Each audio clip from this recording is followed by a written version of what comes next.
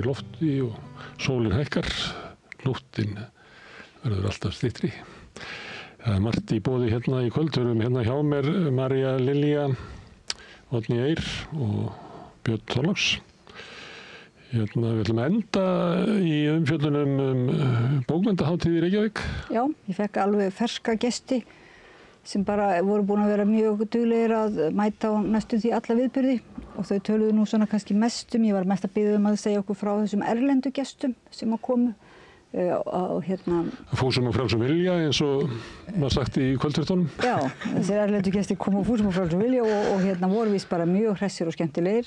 Ég komst sjálf ekki á hátíðina því það var svo mikil biðröð. Þetta var alveg óvenjulega svona vinsæl hátíð. Jafnvel þótt hún hafi ekkert verið auglýst mikið, þá þetta bara einhver orðið fastur passir náttúrulega 2 ára fresti og eins og þau nefndu þá ókeypis aðgangur og margir höfundana, þessara erlendu höfunda gagnrýndu það voru hissa á því alveg bara standandi bit á því að það kostaði að fá sér skírteini, bókasafnsskírteini hérna á Íslandi. Það var alveg að skjön við þessa ímynd sem þau hafði á Íslandi sem bókaþjóð og Reykjavík sem bókmenntaborg UNESCO. Ég vissi ekki að það kostaði að fá sér bókasafnsskírteini. Það segir nú kannski ímynd slagt minn lestur en síðast þegar ég var með bókasafnsskírteini þá kostaði það ekki neitt. Nú já, nú hefur þetta breyst sem sagt og Hvað kostar það mikið? Veistu það? Já, ég borga nú fyrir það, en nei, ég get ekki sagt, nei, ég get ekki sagt það. Það ekki ókeypis fyrir börn? Jú, ég get þess að sagt hvað kosta sektirnar.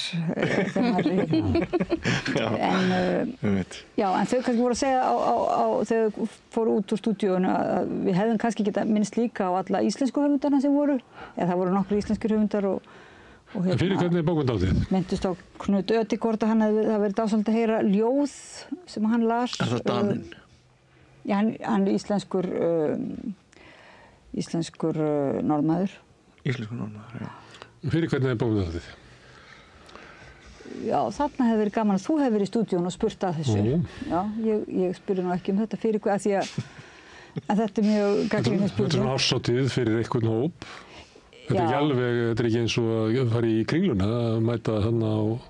Já, sko mörgu leyti, jú, voru að lýsa því að þetta er svona þau voru að hrósa þessum erlendu höfundum sem eru orðnir vanir því að mæta á viðburði og vera svona eins og hálfgerðir skemmtikraftar og tala til allra og svona mjög alþýðlega heyrðist mér og þarna það var mikið svona vinsælt greinlega tala að þessir höfundar væru fæddir og uppaldir í sveit. Mér finnst það svolítið þú hefði getað komið sterkur inn þarna á þessari bókmenntahátíð að tala um Mývatnssveitina. Já, ég var einu sinni að lesa upp úr mínu eigin skáldverki í bókabúð fyrir norðan sem var líka matvörubúð og ég var að reyna að komast fram úr fyrsta kaflanum og það var alltaf ég ætla að fá 400 grömm af kjötfarsi, ég ætla að fá 800 grömm af kjötfarsi.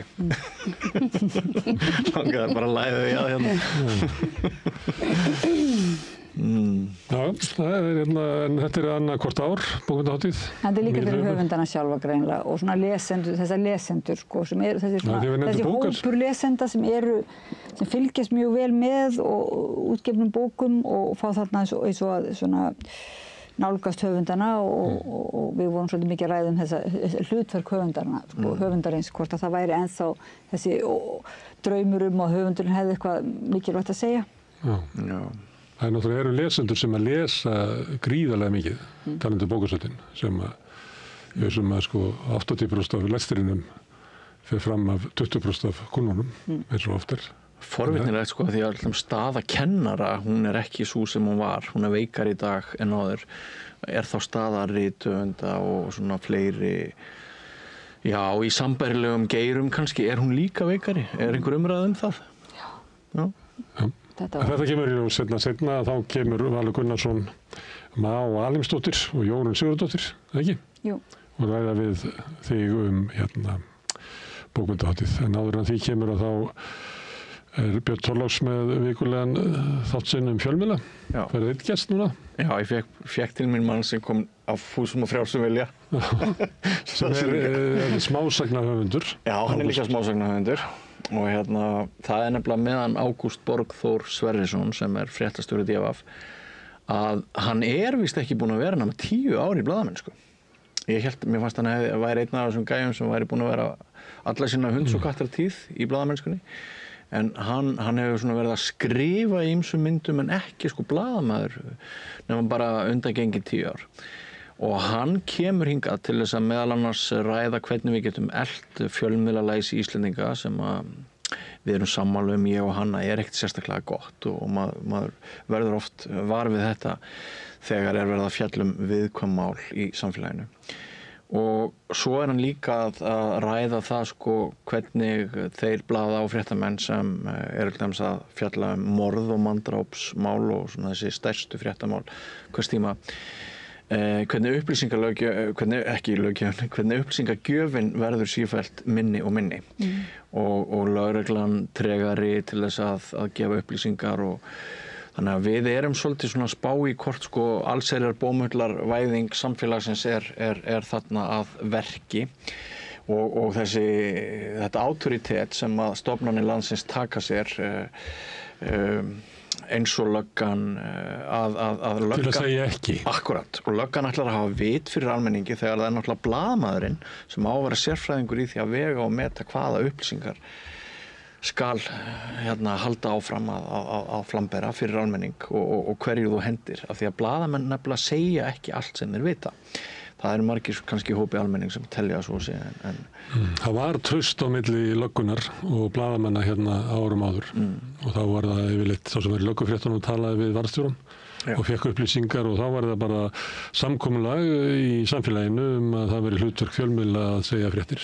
Já. Og löggan notaði það eða nýtti sér það eða hvernig sér vilja orða það. Já. En það er eins og þetta hafi orðið rof á milli, nú vil löggan sjálf segja fréttirnar og segir fjölmiðlum bara ekki neitt. Eða þá að löggan eða fulltrúar annarra stofnana eru með upplýsingafulltrúa sem að þannig að þú nærð aldrei beinu sambandi við þá sem að málið var. En það kom henni fram í vikuskammtinum hjá þér á föstudaginn, þá voru þaulreyndar blaðakonur að lýsa því hvað þetta væri breytt landslag sko að það væri svo fáir í fréttum að þau gæti ekkert farið og búið til fréttir og svona snuðrað og... Það væri háði að fá upplýsingar frá löggunni en gætu ekki til dæmis talað við vitni og annað slíkt eins og eðlilegu uppspretta upplýsingar. Það áttu stundum eins og það sé ekki í lögformlegu upplýsing nema komið frá opinberum aðila sem algjör vitleysa og stórhættulegt fyrir blaðamenn að trúa því. Þá eru bara málpípur eins og opinbera. Svo erum við sérstaklega að ræða alltaf Garðabæjarmálið, þetta voðalega máli í Garðabæ og komum aðeins inn á Ástulógumálið og svona fleira. Hvenær fjölmiðlar eru að vinna vinnuna sína, hvenær vinnubröð eru góð og hvenær vinnubröð eru ekki góð. Alveg eru ofta ekki á sama máli og blaðamenn þetta sko. Það er annar vinkill á þessu og það er þetta með að á meðan lögreglan heldur að þessari upplýsingum þá býr hún líka til svona ákveðið rými fyrir kjaftasögur og það er eitthvað sem við erum búin að vera að horfa á núna vera að svona spilast í fjölmiðlum í dag. Það kemur í ljós að það var bloggsíða fjölmiðl fréttum.is sem að flytur þarna frétt af meintri hryllilegri hópnauðgun þar sem átti að vera hælisleitendur og það var þarna einhver unglingsstúlka 16 ára og talar að það sé sko vídeóupptökur af verknaðinum inn á borði lögreglu og þetta er alveg svona svakalegar fullyrðingar sem fara alveg ofta þetta fer á flug á netinu verður til þess að það er stofnaður einhver hópur í kringum einhver svona þjóðernishreyfingu og persónlega þá fekk ég hótanir sko alls konar ofbeldi fyrir að hafa verið að vinna í og með flóttafólki og þetta er ábyrgðarhluti lögreglu líka að við förum ekki að við búum ekki til svona upplýsingaúrðu svo að fólk fari út í þetta. Það hefur verið svona þegar ég var ungur blaðamaður og þá var ég á tímabili á DFF, þetta var fyrir tímarit.is og upp á efstu hæðinni þá átti Sveinn Eyjólfsson átti mikið blaðasafn. Þannig að þegar ég var búin í vinnunni þá fór ég þarna upp og las gamlar fréttir og til þess að svona bara skilja hvað er. Og eitt sem að ég var svona kanna á tímabili var hvernig var sagt bara frá svona einföldum hlutum eins og umferðarslysum og árekstrum. Og þá, ekkert svo fyrir löngu síðan, kannski eftir 1970, að þá hefði kannski frásögnin geta verið svo að Oddný Eir Ævarsdóttir ók Subaru bifreið sinni í veg fyrir Land Rover bifreið Björns Þorlákssonar, svo að fekk hann inn í hliðina bílstjóramegin þannig að Björn öklabrotnaði. Og þetta bara frétt og þetta bara frásögn af því sem gerðist. Síðan verður þetta mjög óvisst alltaf að vera að nafngreina eitthvað sem lendir í umferðarslysum, hann það hvarf. Svo voru myndirnar, það var náttúrulega Sveinn Þormóðsson og fleiri og Bjarnleifur og fleiri sem voru að taka þessar myndir, ég veit ekki hvort þið muni eftir þessu. Og það voru myndir af árekstrum sem er náttúrulega upplýsing út í samfélagi. Mér gætu sagt að þetta er bara upplýsing um að umferð er hættuleg. Og þannig það voru birta myndir. Síðan var verið að eyða út bílnúmerónum, það verið að fela þær, svo hurfu þessar myndir. Og þá satt eftir hverju voru með upplýsingar umferð. Það voru fyrst og fremst bílaumbúðin sem voru með bílauglýsingar sem voru að sýna og ekkert frá því. Þá kemur allir ljós að þetta virkar ekki. Við erum ekki að fá réttra upplýsingar að umferð sé hættuleg. Þá fóru að birta svona auglýsingar frá tryggingafélögunum slys, voru fólk að leika það að hafa lent í umferðarslysum eða það voru sett bílhræ upp á einhverja gámakassa vegna þess að við vorum búin að þurrka það út úr frásögn samfélagsins að umferð er hættuleg. Þannig að ég var alltaf líklega var þetta allt saman gert af því að við varum einhvern veginn að vera síðari og hjól tímans væri á einhvern veginn réttir leið, en ég var alltaf efins að það sé endilega síðara samfélag sem að getur bara ekki sagt einfallega satt og réttur á. Ég tek undir það og ég held að þótt manndrápsmál séu hræðileg, ekki síst þegar börn eru drepin og svona, það verður að segja frá því hvernig þetta bar til. Það er engin önnur leið en að segja frá því hvað gerðist. Ég held að sé mjög mikilvægt það því að við þurfum líka alltaf að vera að setja okkur einhvern veginn svona inn í aðstæður, bara til þess að við getum máta okkur við aðstæður, og ég held að sé mjög mikilvægt fyrir fólk að átta sig á því að glæpir ekki framdir bara eða hryllilegir atburðir gerast ekki bara í einhverju tómi fyrir aðra, sko. Það sé líka svona æfingi í samkenndinni sem að við verðumst vera svolítið að tapa niður sem samfélag. Það sem hins vegar gerist, það birtist mynd af hræginu á bílnum þínum og þú færð alveg sjokk að nú viti allir að þú keyrðir þarna á staurinn og það er mikið atriði í þínu lífi. Skiptir okkur eiginlega sáralitlu máli, þannig að hagsmunir okkar á því að viðhalda þessu eru miklu minni heldur en hjá þér að losna við þetta. Og ég held að sumileyti hafi svona hugmyndun almannahag í fjölmiðlum og í stjórnmálum bara gefið eftir. Þessi svona hugmyndum það hvaða hag er ég að gæta fyrir sérhagsmunum sem geta verið annars, ég bara vil ekki, ég ber sorg út af ykkur máli og það er bara ívír hana upp með því að sé verið að fjalla það. Að fjölmiðlarnir bakka frá þessu og hætta og undir miklum þrýstingi í samfélaginu því að þessi sjónarmið fá mjög sterkan stuðning á meðan krafan nei, við verðum að fá upplýsingar samfélagið eins og það er, hún er ekkert svo hávær, Það er engin félag það. Nei.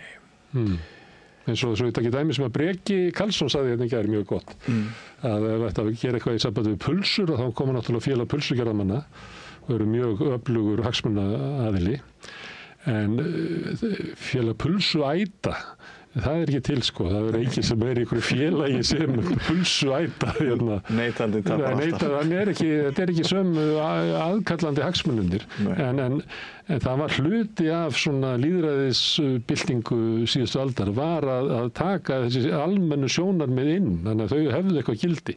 Við erum búin að missa út í stjórnmálunum, við erum að missa út í fjölmiðlunum. En finnst eitthvað samt sérstakt, þetta með klesta bíli sé eitthvað sérstakt svona lýðræðismál, eða þannig, er það ekki bara líka spurningum að við höfum ekki sérstakann áhuga á því en til að vita, alla klestu bílana. Það bara flettur yfir. Já, en er ekki eitthvað annað svona slysalegt sem að hefur tekið yfir? Ég tók þetta bara sem dæmi svona til dæmis svona saklausan hlut, hvernig persóna, ég manna þegar ég var ungur ritstjóri og svona, þá hvatti ég blaðamenn hjá mig til þess að lesa Moggann og merkja þegar einhver er nefndur. Og ég manna eitt kom til mín með að vera á plassi 16, það var einmitt Britsmott, það var fyrsta nafnið. Fram á þeim tíma hafði það verið opinberir starfsmenn, sjálfstæðisflokkurinn, LIU, bara svona ýmis fyrirbrigði í samfélaginu voru persónur frásagnarinnar. En þetta var bara, og ég maður orða þetta svona, að þetta svona fjölmiðlun þar sem að má ekki vera mannalykt í húsum mínum. Það má ekki vera lykt af manninum, að þetta samfélag sem við búum í sé byggt af fólki. Og mér finnst þetta, alltaf fundist þetta að vera afsíðun, í nafni síðunar, að við, fólk svo óreint, það svo breyst og gerir mistök, keyrir á staur og alls konar. Við viljum bara ekki hafa það, heldur viljum við tala eitthvað sem merkilegra en mannskepnan eða. Þá endum við bara í einhverjum furðulegum heimi, Herðu, en þið ætla að tala þetta, þú... Herðu, en það kemur heimspekingu til þín, Gústaf Adolf Bergmann Sigurbjörnsson. Já. Hann hefur komið hingað áður, hann var í VG, starfaði fyrir VG. Já, og hann fór svo inn í doktorsnám. Nýdoktor, eða ekki? Jú, og ritstjóri tímarits heimspekinnar og ég hjó eftir að það var svolítið þetta tímarit var svolítið að reyna að vera inn í samfélagsumræðinni. Svoleiðis að það var svolítið upplagt að fá hann hingað að rauðaborðinu, en það var hann var ekkert að heykjast á því að taka á svona helstu vandræðamálum í spjallinu. Við eiginlega afgreiddum þarna nokkur bara mikilvæg mál, eins og bara stéttabaráttuna og vókið og svo þessa fórnarlambsvæðingu og hugtakanótkun og hvernig menn stela, eigna sér hugtök og fyrirbæri og svona. Þannig að mér fannst þetta að vera mjög skemmtilegt og ég vona ég sé ekki svo eina. Já, ég held ekki af því að hann greinilega svona kennar í sér var góður einhvern veginn að tala eða svona útskýra eða svoleiðis, Sumir vilja halda fram að VG hafi dáið út á Vogue. Voru það að ræða það? Já, við fórum svona, við ákveðum að hafa þetta ekki alveg að elta Vogue bara og afgreiða Vogue. Ég held að það hafi ekki verið mikið löngun til þess, þannig að við leyfðum okkur svona sveima svolítið að fara á hugrenningatengslunum inn í samræðuna. Þannig að við töluðum ekki að Vogue hefði drepið VG. Nei, þetta var ekki svona, en við komum, það morðmál svona var til umfjöllunar óbeint. Ég reyndi að koma Vogue-inu í þættinum sem við erum með á sunnudögum sinni Egils. Það bara, vildi enginn tala það. Ég held að það væri svo skilda því það hefur verið í fréttum vikunar. En Sigurjón, bróður minn, hann bara hafnaði þessu og gestinni líka. Vildi að tala eitthvað allt annað en Vogue. Ég hélt að Gústaf myndi hafnaði, en hann gerði það ekki. Hann sjálfur eiginlega tók það upp, og í tengslum við líka, hvað heitir það, sjálfsmyndarstjórnmál, Þannig að VG var auðvitað, til umræðunar og bara vinstri pólitíkin var eiginlega líka til umfjöllunar. En eftir smá kynningu þá færðu gesti María Lilja til þess að ræða fréttir hópnauðganir sem hafa svolítið blandast inn í umræðu, furðulega flétta umræðu sem hefur verið hópnauðganir, menn séu lausir, svo kemur til leigubílar og vasaþjófnaður, þannig að þetta er orðið lengt á einhverju svona eldfimu svæði þar sem að hugmyndir sprett upp að ástæða fyrir fjölgun nauðgana eða kæru það sé fjölgun innflytjenda. Einmitt. Þetta er og bara svolítið kemur inn á þetta sem við vorum að tala hérna, þessi upplýsingaóreiða sem að verðist fyrir bara orðin svona svolítið ærandi núna og það eru svona ákveðin öfl sem að verðast taka upp svona neikvæða þætti samfélagsins, glæpi og annað og einhverja fundna tölfræði og ég meina þau sem þekkja aðeins inn á tölfræði vita að það er mjög auðvelt að svona tweaka tölfræði þannig að hún hendi þínum málstað og það er svona Það er lygi, haugalýgi og tölfræðileg lygi. Já, það er nefnilega máli og þetta fólk vil meina það að það séu meiri líkur á því að innflytjendur af ákveðnum uppruna, það voru yfirleitt talað múslima í þessu samhengi, arabíska múslima flóttafólk og hælisleitendur, það séu meiri líkur á að það fremji ákveðin afbrot og nauðganir oft nefndar í þessu samtali, því að samkvæmt þessum spekingum þá fer svo lítið fyrir kvenréttindum í múslimalöndum. Þetta náttúrulega bara allt byggt á mikilli vanþekkingu, en ég fæ hingað til mín þær Margréti Valdimarsdóttur, doktor í afbrotafræðum, og Drífu Snædal, talskonu Stígamóta, og þær ætla aðeins að fara bara yfir þetta með mér. Þetta búið að vera heitamál í umræðinni. En alveg bursið frá bara hörunsleit og útlendingamálum og öllu, það ekki rétt að það einhver hópur kynferðisbrotamanna sem gengur laus núna og jafnvel lögreglan sjálf að velta því fyrir sér af hverju þeir í gangi lausir? Sko, þegar að fólk nefnt í varðhald, þá þurfa að vera ansi sterk rök fyrir því að þeir séu frelsissviptir án dóms. Og þegar að einhver grunaður í kynferðisbrotamáli, þá hann yfirleitt ekki settur í gæsluvarðhald. Alveg eins og bara einhverju líkamsárásarmáli ef þú kýldur. Og hverjum kann að finnast þetta, þá eru þetta bara lögin. Þau eru bara svona. Við getum ekki hneft fólki í gæsluvarðhald fyrir ákveðna glæpi. Það þurfa að vera mjög sterk rök fyrir því að halda því inni. Að það sé, þú veist, það eftir að flýja, spilla rannsóknar hagsmunum, það muni beita álíka ofbeldi, skaða sig eða aðra, hvað svo leiðis. Það hefur gerst, ég meina fyrir svona 15-16 árum að þá var mál það sem var maður tekinn fyrir nauðgun og þú veist, yfirheyrður og svo sleppt og hann nauðgaði aftur áður en að dómi féll. Og það nú bara margt sem bendir til þess að þetta séu svona rað nauðgara gengi. Þetta hryllilegt mál. Já, ég þekki aðeins til. Þetta hefur ekkert með hælisleitendur að gera, en það eru þarna einhverjir 6 aðilar sem eru grunaðir fyrir allavega hluta þessara mála. Það eru 2 komin inn á borð til lögreglu, en það talað þetta séu 6 mál í heildina. Þetta auðvitað mjög alvarlegt mál, en ég held að það sé líka bara mjög mikilvægt að við séum ekki alltaf að reyna að plástra einhverja vanda og benda fingrum á einhverja svona ástæður þess að þetta gerist. Þegar ástæðan einfaldlega svo að það eitthvað að í samfélaginu. Karlar nauðga konum og í 98% tilfella það svo. Gerðu það áður en innflytjendur fóru að streyma hingað. Einmitt, og þú veist þannig að það vandinn sem að þarf að uppræta. Allt annað bara einhver hávaði. Ég teki eftir því á Facebook-vinum mínum að þeir hafa nefnt að það sé einkennilegt að einhver hópur ungra karlmanna sé í banni á tilteknum veitingastöðum vegna þess að þar talið líklegt að þeir muni skaða gesti staðarins en gangi á sama tíma lausir á götunum. En ég skildi aðeins betur núna eftir að þú ert búin að skýra út hvernig þetta vaxi. Skiljið enn frekar á eftir þegar þær koma hingað í heimsókn Margrét og Drífa.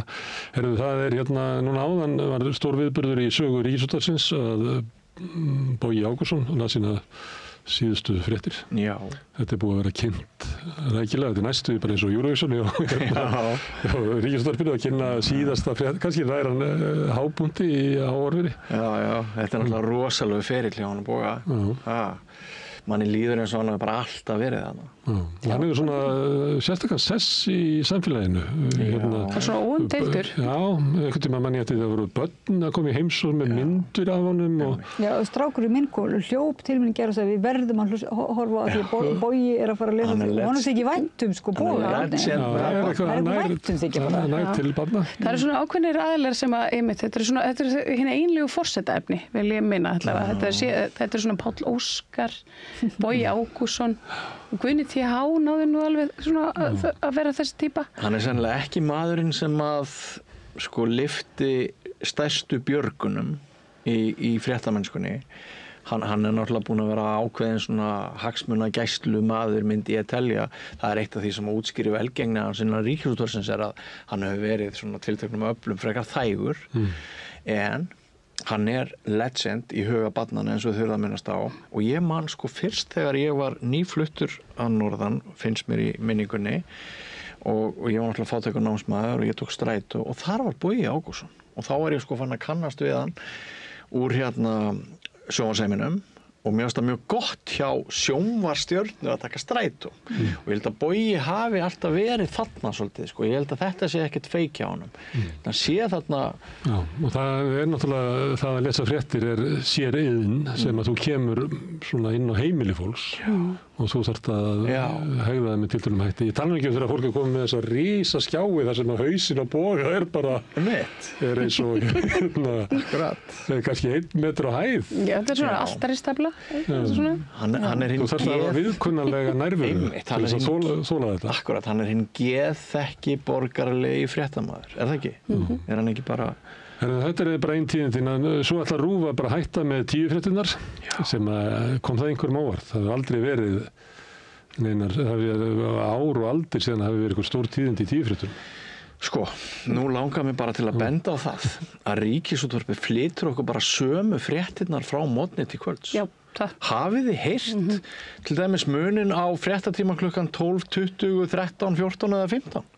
Þetta eru bara nákvæmlega sömu fréttirnar. Sömu klippurnar og allt. Sömu klippurnar, sömu viðtölin. Ég hef velt þessu fyrir mig líka. Bara hvað í gangi með þennan vinnustað? Ég var bara ekkert meira að frétta. Já, en með þess að fréttastofu bara, sérstaklega. Árekstur kannski. Það bara skilur engin neitt. Ok, það kann að vera við höfum öll verið hætt að fylgjast með þessum 10 fréttum.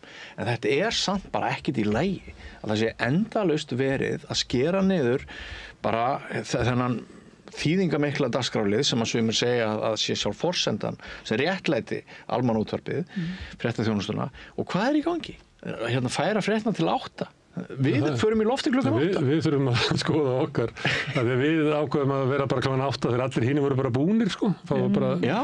En núna þurfum við eitthvað að klóra okkur í kollinum. Erum við að færa okkur fram til 7? Erum við að færa okkur fram til 7? Er það okkar svo? Skjóta inn bara kvöldfréttum sjónvarpsins. Muni eftir því að ég held að Útvarp Saga fékk það einu sinni. Ég gerði samning við Ríkisútvarpið og spilaði fréttirnar. Þeir eru ung til að muna það. En nú að þú talar að við séum svona ung, sko, en má ekki nefna að þú átt stóramæli í dag, eða? Það má alveg nefna það. Takk fyrir og kannski fyrst nú nefnir þetta, þá ætla ég að skýra þessa peysu með því að þetta afmælisgjöf sem að kona mín gaf mér í morgun. Virkilega fínt. Og ég verð svona, þetta boðar ekki endilega grundvallar stefna á klæðavæli mínu hér við Rauðaborðið. Þetta svona sponsored by. Nei, þetta ekki sponsored by. Þetta listaverkið sem peysa, Hugleikur Dagsson, hannaði hana. En það fellega gaman að vera svona skrautlegur. En það stendur rísum til ábyrgðar á erminni, sko. Já, en stendur ekki eitthvað annað á þessu, svo? Heiðrum horfna daga. Ég held að það sé bara eitthvað random. Það gerist þegar karlar eldast að þeir verða oft svona glískjarnari á skrautleikni. Kannski hefur þetta komið bara eins og högg hjá þér. Það þegar það bara 1 litur eftir og hann grár og það skeggið að hárið sem hvort þeir að mestu leyti horfið. Hvað á maður að gera? Jú, maður getur verið í skærum lit. En mér finnst þetta fallegt líka, þessar grænu baunir, sko, minna dálítið á kúluskítin í Mývatni. Heyrðu, það alveg rétt hjá þér. Þannig að þú ert svona... Kúluskítspeysan. Nostalgía. Já. Jú, alveg rétt. Kúluskíturinn í Mývatni. Já. Veistu hvað það er? Ég veit hvað það er. Frábært. Veistu hvað það er, Gunnar Smári? Ég veit hvað það er. Þetta svona aðferð sem maður notar. Nei, það er eitthvað svona, ég veit hvað þetta einhver þrúður. Mosu að þörungur sem bara til í 2 vötnum í heiminum, annað er í Japan. 3 í Íslandi. Ég ekki bara heilt rannsóknarsetur kúluskítin þetta? Jú, þetta eru svona litlir nettir, grænir nettir. Einu sinni var svo mikið af kúluskít í netunum þegar við pabbi vorum að róa að sko við litum á þessum algjöra plá. Báturinn var hálfur af kúluskít og við hendum honum öllum aftur út fyrir dæsandi. Svo liði bara 20 ára og þá bara síðasti kúluskíturinn komin í útrýmingarhættu. Þannig að þú hefur tekið þátt í því að útrýma kúluskít? Já. Það er ekki búið útrýmanum alveg. Já, en hann í útrýmingarhættu. Hann í mikill útrýmingarhættu. Ég hef oft bara mjög mikla áhyggjur af kúluskítinu. Já, ég líka. En mér finnst svo fyndið að Mývetningar hafi valið þessari guðdómlegu lífveru þetta nafn kúluskítur. Og nú þurfum þið kannski smá upplýsingar það. Af hverju notum við orðið skítur svona fallegan hlut? Þannig að allt það sem er í botninum á Mývatni kemur upp í bátinn þegar þú dregur inn netin við köllum það skít. Ef það er steinn, ef það er slí, ef það er gróður, hvaða tegund sem hann nefnist, allt er skítur nema það sem er silungur. Já. En það er líka fyrir norðan en skítur bara svona eins og notalegt gæluyrði, svona einhverju lítill skítur, Já, það er ekkert svona já. ljótt, sko. Maður sagt við þig þegar þú varst lítill, skítur. Já, litlu skítarnir, já, við vorum alltaf kallið það litlu skítarnir. Það var svona þetta norrlenska, einmitt bara litlir kúluskítar, svona. Ekkert eitthvað, það var ekkert skítugt við það, sko. Nei. En á latínu heitir þetta, heitir það Marimo, fyrir Jú. Marimo. Já, það var nú svo eitthvað tíska á tímabili, það var hægt að kaupa þetta svona á eBay, kúluskíta í krukku. Og síðastu kúluskítarna, það er ekki friðað? Já, það er hægt að rækta þetta heima hjá sér. Okay. Það er hægt að eiga þetta í krukku. Já, það var líka búð í Kópavogi sem seldi, já. En ég verð að segja það að ég bara mér finnst mikið til koma hvað þið búið öll yfir yfirgripsmikilli þekkingu kúluskítum í Mývatn. Þetta er eitt af því sem hefur farið víðast af því sem hefur orðið til við Mývatn. Kúluskítur. Herðu, takk fyrir að koma hingað og hjálpa mér að kynna þáttinn. Áhorfendur góðir, rétt handa við auglýsingar verður umræða hópnauðganir og ýmislegt sem að þeim tengist og þeirri umræðu sem er það. En áður en að því kemur þá ætla ég bara að minna ykkur á að það eru þið, áhorfendur góðir, sem hafa byggt upp samstöðuna. Þið hafa byggt upp dreifikerfi með því að láta vini og vandamenn vita af efni sem þið hafið séð hér og ykkur líkar. Þannig hefur kerfið byggst upp af góðri afspurn. Þið getið bent á að það má finna efni okkar á Facebook, á YouTube og öllum hlaðvarsveitum. Bæði undir nafni Samstöðunnar og einstakra þátta. Við erum í útvarpinu 89,1 á stór höfuðborgarsvæðinu.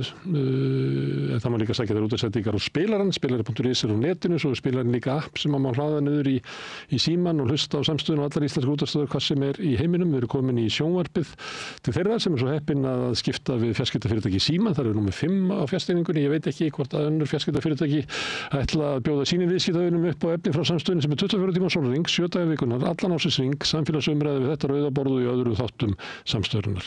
Það sem að keyrir Samstöðuna áfram er sá hluti áhorfenda og áhorfenda sem hafa gert áskrifendur sem að leggja eitthvað til, fólk sem að metu það að Samstöð sé mikilvægur þáttur bæði í fjölmiðlaumhverfinu en líka bara kannski í lýðræðislegri umræðu í samfélaginu og leggur til áskrift. Það kostar 2.750 að vera áskrifandi, það er svona grunn áskriftin og þú getur skráð þig með því að fara inn á samstöðu.is, það er hnappur sem ástendur áskrift. Þú getur borgað þessu grunn áskrift og mátt líka borga meira þú vilt og því sem er kjósið geti látið áskriftina renna sem félagsgjöldin í alþjóðfélagið og það er alþjóðfélagið sem á og rekur Samstöðuna.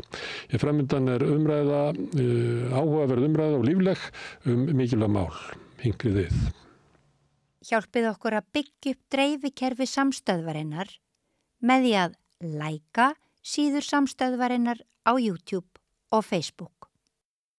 Samlokubrauð, maltbrauð, tékkneskt-brauð, súrdeigsbrauð, brauð ársins, Bernhöfts bakari, íslenskt handverk síðan 1834. Þarftu að tala af borgarfulltrúa. Borgarfulltrúar Sósíalistaflokksins eru með viðtalstíma alla mánudaga klukkan 13:30 til 14:30. Það þarf ekkert að bóka tíma, endilega kíkja við í Bólholt 6, 105 Reykjavík. Með því að ganga í leigjendasamtökin styður þú baráttu leigjenda. Leigjendasamtökin eru fyrir öll þau sem vilja vinna að réttlæti og öryggi á húsnæðismarkaði. Leigjendasamtökin.is. Allir þættir Samstöðvarinnar eru á YouTube.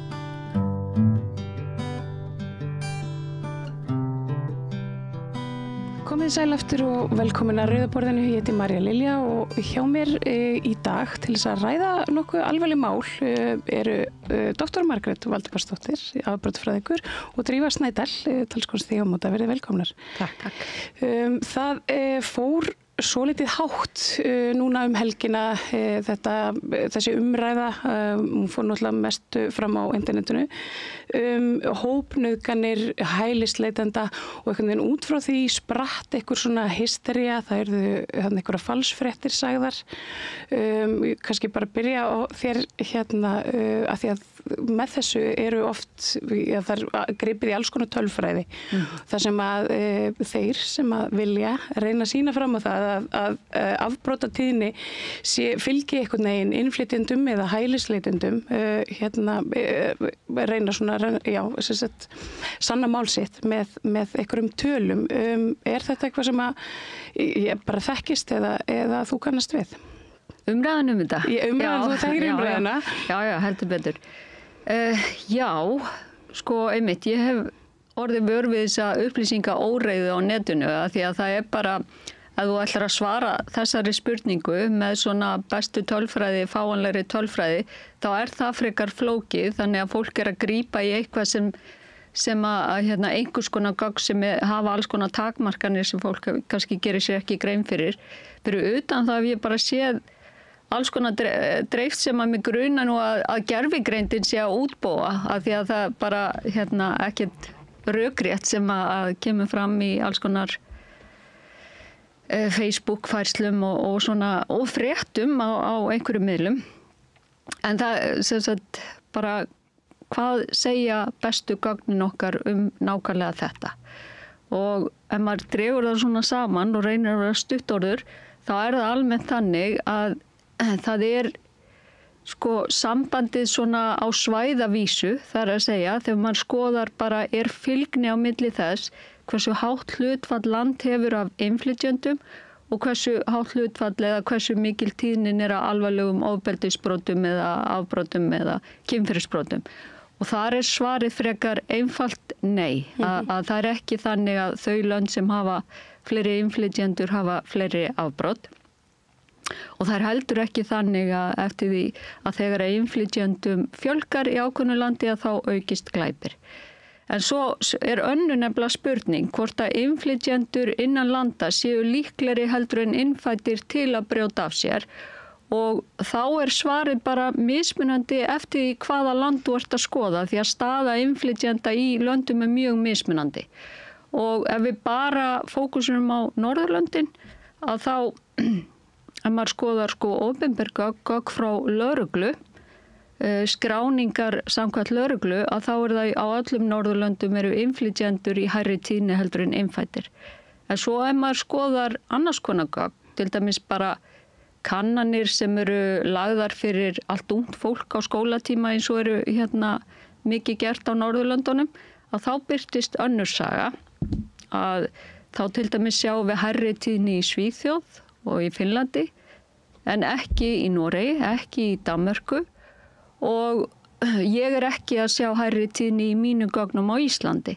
Þannig að þetta svona, svarið við þessari spurningu því miður ekki skýrt, en í þeim löndum þar sem að innflytjendur líklegri til þess að til dæmis að beita ofbeldi, að þá virðist að vera þannig að það tengt ákveðnum þáttum sem að bara áhættuhegðun fyrir ofbeldishegðun eins og til dæmis bara jaðarsetning, að hafa veik tengsl við samfélagið almennt og sem getur verið þáttur. Það svona almenna mynstrið.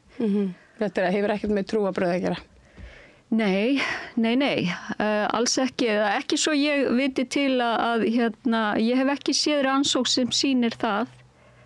En af hverju, að því að margir horfa til Svíþjóðar, þá getur maður spurt sig af hverju hærri tíðni innflytjenda í Svíþjóð heldur en innfæddra og það svo sem ekki skýrt svar við því, en ég myndi svona miða við allar upplýsingar sem ég hef séð, þá myndi ég halda að það sem hafi gerst í Svíþjóð að það var mjög mikil fjölgun af innflytjendum með erfiðan bakgrunn, þar að segja erfiða til dæmis áfallasögu, var mikil fjölgun af þannig innflytjendum á stuttu tíma í Svíþjóð og það var ekki nægilega mikil stuðningur til staðar og svo það sem gerðist í kjölfarið að það, ég held bara að það var svona mikið, rasismi kannski svona einfaldasta orðið bara og þess vegna mikil svona átök almennt í sænsku samfélagi bara innflytjendamál almennt sem hefur orðið til þess að það hafi bara myndast átök á milli hópa til dæmis. En samt vil ég segja að því að ég í svona alþjóðlegu rannsóknarverkefni þar sem ég verið að vinna sérstaklega með öðrum afbrotafræðingum á hinum Norðurlöndunum og við erum að skoða ofbeldishegðun og afbrotahegðun ungs fólks í Svíþjóð líka þegar að því að við erum með gögn fyrir Stokkólm að þá vorum við ekki að sjá í okkar úlingagögnum hærri tíðni ofbeldis og afbrota í Stokkólmi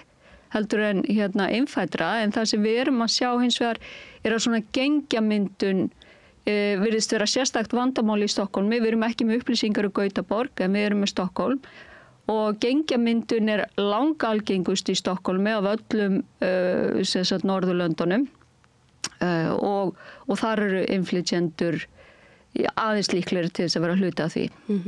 Og það náttúrulega ástæðan fyrir því að ungt fólk og fólk almennt leitar í gengi reynilega bara jaðarsetning og það vantar einhverja félagslega heild. Já, ég myndi trúa að það væri svona kannski sterkasti skýringaþátturinn. En ég held að ástæðurnar séu flóknar og margar. En ég held að það sé svona, áhættu þáttur að minnstakosti. Drífa, nú eru þetta virkilega alvarleg mál. Þetta var greint frá því í fréttum að það hefðu komið upp hópnauðgunarmál. Það væru 6 tilkynningar það sem hafi rárið. Þetta þykir mikið og mikið þetta. Finnið þið einhverja breytingu svona hjá ykkur á stígamótum? Eru fleiri að leita til ykkar vegna þess að það eru fleiri flóttamenn lausir út í samfélaginu eins og bara svo ég vitni í umræðina á netinu? Já, nei, ég myndi ekki segja það. Nú vorum við að gefa út þessa árlegu skýrslu okkar sem stútfull af gögnum og við tökum það mjög alvarlega að taka saman svona gögn sem að brotaþolar gefa okkur upplýsingar og skemmsti frá því að segja að árið 22 voru vissum við 30 hópnauðganir. Í fyrra árið 24 voru það 12. Þannig að þetta mjög rokkandi. Ég vil líka segja það að til okkar kemur fólk sem verður fyrir afbroti hérlendis og erlendis. Þannig að við vitum ekki hvar þessi brot eru framinn en að stærstu hluta til á Íslandi að sjálfsögðu. Það langlíklegast. Þannig að við sjáum ekki svona fjölgun hópnauðgana á milli ára hjá okkur og við sjáum heldur ekki fjölgun fólks af erlendum uppruna sem afbrotamenn heldur. Ég fór nú bara að fletta þessu upp hjá okkur í fyrra að varðandi þjóðerni ofbeldismanna það var sett 75,6% íslenskir og 5% blönduðu þjóðerni þannig að við erum komin upp í svona 80% sem eru þá blönduðu þjóðerni eða óvíst þannig að við getum sagt að það kannski 20% af erlendum uppruna. Að því sögðu þá veitum við ekki hvort að þessi brot séu af erlendum uppruna hérna á Íslandi eða erlendum uppruna erlendis. Því að það getur náttúrulega oft verið þannig að það eru framinn afbrot þegar þú ert í fríi einhvers staðar, þú ert að vinna erlendis eða eitthvað slíkt. Þannig að við svo sem sjáum það ekki. Það sem við sjáum langbest í okkar gögnum ár eftir ár eftir ár að konum og börnum og stundu körlum stafa langmest ógn af þeim sem eru þeim nákomin. Ekki af byrlunum út á götu, ekki af gengjum sem eru að nauðga. Í 80% tilvika þá þekkir þú viðkomandi sem brýtur að þér. Það maki sem langalgengast. Byrlanir eru líka algengastar í makasamböndum. Það þannig. Byrlanir eru ekki jafn algengar á skemmtistöðum. Algengasta byrlunarlifið eru svefnlyf og áfengi. Þannig að við þurfum líka aðeins að hvað maður að segja, að afbyggja þessa umræðu hættulega nauðgarannan í húsarhöldi sem erlendum uppruna sem að byrla.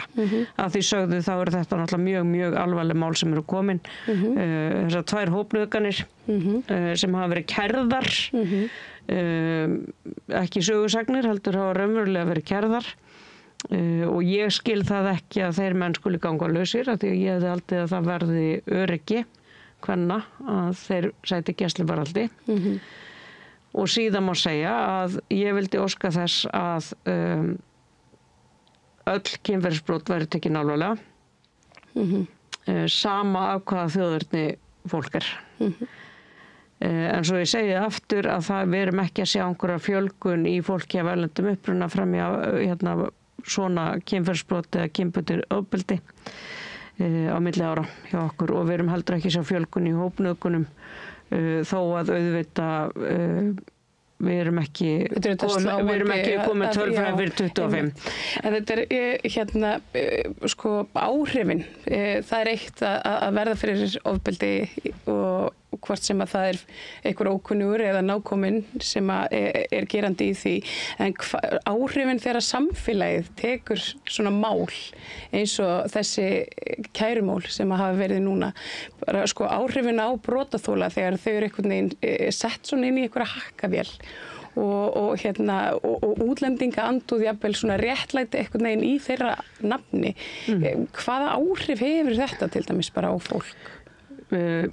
Það svona mín reynsla eftir 2 ára stígamótum að þau brotaþolar hvers mál fari í fjölmiðla. Það auka álag. Það það.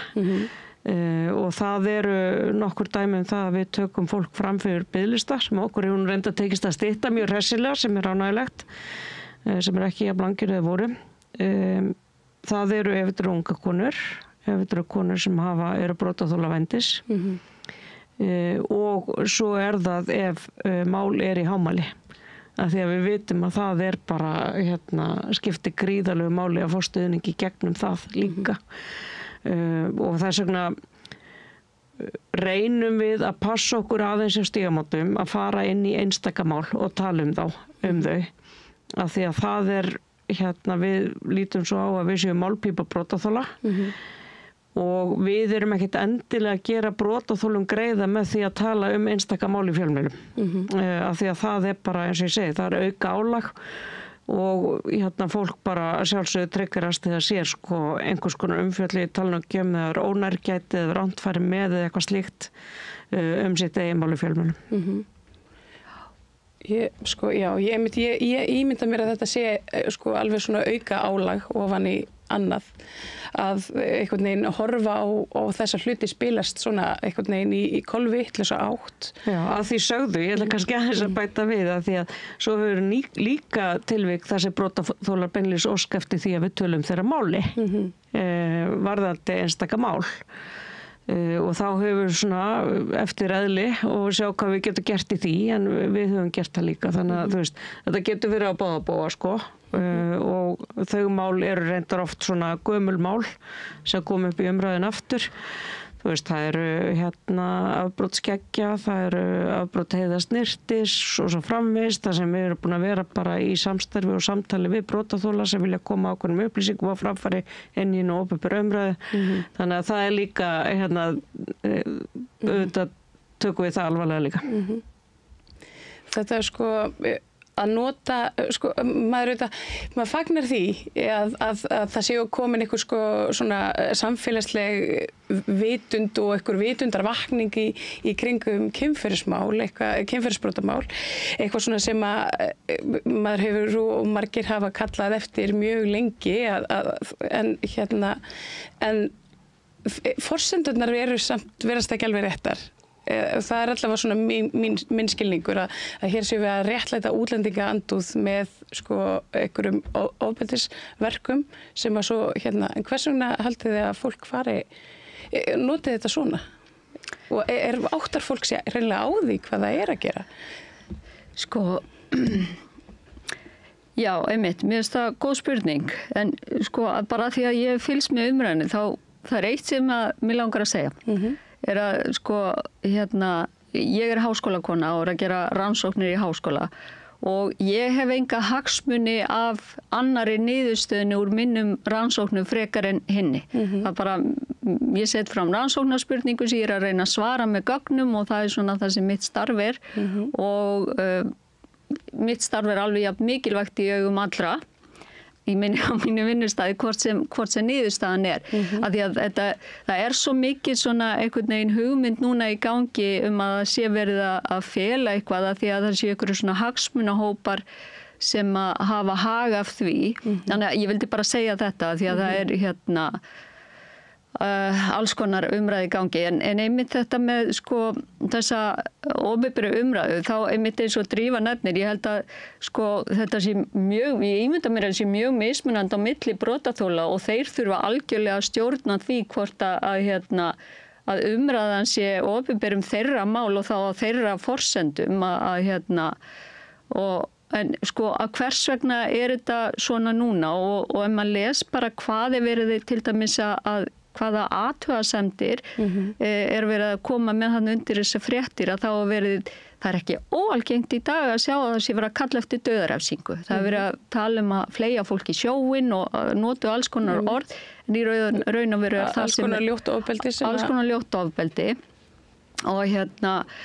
og sko að því að mér finnst stundum ágætt að setja svona í samhengi og ég meina ef við horfum bara á söguna að þá þetta í raun og veru bara það sem að hefur verið svona gegnum gangandi. Ég meina ef við hugsum réttindabaráttu svartra í Bandaríkjunum og svona rasismann sem átti sér stað fyrir þann tíma þar að það gekk rosalega mikið út á það að vernda hvítu konurnar fyrir brúnu og svörtu kynferðisbrotamönnunum og það sem að sko þrátt fyrir að eins og ég sagði áðan að í opinberu gögnum lögreglu að þá sé hærri tíðni á Íslandi og öðrum Norðurlöndum þegar kemur að innflytjendum og svo var ég að tala að það sé mismunandi fyrir hvort að einstaklingur sé líklegri til að brjóta af sér og ég skil að í hugum sumra að þá virkir þetta sem mótsögn en þá maður líka að hugsa að sko ef við erum að tala brotis og kynferðisbrot að þá samkvæmt íslenskum rannsóknum að þá þegar við erum að tala alvarleg kynferðisbrot þá erum við samt að tala að 1 af hverju 10 sé tilkynnt til lögreglu. Þannig að meiri hluti allra kynferðisbrota í okkar samfélagi lenda aldrei á borði lögreglunar, lenda aldrei í skráningu og ekki í skýrslum undir ákærða á Íslandi og þannig að við vitum ekki hver bakgrunnur þessara gerenda eru en mér þykir líka miðað við aðra rannsóknir líklegra svona það munstur sem að ég hef séð að þegar að gerandinn einhver ókunnugur sem að brotaþoli tengir ekki við þá líklegra að það sé tilkynnt heldur en að það einhver nákominn bara því að það og ýmsar ástæður fyrir því.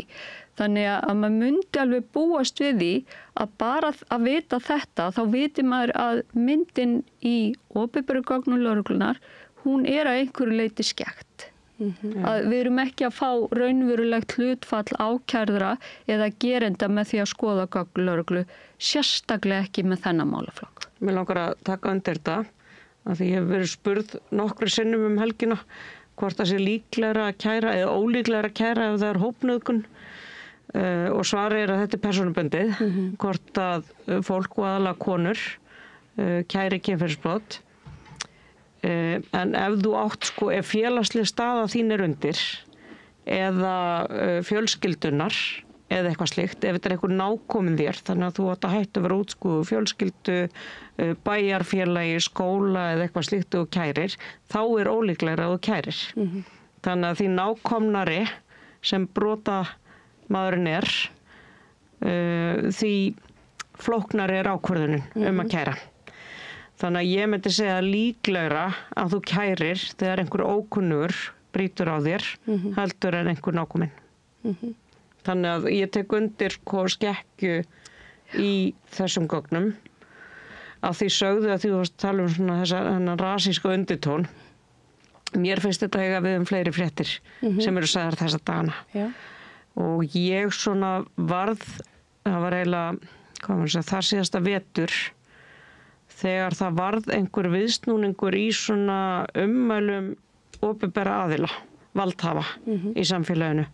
gagnvart útlendingum og það kemur í tengslu við umræðum útlendingalöggjöfina og breytingar á lögum og allt í einu var það bara undantekning ef að valdhafar töluðu ekki útlendingar sem vandamál. Skilur við, það var bara að vera vandamál að gera útlendingar stöðugt án þess að ræða virði þeirra í samfélaginu og mennsku þeirra og svo framvegis og ég fann það og við fundum það hjá Stígamótum að þeir verið nú með töluvert margar konur og erlendum uppruna líka sem koma til okkar að sko rasismin í kerfinu jókst. Þegar valdhafar fara að tala með einum hætti að þá veitir það leyfi að síast út í samfélagið og allt í einu sko alls konar fólk sem að þjónusta fólk af erlendum uppruna fara að hegða sér öðruvísi og þetta fannst mér vera áþreifalegt og ég held að við séum svolítið svo bara segið af þessu núna fólk leyfi sér að tala með allt öðrum hætti núna heldur að gerði bara fyrir 2 ár síðan og ég held að það séu þar að hafa sko valdhafar í samfélaginu bera töluverð ábyrgð auk þess sem verið að flytja inn áhrif að utan og við finnum það bara það svona mannréttindir og undanhaldi víða heim þannig að og ég nefni bara þetta leigubílamál suður á Velli og þegar ég lesi þetta hugsa fyrir þetta ekki praktísk úrlausnarefni skiljið að vera að gera sko rasisma úr einhverju sem virðist vera praktískt úrlausnarefni þannig einhverju hópar sem þurfa að nýta eitthvað rými með ólíkum hætti og bara ekki hægt að redda þessu og allt í einu þetta orðið hápólitískt stór mál útlendingar versus íslendingar þannig að mér finnst við vera að sjá meira af þessu í samfélaginu okkar. Hvað gerðum við vitlaust bara svona í inngildingarmálum og það nokkuð ljóst að það hefur komið talsverður fjöldi á síðustu 15-20 árum og það hefur og samfélagi stækkað en sko það einhvern veginn tókst okkur samt ekki að halda utan samfélagi sem heild eða að svona inngilda alla svo að við heldur að þetta verða alltaf meira og meira svona við versus þau. Hvað hefðu við geta gert öðruvísi?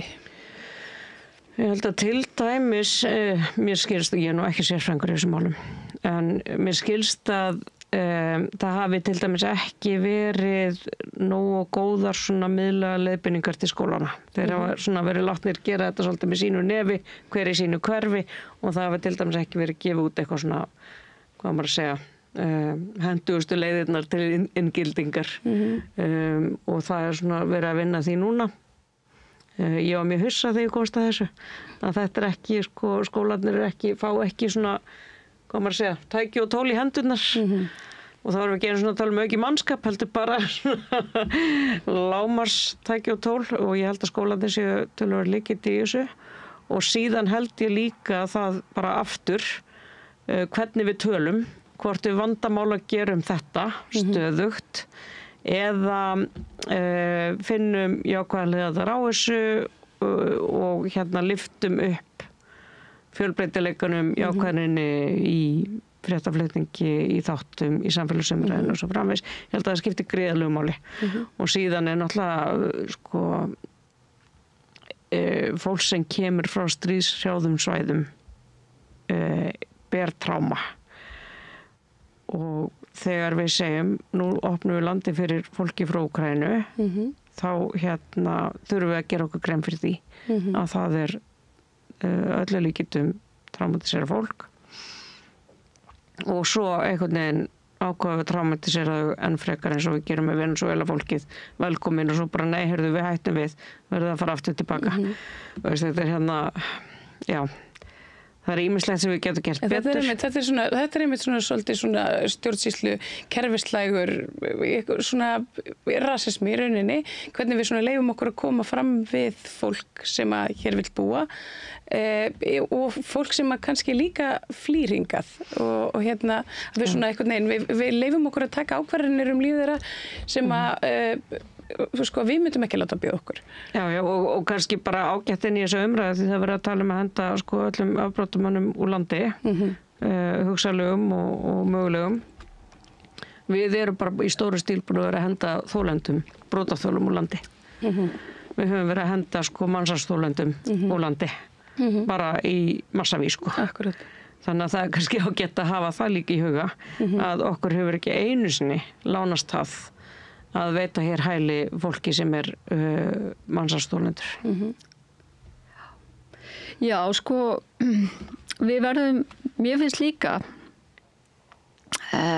mikilvægt að sjá þetta þannig að sko vöxtur innflytjenda á Íslandi hefur bara verið meiri og hraðari hér en eiginlega alls þar annars þar síðust 20 árum og því geta alveg fyllt alls konar áskoranir og eins og bara að og ég tala nú ekki sko þegar við tökum á móti flóttafólki að þá það bara krefst meiri vinnu af okkur að sinna því fólki þegar það kemur hingað og það við þurfum að vera búin að þú veist kerfin okkar þurfa að vera tilbúin eins og skólakerfið og til þess að geta sinnt þessu af því að annars bara hætt við því að það muni takast illa og það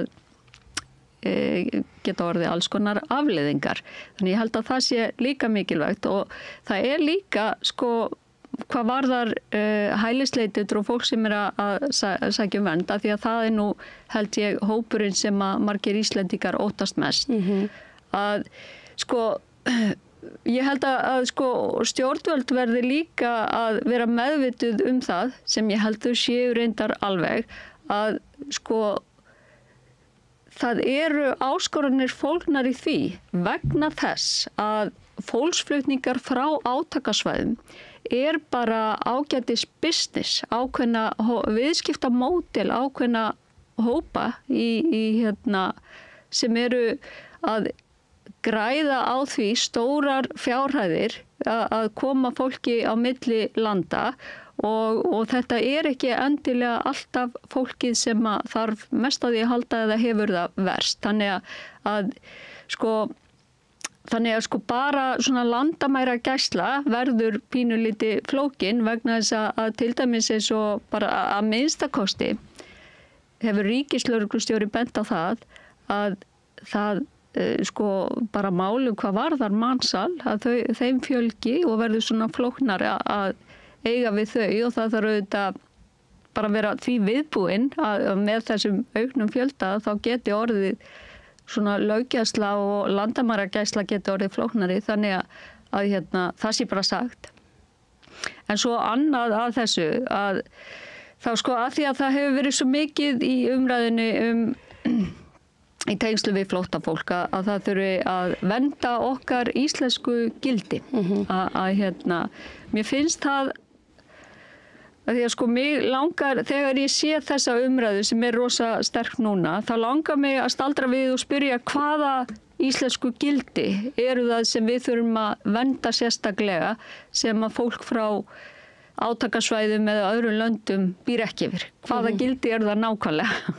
Og ef að fólk hefur áhyggjur af jafnrétti kynjanna, ef að það eru íslensku gildin sem að fólk hefur áhyggjur af því að fólk sem að flýja átök séu hafa ekki og séu ekki meðvituð að þá þarf að bara að vernda þau gildi í íslensku samfélaginu en ekki láta eins og að flóttafólk sé vandamálið.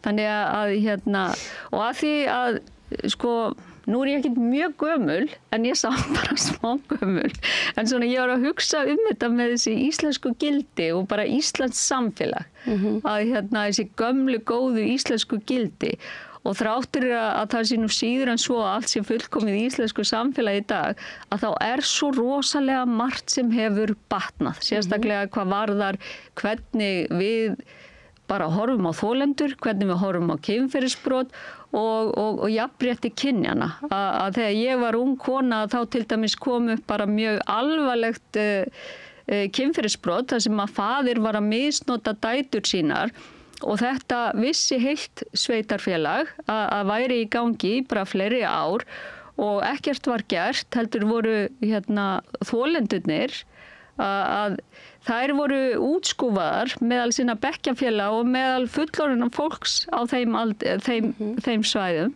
og mér finnst svona stundum eins og ég hugsa tilbaka bara yfir íslenskt samfélag, þessi íslensku gildi að það svo margt svona í okkar sögu sem ég held að fólk gleymi svolítið að eru það þessi, hvaða íslensku gildi það sem fólk vill endilega fá svo sterkt að halda í? Ég get sagt þér, ég fekk hann Árna Björnsson, þjóðháttafræðing til þess að svara þessum íslensku gildin fyrir mig og hann sagði að þetta væri bara eitthvað sem væri bara bull. Þetta væri ekki tilneitt eitthvað svona eitt sem að héti íslensk gildi, þetta væri eitthvað konar innflutt orðræða. Það talaði vestræn gildi líka og hann var að segja að ég meina ef við erum að tala eitthvað mennsku þá hún í okkur öllum og þá hún ekkert sér vestræn og þannig að já, ef að það svarar spurninguðinni þá vildi hann Árni Björnsson alltaf að meina þetta það væri ekki til í rauninni neitt sem héti íslensk gildi heldur væri þetta eitthvað svona orðfæri eitthvað sem að fólk gripi til í vopnabúr svona þeirra sem að vilja kannski berja niður fjölmenningu svona. Það mér langar aðeins að taka þennan punkt með jafnréttið því að við erum afskaplega stolt af því svona örlötu vettvangi og ég held að það megi bara með sanni segja að aldrei eftir innbyltingu hafa konur verið með sterka stöðu á Íslandi í dag. Bæði hvað varðar aðgengi að vinnumarkaðnum, aðgengi að velferðarkerfinu, valdastöðum og svo framvegis. Það gengur hins vegar ekkert að vinna niður kynbundið ofbeldi, ekki neitt. Við erum bara að sjá sömu statistík ár eftir ár og það ekki útlendingunum að kenna. Það náttúrulega fyrst og fremst Íslendingu þannig að okkur hefur ekki tekist að uppræta ofbeldið. Og það svolítið merkilegt og stundum kallaði Nordic Paradox að á Norðurlöndunum þess að jafnrétti kynja að komi hvað lengst að þar mælist kynbundið og kynferðislegt ofbeldi mjög hátt. Það getur líka verið að því að við skilgreinum það. Við erum farin að skilgreina nauðganir í hjónabandi sem nauðganir. Það ekki gert allstaðar í heiminum, til dæmis. Við erum farin að skilgreina kynferðislega áreitni á börum sem kynferðislega áreitni, en ekki bara hluti af því að gangum beina, að þurfa að þola slíkt. Þannig að auðvitað þetta eitthvað skilgreiningaratriði, en eftir situr þessi spurning, við getum ekki verið jafnréttisland og bara okkur brjóst fyrir að vera jafnréttisparadís ef við tæklum ekki kynbundið og kynferðislegt ofbeldi af því að það helsta ógn við lífsgæði og öryggi kvenna. Og hvernig gerum við þetta? Fyrsta lagi þurfum við að trúa því að við getum þetta. Við þurfum að trúa því að við getum upprætt kynferðislegt ofbeldi og kynbundið ofbeldi út úr okkar menningu, út úr okkar samfélagi. Við þurfum gríðarlegt átak, forvarnir, við þurfum að hefta aðgengi að klámi af því að megnið af þeim sem beita og aðra ofbeldi eru undir 18 ára. Það ekki bara megnið af þeim sem verða fyrir ofbeldi, það megnið af þeim sem beita ofbeldi líka. Þannig að unga kynslóðin svolítið lykillinn og síðan þurfum við að búa til einhvers konar menningu. Við höfum gert þetta áður, breytt menningu okkar. Við þórum til samkynhneigðarar, notkun bílbelta, hætta reykja, við svo oft breytt menningun okkar. Og til þess að breyta þessari menningu þarf að vera stemningin ef að þú ert að fara að kyssa stelpu sem of ölvuð, þá grípi vinahópurinn inn í og segja, heyrðu, þetta ekki kúl, ekki gera þetta, að það sé eitthvað svona samfélagslegt aðhald. Ef einhver sér eitthvað þá bara þetta ekki alvarlega, þetta ekki trúarlega. Þannig að ég held við getum gert þetta, ég held að þau mjög samhent átak og ég held að fyrsta skrefi sé að líta ekki á nauðganir og önnur kynferðisbrot sem náttúruhamfarir sem bara gerist, heldur einhver gerir það og það sé hægt að koma í veg fyrir það. Og síðan mér svolítið hugleikið að því var fengu góða heimsókn frá Bandaríkjunum í síðustu viku frá vinkonu Stígamóta sem sér Hit and Water samtökin í Bandaríkjunum sem ég enda að sitja í stjórn og hún svona var að tala svo mikið munin á ofbeldismönnum og við erum alltaf búin að vera að skoða brotaþola og við gleymum svolítið, þú náttúrulega, þetta kannski þín deild frekar, en það eitthvað munur á dreng sem er búin að horfa klám síðan hann var 9 ára og fer síðan og kyrkir bólfélaga sinn, tekur hálstaki, af því hann heldur að eigi að gera það, hann veit ekki betur, skaðin samt alveg jafn mikill, skulum hafa það í huga. Síðan erum við með manneskjuna sem er í ástarsambandi og suðar sig alltaf til samþykkis og makinn kannski í þeirri stöðu að vitandi að dagurinn á eftir verður óbærilegt fílukast ef þú lætur ekki undan, skilur, eitthvað svona þvingað samþykki til athafna sem þú ert samt ekki alveg til í. Og svo það bara þeir sem bara nauðga að þeir vilja ráði, setja bara byrla drykkin og bara skipulaðir og ganga þannig til verks. Þetta það svolítið misjafnt hvernig við þurfum að tækla þessa hópa. Með yngri hópi þurfum við fræðslu og aðhald. Við þurfum það líka með hinna að segja, já, þú veist, suða samþykki ekki endilega samþykki. Þurfum að ræða það í samfélaginu. Þurfum að ræða það við fullorðna menn. Og svo þurfum við náttúrulega bara að taka mjög hart á þeim sem að vita þeirra að brjóta á sér og bara drull og eru operar að pjúra hvern hatri Svo er það þetta svo leigaraði líka þetta drull það þú veist, það svo margt sem spilar auðvitað inn í þetta í allri svona umræðu þá sakna ég þess alltaf svo þú veist, við erum svo fljóta afmennska og og ég ímynda mér alveg að það sé bara og ég mjög hlynnt allri betrun og betrunarvist framar fangelsisvist og allt það en ég einmitt svona velti fyrir mér þú veist, þú tengir nú alltaf við þetta sem hún að segja að ná til gerendana þeirra sem að brjóta af sér og það þurfi kannski að svona mismunandi aðferðir en eitthvað í okkar samfélagi sem að, þú veist, erum við með eitthvað svona tæki til þess að taka á akkurat þessum mönnum sem að gera svona? Þessum sem brjóta á sér á ásetningi og bara öllum þessum hópi einhvern veginn. Já, ég bara í fyrsta lega myndi taka undir allt sem Drífa sagði. Þetta bara alveg stemmir við það sem ég hef verið að sjá og svona og ég held einmitt það hafa verið ýmis átök svona í gegnum tíðina á Íslandi sem ég held að hafi haft góð áhrif en þau hafa einmitt bara verið svona tímabundið kannski átök. Þetta þurfti einhvern veginn kannski að vera hluti af bara grunnskólum og framhaldsskólum einhverju kennslu og svo ég man eftir fáðu já. Ég held að þegar það kom fyrst upp að þá þótti það nú mörgu skrítið eitthvað fáðu já eins og þetta væri alveg fáránleg hugmynd að þetta segja Viljið undirskrift þetta var svona stemningin Við erum reynda með sjúkást sem held ég sé bara mjög gagnlegt og mikilvægt en þetta með þennan hóp sem fremur af ásetningi að þá einmitt trú líka betur ég held allir afbrotafræðingar gera og ekkert endilega á því að mjög svona harðar refsingar skil alltaf besta árangrunum en þó ég held að ef það eru síbrotamenn sem beita ofbeldi, kynbundnu ofbeldi þá þurfum við að hugsa annað en betrun eða fælingu. Þá þurfum við einfaldlega að hugsa bara að fjarlæga viðkomandi úr samfélaginu tímabundið bara til að vernda aðra borgara. Og ég held að það ég held að mörgum blöskir einmitt svona við að sjá fréttaflutning af því þegar að sami aðili er búin að vera að beita ofbeldi og virðist vera fara inn og út úr fangelsi og alltaf í stuttan tíma. Og ég held að fyrir að það þurfi talandi að herða refsingar að þá síbrotamenn fá ekkert sérstaklega harða refsingar á Íslandi og ég held að það væri skynsamlegt að herða þær. Að því að ef við erum að tala ofbeldismenn að það nú oft þannig að þeir sem beita kynferðisofbeldi beita annars konar ofbeldi líka og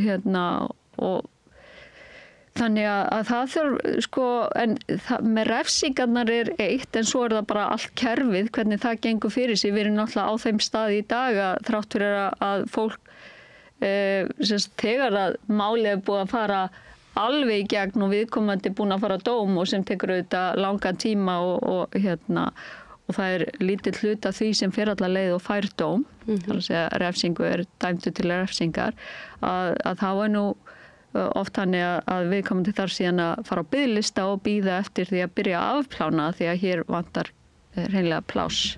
Þannig að það svona margt sem að ábótavant í íslensku samfélagi. Af því þú spurðir hvað gerðum við vitlaust, hvað var þar innflytjendur og allt það, þá held ég samt að það sé ekki alveg þannig að hér sé allt hræðilegt og við höfum gert allt vitlaust. Af því að það svona ákveðin stemning alveg greinilega í gangi núna. Það að segja að fólk að leyfa sér að segja eitthvað eða sem að það hefði ekki gert fyrir ári síðan eða tveimur og það ég held við hefum alveg getað gert margt betur og það margt sem við þurfum að gera betur. En það held ég líka bara þannig eða þegar það verður mjög örvöxtur af innflytjendum í lítið samfélag eins og Ísland að þá má alveg búast við að fyrst sinn verði pínulítið erfitt ástand. Það sem að til dæmis bara Robert Putnam sem svona virtur fræðimaður skrifaði bókina Bowling Alone og svona oft vitnað í, hann talar það að einmitt þegar það verði mikil fjölgun á innflytjendum, að verður mikil fjölmenning, að þá fyrst sinn að þá sem að minnstri sé að það drægi úr svona félagslegum tengslum á milli fólks, samheldni, það aðeins dregur úr henni, en þegar til lengri tíma litið að þá eykst hún og þá verður samfélagið í heild farsælla með fjölmenningu þar að segja, en að það komi svona ákveðin tími sem erfiður, þar sem að fólk hættir að treysta hvort öðru, þar sem að verða átök á milli hópa, þar sem að fólk fyrir að íkja einmitt munin á milli fólks, að því að við erum í raun og veru öll bara mennsk og eigum miklu meira sameiginlegt heldur en það sem aðgreinir okkur. Þar ég alveg sammála og kannski bara að fá að ljúka á þessum góðu orðum. Ég þakka ykkur kærlega fyrir að koma hérna og fara aðeins yfir. Þetta svona mál dagsins svo litið með mér hérna við rauðaborðið. Það alltaf gaman að fá ykkur Drífa Snædal og Margrét. Takk kærlega fyrir. Takk sömuleiðis. Og dokiði við því að það meira hér handan við hlið. Þarftu að tala um borgarfulltrúa. Borgarfulltrúar Sósíalistaflokksins með viðtalstíma alla mánudaga klukkan 13:30 til 14:30.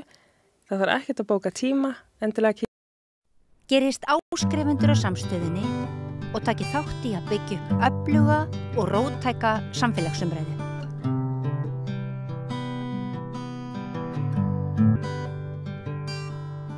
Komið sæl og velkomin að rauðaborðinu í einhvers konar heimspekispjall samt þetta bara lykil málefni samtíðarinnar. Það þessi tengsl og samhengi sem við erum alltaf að leita að. Ég heiti Oddný Eir og til minni komin góðu gestur. Það Gustaf Adolf Bergmann Sigurbjörnsson, nýdoktor í heimspeki og ritstjóri Hugar sem tímarit heimspeki. Og það nýkomið út og mjög svona, það bara einhvern veginn, það svolítið spennandi og það kraftur í því. Já. Það auðvitað margar greinar gervigreind og tækni og svoleiðis og svo skrifar þú inngang sem ég veit ekki, maður fær pínu tilfinningu fyrir því að við séum þetta á dálítið hættulegum tímum og á svona ögustundi í okkar menningu að inngangurinn svolítið svoleiðis að þú ert að tala raunverulega þessa tækni sem getur verið hættuleg en á sama tíma bundin okkar helstu vonum framfarir. Ógn tækninnar og nýjunga hennar alltaf samofin voninni framfarir. Ógnin birtist okkur á ýmsa og ólíka vegu rétt eins og tækifærin.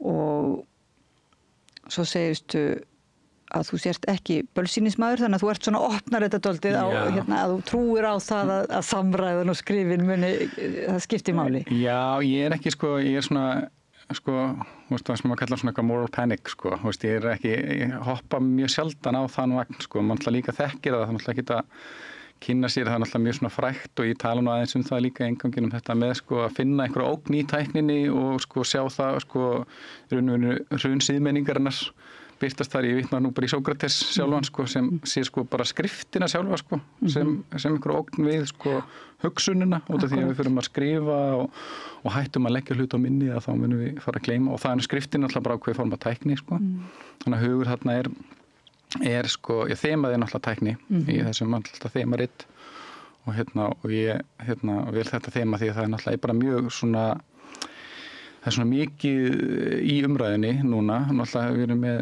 þessi stóru mállíkun sem fólk er að nota og beita og velta fyrir sér í rauninu hvað þau og við erum svona pínu að reyna að fikra okkur áfram við að reyna að átta okkur á því hvaða áhrif þetta hefur á samfélagi. Við vitum að í rauninu verið ekki alveg Við sjáum alls konar svona tækifæri og við getum eitthvað látið að skrifa fyrir okkur tölvupóstana og okkur svona dót en við vitum ekki alveg hvað endar á því að vera það sem að við í raun og veru notum og við sjáum það alltaf þegar að koma einhverja svona tækninýjungar að við höldum kannski að við förum að gera einhverja ákveðna hluti en síðan bara er alls konar tækni sem horfið bara á sjónarsviðinu og munum ekkert eftir Þetta er náttúrulega spennandi tímar þar sem við erum að taka þátt í tilraun og svona umbreytingu þar sem við erum einhvern veginn að ná að tengja okkur svolítið upp á nýtt og er það ekki samt spurning hvort að við verðum eiginlega svona tilrauna dýr bara algjörlega þannig eða hvort að við eiginlega erum svona þáttakendur í þessari tilraun meira Já, við erum náttúrulega einhverju lindi tilrauna dýrin náttúrulega og líka og það raun og veru fyrir ég meina með tilkomu samfélagsmiðla að þá erum við náttúrulega sjáum við gífulega mikla samfélagsbreytingu sem er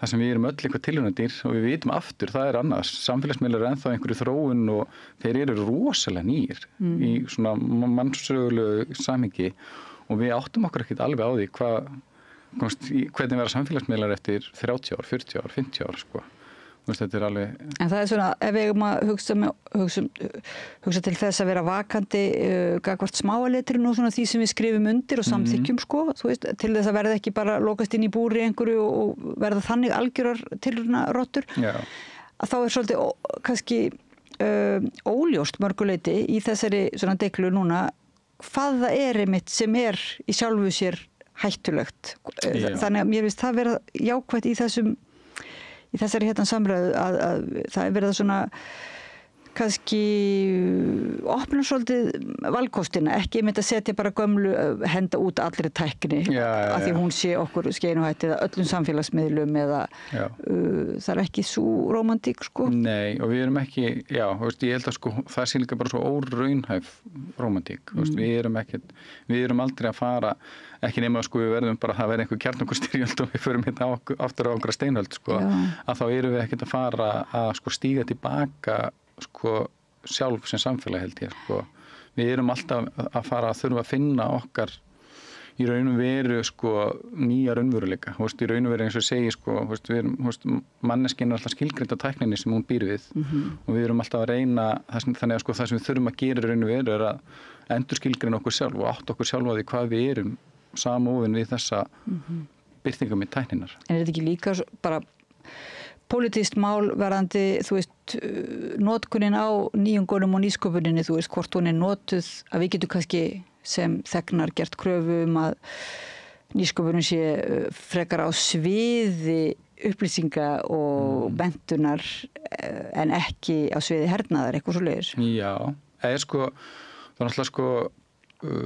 náttúrulega rosalega mikið nýsköpuninni hefur verið drifin áfram að hernaði. Það er náttúrulega líka það sem maður kannski verður stundum bara svona að sætta sig pínu við að hefur átt sér rosalega mikið stað. En krafan sem við gerum, ég held stóru áskoranirnar eru einmitt að berjast fyrir því að ágóðin sem hlýst af tækniframförunum, að hann rati ekki bara í hendur hérna fáu, heldur til fjöldans.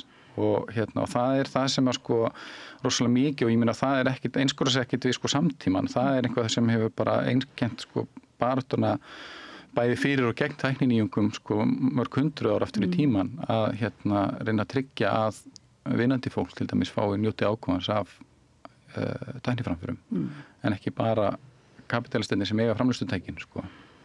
Já, raunverulega þá sé það dýrt verði allt í einu dýrt fyrir suma að tjá sig, að fá að tjá sig að því að tjáningar miðillin sé raunverulega þú þurfur að borga fyrir hann og jafnvel að þú bara meir ekki tjá þig að því að þú hafir ekki tök á því kannski en þá eru komin allir bara í þrælavandamál en hins vegar kallaði á þig út af öðru hugtaki sem er svolítið spennandi sem að þú væntanlega skrifaðir sem er þetta sem tengist þessu nú líklega sem er þessi vitnisburðavæðing frásagnarinnar og óréttmæt vitnisburðavæðing. Getur þú aðeins útskýrt svona hvað þú varst að pæla þar og ert að pæla? Sko vitnisburðavæðing er hugtak sem ég bý til í doktorsverkefninu minni eða doktorsverkefninu mínu og á við sko í raun og veru hvernig það er að stundum þegar við erum að segja þegar við erum að sem sagt, tala frásögnina á ensku kalla þetta testimonification of telling að sko hvernig sumar frásagnir verða að vitnisburði í samskiptum okkar á milli og sumar verða það ekki þannig að sem sagt, ég tek oft svona dæmi sko sem sagt, ríkirinn mín fjallar og er svona hefst á í raun og veru umræðu sko kynferðislega áreitni og umræðum kynferðislega áreitni og er svona römmur svolítið í kringum MeToo-byltinguna og umræðin í kringum hana og þá sem sagt og ég tek sem sagt dæmi að því sko hvernig ef þú kæmi til mín til dæmis og verður að segja mér frá einhverju hræðilegu og óvenjulegu sem gerðist og úrst annars vegar með frásögn hún myndi segja mér frá bílslýsi að sem sagt í svona öllum venjulegum kringumstæðum að þú myndi koma að segja mér að þú hefði lent í bílslýsi og myndi segja mér frá því að þá myndi ég bara taka því trúanlega ég var ekki að yfirheyra þig einhverja dítelar eða eitthvað þannig en ef þú verður að segja mér frá kynferðislegri áreitni sem þú orðið fyrir að þá mun líklega að ég fari að yfirheyra því og ég sem sagt og það er það sem ég kalla sko vitnisburðavæðinguna við breytum í raun og veru frásögnin í vitnisburð sem ég get svona greint og fyrir að ég setja á mig eitthvað svona dómarahatt og fyrir að greina og reyna að skilja betur sko og í einhverju leyti að þá er þetta náttúrulega bara hluti af mannlegum samskiptum vitnisburðavæðingin sjálf sko ég er bara stundum gerist einhver sem er óvinnulegt og við setjum á okkur einhvern hatt eða það hringir einhverjum bjöllum. Því vitnisburður sko það hugtak úr dómskerfinu er það ekki? Jú, í raun og veru er sko vitnisburður sko er sem sagt sko í það sem kallar félagsþekkingafræði og vitnisburður er bara notaði líka til að lýsa í raun og veru því þegar ég er að upplýsa þig eitthvað til dæmis, ég er að segja þér frá. Bara sem persóna, það þarf ekki að vera inn í neinu kerfi. Ekki inn í dómkerfi, eitthvað þannig. En þau eru sko, ég veit ekki hversu meðvitað ómeðvitað þetta er náttúrulega þetta hugtak er náttúrulega fyrst og fremst lagatæknilegt og birtist okkur fyrst og fremst sem lagatæknilegt hugtak. Og vitnið er þetta sem verður vitni að einhverju sem gerist. Og þarf að tjá þannan vitnisburð sinn það sem gerðist og það sem ég er raun og veru að gera í mínu verkefni er það að tala það sem ég kalla óréttmæta vitnisburðavæðingu er raun og veru að greina raun og veru hvenær það er sem við förum úr því að hlusta bara frásögn og taka viðmælandan okkar trúanlegan og hvenær það er sem við förum í hennar vitnisburðarham og förum í hennar yfirheyrsluham og hvernig raun og veru það birtist í svona kerfisbundnum þáttum þar sem tengist raun og veru því hvað okkur finnst í raun og veru svona eðlilegt eða óeðlilegt að búast við í umhverfinu okkar. Þannig að eins og með MeToo að sko ein birtingamyndin af því að trú ekki frásögnum kynferðisbrot er raun og verulega að upplifa það ekki sem fasta eða eðlilega hluta af heiminu sem við búum. Þannig að kalla sem hlusta og bara þekki ekki eða skilji ekki hversu útbreitt og algeng kynferðislega áreitni er en þeir eru líklegri til að fara að setja á sig einhvern yfirheyrsluham. Já, og ertu að meina þessi dómur eða stimpill og þetta sé óréttmætt að það séu þessir kallar hérna eða einhverjir sem ekki trúa því svona og finnst þetta ótrúlega og þeir segja þá þetta er óréttmætur vitnisburður. Nei, en hann er í raun og veru vitnisburðavæðingin sjálfur óréttmætt. Því að í raun og veru þú ákveði fólk og þú ert líklegri til að setja ákveðna hópa í þá stöðu að þú trúir ekki vitnisburði þeirra, eða þú trúir ekki frásögnu þeirra, eða þú ferð að í raun og veru yfirheyra og meðhöndlar þessar frásagnir sem vitnisburð í staðan fyrir að meðhöndla bara sem frásagnir sem þú hlustar á og skilur. Þannig að óréttmæti birtist í raun og veru í því hvenar við skiptum yfir því að bara trúa frásögnum, yfir því að fara fara í þennan yfirhersluham í raun og veru og trú ekki, sko. Þannig að það er ekki vitnisburðavæðingin sjálf sem að þú ert að segja að sé óréttmætt? Nei, sko, að einhverju leyti, er hún svona eðlilegur hluti af bara mannlegum samskiptum, sko. Þannig að, sko, svo nota þetta líka í raun og veru til að lýsa, sko, öðru, þannig að, sko, og þá er þetta orðið svona heimspekilega tæknilegra að sko innan þess sviðs heimspekinnar sem kuldaþekkingafræði sem fæst við það í raun og veru hvernig við vitum og skiljum og hvað þekking er að sko að þar hefur sér áherslan á hluti eins og frásagnir MeToo og eitthvað svona dót, þær hafa gengið út á þetta þekkingar element og það snýst þekkingu og í raun og veru það sem skorti er sem sagt einhver ákveð form af þekkingu eða við séum í raun og veru þegar við erum að hlusta á einhvern þá gefum við sem sagt frásögnum þeirra ekki nógu mikið vægi eða eitthvað þannig og það sem ég í raun og veru gerir líka er að segja sko að í samskiptum okkar þegar við erum að tala saman svona, og þetta er held ég bara svona almennt vita það er ekki bara orðin sem ég segi sem skipta máli það er alls konar aðri faktora sem tengjast inn í það hvenar við skiljum fólk og hvenar við skiljum það ekki og hvaða merkingu við leggjum á orðin sem við segja og og það sem ég í raun og veru í minni ríkirði líka er að svona, leggja áherslu á það sem ég kalla svona og mikla áherslu á vitsmunina.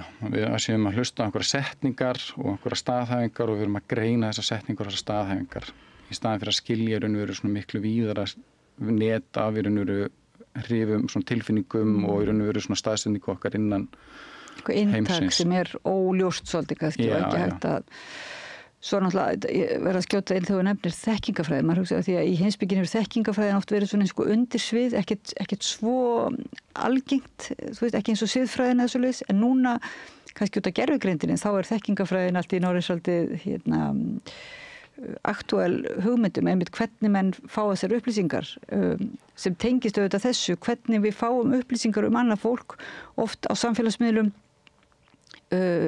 og kannski fjölmiðlum, þessum fáu fjölmiðlum sem eftir eru, í þessu reynslu sögum til dæmis, að því að margir fagna því að það sé mitt loksins kannski byrjað að gefa gaum, ekki bara þú þurfur ekki að standa fyrir máliðinu heldur, þú bara megi segja þína sögu, þú megi bara svona og koma fram í kannski viðtali og þetta náttúrulega heimildin var og fleiri fjölmiðlar undan gefa þessu pláss og þessum sögum, reynslu sögum og einmitt mjög oft þetta eru oft fórnarlemb ofbeldis og kynferðisofbeldis sem koma fram og þessu höfum við nú fagnað mikið held ég svona sem að pælum í frásögnum líka og bara í réttlætinu af því að það vitandi að það er virkilega vöndur, það er ekki nóg að vísa bara til dómstólana af því að dómstólarnir hafa kannski ekki hlustað nóg og tekið nóg, þú veist, afgreitt svona mál út af formgöllum út af borðinu og þá einhvern veginn verður að gefa þessari frásögn pláss og svo hinbóin kemur þetta svona ferða út í öfga fólki finnst þetta að vera svo yfirgengilegt sem er ekki endilega og þá er það ekki dómur á fólki sjálf kannski heldur bara á þetta form að það sé raunverulega þessar reynslusögur og hvað er það ekki fórnarlambsvæðing og svo leir sem mikið rætt núna, eða sko svona í annan veginn að þá til dæmis ég myndi alltaf að segja sko stór hlut af því sem sko mikið af svona réttindabaráttu og svo eins og MeToo-byltingin snýstum og svona og þetta er að fást við mál sko sem í grunninn sko dómskerfi myndi aldrei geta gripið bara út af því hvernig við höfum hannað og hugsað dómskerfi í vestrænum samfélögum að það var margt af þess eðlis að við þurfum að takast á við það samfélagslega en ekki lagalega. Það eru bara svona ákveðnar, auðvitað er fulltamálum sem eiga heima í dómskerfinu út af því að þau eru bara með augljós brot, en það margt sem hefur einmitt með bara mannleg samskipti að gera sem bara, við þurfum einhvern veginn að díla við sem samfélag í okkar svona interaction sko.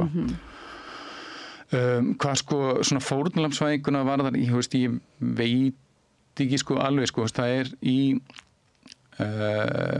mjög lengi verið talað fórnarlambsvæðingu í kringum það að fólk fá að tjá svona frásagnir á meðan þessar frásagnir og tjáning þeirra hefur líka verið einhver grundvöllur fyrir því að breyta í raun og veru einhverju svona skinnbragði okkar fyrir því.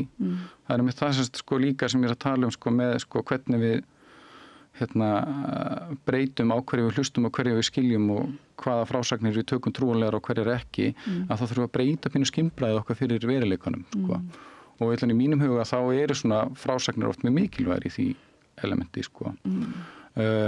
Og ég veit ekki sko, mér finnst svona óljóst stundum hvað fólk á við með fórnarlambsvæðingu. Það er einhvern veginn sko, ég veit ekki, ég þekki við ekki öll einhver fólk sem er mjög gjarnt á að svona að finna sig alltaf sem fórnarlamb og ég allan ekki svona, mér finnst ég ekki sjá það sem eitthvað svona ríkjandi sko einhverja stemmingu í samfélaginu þó það einhvern veginn birtist alveg stundum í einhverjum okkurum hópum sko. Nei, ég verð að segja að það er nú kannski meira svona einmitt undantekning, kannski fólk sem á erfitt sálfræðilega og farið að upplifa sig sem svona mikil fórnarlamb, því að manni finnst eins og það að vera fórnarlamb sé ekki svona bara tilvistaleg staða, þú ert bara alltaf fórnarlamb, heldur ertu alltaf bara með krossin á bakinu, heldur er þetta eitthvað sem þú lendir í og er staða sem þú eins og áfallið annað, þú lendir í að vera fórnarlamb, síðan væntanlega vinnur þú úr því og eitt af tækjunum til að vinna úr því er þessi frásögn sem að Já, og ég meina, svo ertu líka með það, sko, stundum ertu bara að vinna, sko, þá er kannski líka svona hlutir, sko, hvað heima í opinberu rými og, hvað útkljári með vinum og vandamönnum, sko. En það er verið, sko, mikilvæg þáttur í raun og veru að opna á, ég meina, við þekkjum það alveg að, sko, það að einhver komi fram með einhverja mikilvæga frásögn. Það er alltaf fræga máli núna í Frakklandi, nauðgunarmáli sem var í haust og ekki. Það sem fjöldi kvenna kom fram, hún ákveður að fara og gera þetta opinberu máli og þá kemur fjöldi kvenna fram og segir sína sögu líka. Þannig að sko svona fordæmi eru líka mikilvæg í þeim skilningi að opna á og gera fólki kleift að sko opna á okkur umræðu og ég held að sko þegar við erum sko ég veit ekki, sko, núna er þessi fórnarlambsvæðing sett í samhengi við einmitt þetta, sko, núna, þessa umræða núna ók og sjálfsmiðapólitík og eitthvað svona dót, sko, og þar er samt, sko, til þess að geta, sko, stundað einhverja svona, pólitík sem hefur einhvern veginn réttlætið ætla sér að hafa réttlæti sín megin sko, og þá þurfum við líka að vera meðvituð alls konar breytur og við getum ekki verið almennilega meðvituð það nema við höfum þetta skimbrað sko, og til þess að hafa þetta skimbrað þá þurfum við að heyra þessar sögur sko, og læra og skilja ólíka birtingamyndir bara mannlegs lífs En það kannski í einhvers staðar þótt að sé kannski ekki beint tala það þá finnst mann eins og að sé varðandi þess að vókumröð og þá kannski er það svolítið spurningum hvers konar fórnarlamb fólk telur sig vera þar að segja kannski sumir sem er að gagnrýna það get ímyndað mér að fólk komi alltaf fram sem einstaklingar og hafi lent í einhverju sko á meðan kannski sumir líta á að heill flokkur fólks eða fólk út á jaðri séu raunverulega fórnarlömb bara út af sinni stöðu einhvern veginn, út frá kerfinu eða svoleiðis. Og þá er alltaf mikilvægt að svona ákveði það þykir oft svona réttmætt hvað var aftur hugtakið? Réttmætt frásagnar Vitnisburður, já, réttmætir vitnisburðir að koma og segja stöðina, ég er fátækur maður og ég fekk ekki ég fekk ekki raunverulega tækifæri og svoleiðis og svo þegar þú ætlar síðan að fara út í það, já og svo var mér nauðgað og einhver var vondu við mig persónlega og þannig, þá kemur einhver lína sko, það er svona einhver óþol fyrir því að það sé bara ákveðin tegundar af vitnisburðum. Ég get ímyndað mér það, sko. Já, það er sko í einhverjum sko, það náttúrulega þannig líka sko, að það ekki bara ef við bara horfum sko, tilbaka sko, þannig að sko þegar við erum að hugsa eins og marxisma eða eitthvað þannig dót sko, það sem að það er verið að reyna að mynda einhverja til dæmis stéttavitund sko, að það ekki nóg að vera bara af stéttinni skilur, þú þarft líka að eiga eitthvað, það er að tala um þetta class consciousness, að vera eitthvað meðvitað, að vera með stéttavitund, að þekkja til og greina í raun og veru stöðina sko, það er alveg mikilvægt element líka í því þegar við erum að eiga þetta samtöl, að greina í raun og veru í sundur, hvað eru persónulegir þegar við erum að hugsa í einhverjum hópum sko. Persónulegur harmur minn. Já, hvað er persónulegur harmur minn, en hvað er afleiðing afurinn kerfisbundinni mismunun og hvernig þurfum við að analýsera það og greina það. Og og mér finnst bara sko, já, þannig að ég hugsa sko, þannig að sko, svona ólíkar mismunabreitur eins og þau talaðu sko, að þær séu notaðar sem einhver svona faktor og við greinum og notum þær held ég að sé alltaf mikilvægt en síðan er einhver svona, ég veit ekki, svona verður til alltaf einhver svona kergja og þetta er alltaf líka bara persónur og leikendur þar sem að það verður einhver svona skrítin dýnamík jafnvel í einhverjum hópum sem ég held að sé líka bara afleiðing af mannlegum hópum til að byrja með sko. Þannig að sko við erum alltaf einhvern veginn líka bara, við skiljum suma betur en aðra og það myndast einhverjar fylkingar innan minnstu hópa jafnvel sko. En svo er það náttúrulega líka ef það væri bara þetta að fólk kæmi fram og bæri vitni og kæmi fram með sinn vitnisburð og sem varpaði kannski ljósi á hlutskipti fleiri í sömu stöðu eða í sömu hópi eða svoleiðis þá er þetta náttúrulega, við getum ekki annað síðan það sem jákvætt og hluti af einhverju vitund, bara vitundarvakningu. En svo kemur dómurinn sko, það sem við talaðum, og þá það, kemur líka inn á voki, þetta með kansilir, þessar aðferðir sem eru notaðar þá, þegar fólk kannski, einstaklingar og hópar taka sér saman og ákveða að taka svona dómsvaldið í sína hendur sem sumir segja, en sem er náttúrulega ekki hægt að taka dómsvaldið í sína hendur, en svona, já.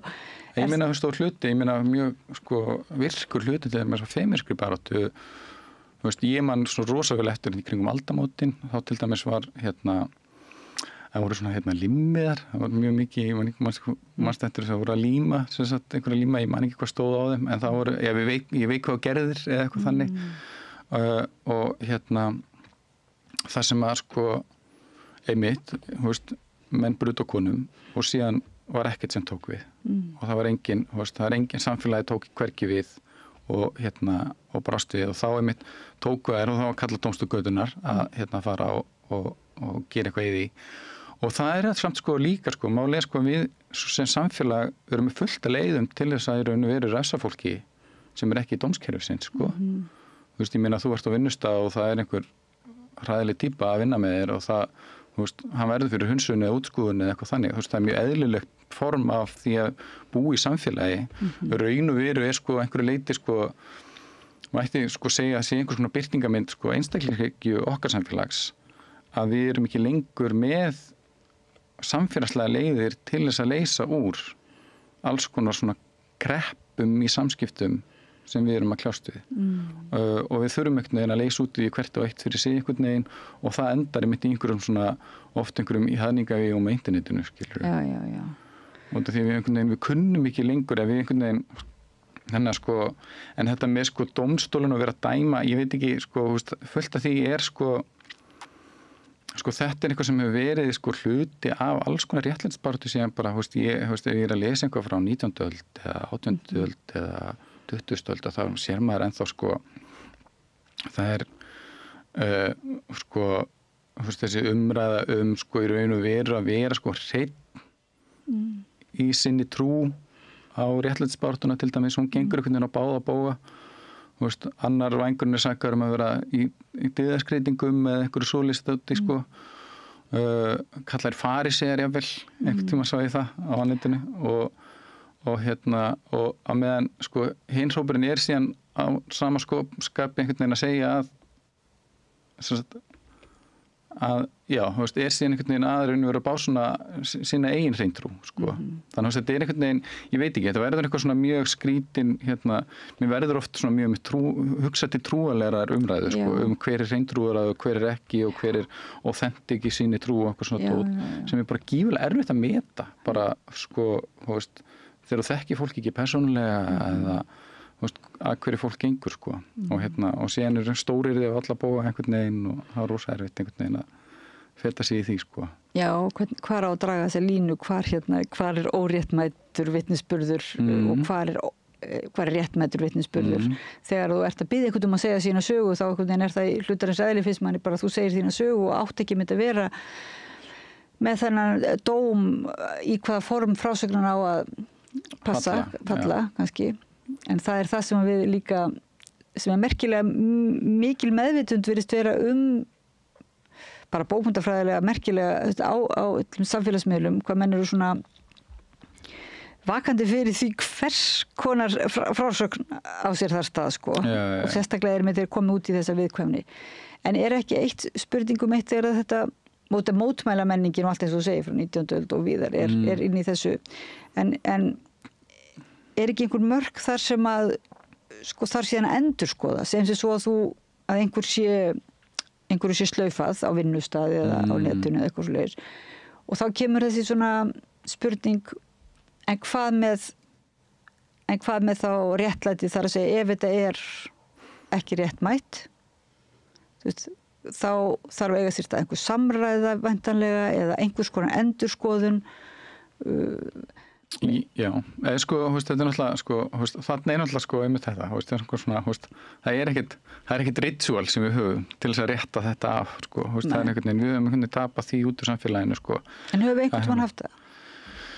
Ég meina, ýmis þjóðfélög hafa haft eins konar form, það sem það eru svona táknarinnar gjörðir, sko, og ég raun og veru, ég meina, ef við kannski hugsa Íslands samfélag þá kannski, þjónaði kirkjana einhver leitið þessu hlutverki, ég meina, þú fóst með einhver það var eitthvað ósætti og það var hægt að fara til pressins og hann var einhver, sko, svona arbitrator, sko, sem að, reynda að sætta fólk, ég meina, það er alveg til og ég meina, og í ýmsum samfélögum að þá oft þetta trúarleiðtogar einhverju leiti sem sinna þessu hlutverki.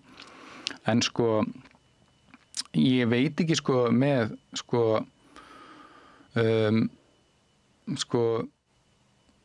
reyna að finna einhverja leið til þess að sko rétt, þú veist að pæla í sko ef að það verið svona eigið sér óréttmætt slaufunstað, það sem þú ert að pæla í. Já, ég var að því að það er eiginlega það sem að kannski þeir sem að hrópa hæst fórnarlambsvæðingu. Já. Finnst mér oft hanga á spýtunni að verða kvarta þá yfir og einhverju sé að gera sig að fórnarlömbum og búa til þá Já, ég sko, auðvitað sko vitu, er alveg örugglega til dæmi að sem sagt það eru fjöldi dæmi örugglega til slaufun sem á sér stað út af því að það verður til einhver svona músefjun sko. Ég held að hún sé örugglega mjög ofmetin búin saman við í raun og veru árangurinn sem hefur líka bist sko og umræðinu sem af því hefur hlotist en ég held líka við það er líka þetta sko element sem ég held að við séum að einhverju leiti öll sammála sko að við viljum sko í flestum tilvikum geta að tala saman sem fólk og komast að einhverju niðurstöðu saman að það sé ekkit endilega alltaf best að henda einhverjum undir lestina þó við líka drögum mörk þar ég meina við sko það er líka til mjög alvarlegir sósíópatar sem bara eru hættulegir og við viljum bara slaufa skilurðu eða skilurðu og þeir mega frá einhver aðstoð en þeir eru til dæmis ekki kannski að vera í sviðsljósinu skilurðu en ég sko þannig sko ég veit ekki hvort við höfum einhvern góða mekanisma ég held líka sko það sem gerist sko á samfélagsmiðlum er líka svolítið sérstakt að sko þegar þú endar í einhver hringiðu þar sem spjótin beinast til dæmis að þér að þá sko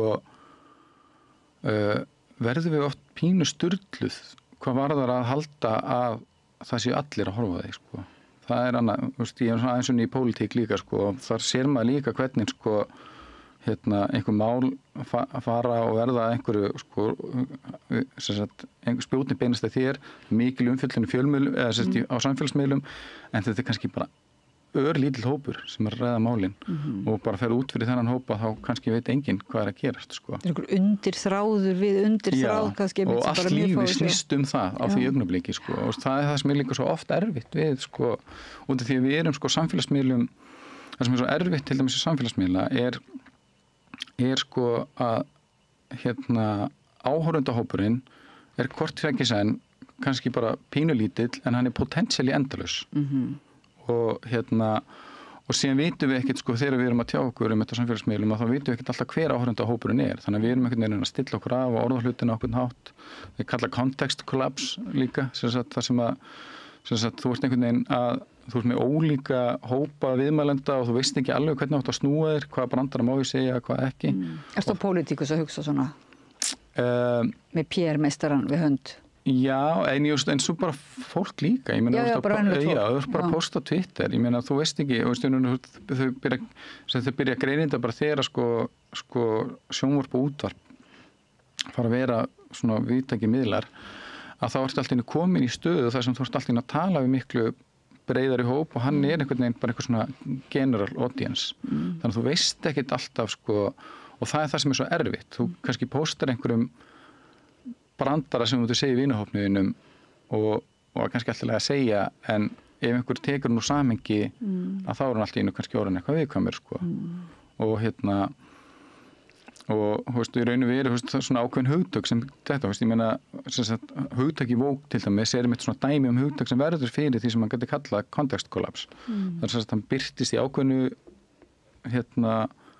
samhengi, færist síðan í annað og síðan verður fyrir árásum úr þriðju áttinni einhvern veginn og svona algjörlega óljóst hvað það þýðir á hverjum tímapunkti, þannig á hverjum tímapunkti að ræða við fólk að þá fólk að tala ólíka hluti og ergjast kannski yfir ólíkum hlutum.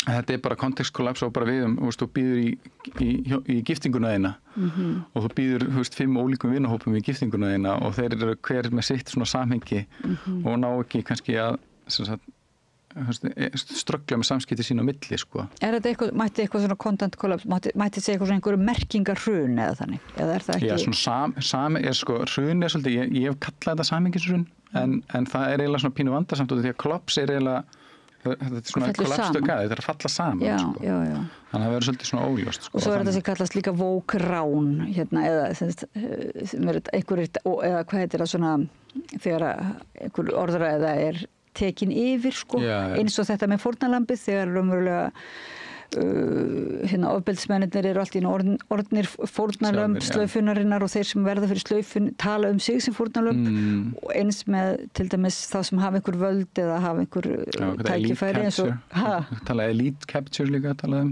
þannig að elitan taki einhvern veginn yfir og það annað svona sem tekið upprunalega að talaði sko þegar sko millistéttin í Afríku að það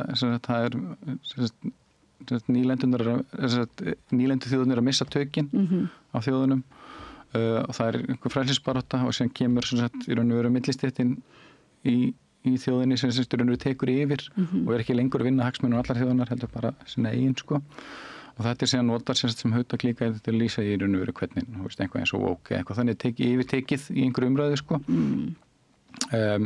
ég veit ekki, sjálfur ég svona báðum áttum með gangsemi þessari greiningar sko fyrir svona réttlætisbaráttu sko. Vogue hugdagsins þá? Já, til dæmis sko. Og það svona önnur, það þetta sjálfsmyndapólitík, identity politics og einmitt cancel culture eða við erum með alls konar svona hugtökur með hrútskýring og gaslýsing og allt þetta sem einhvern veginn verða einhverju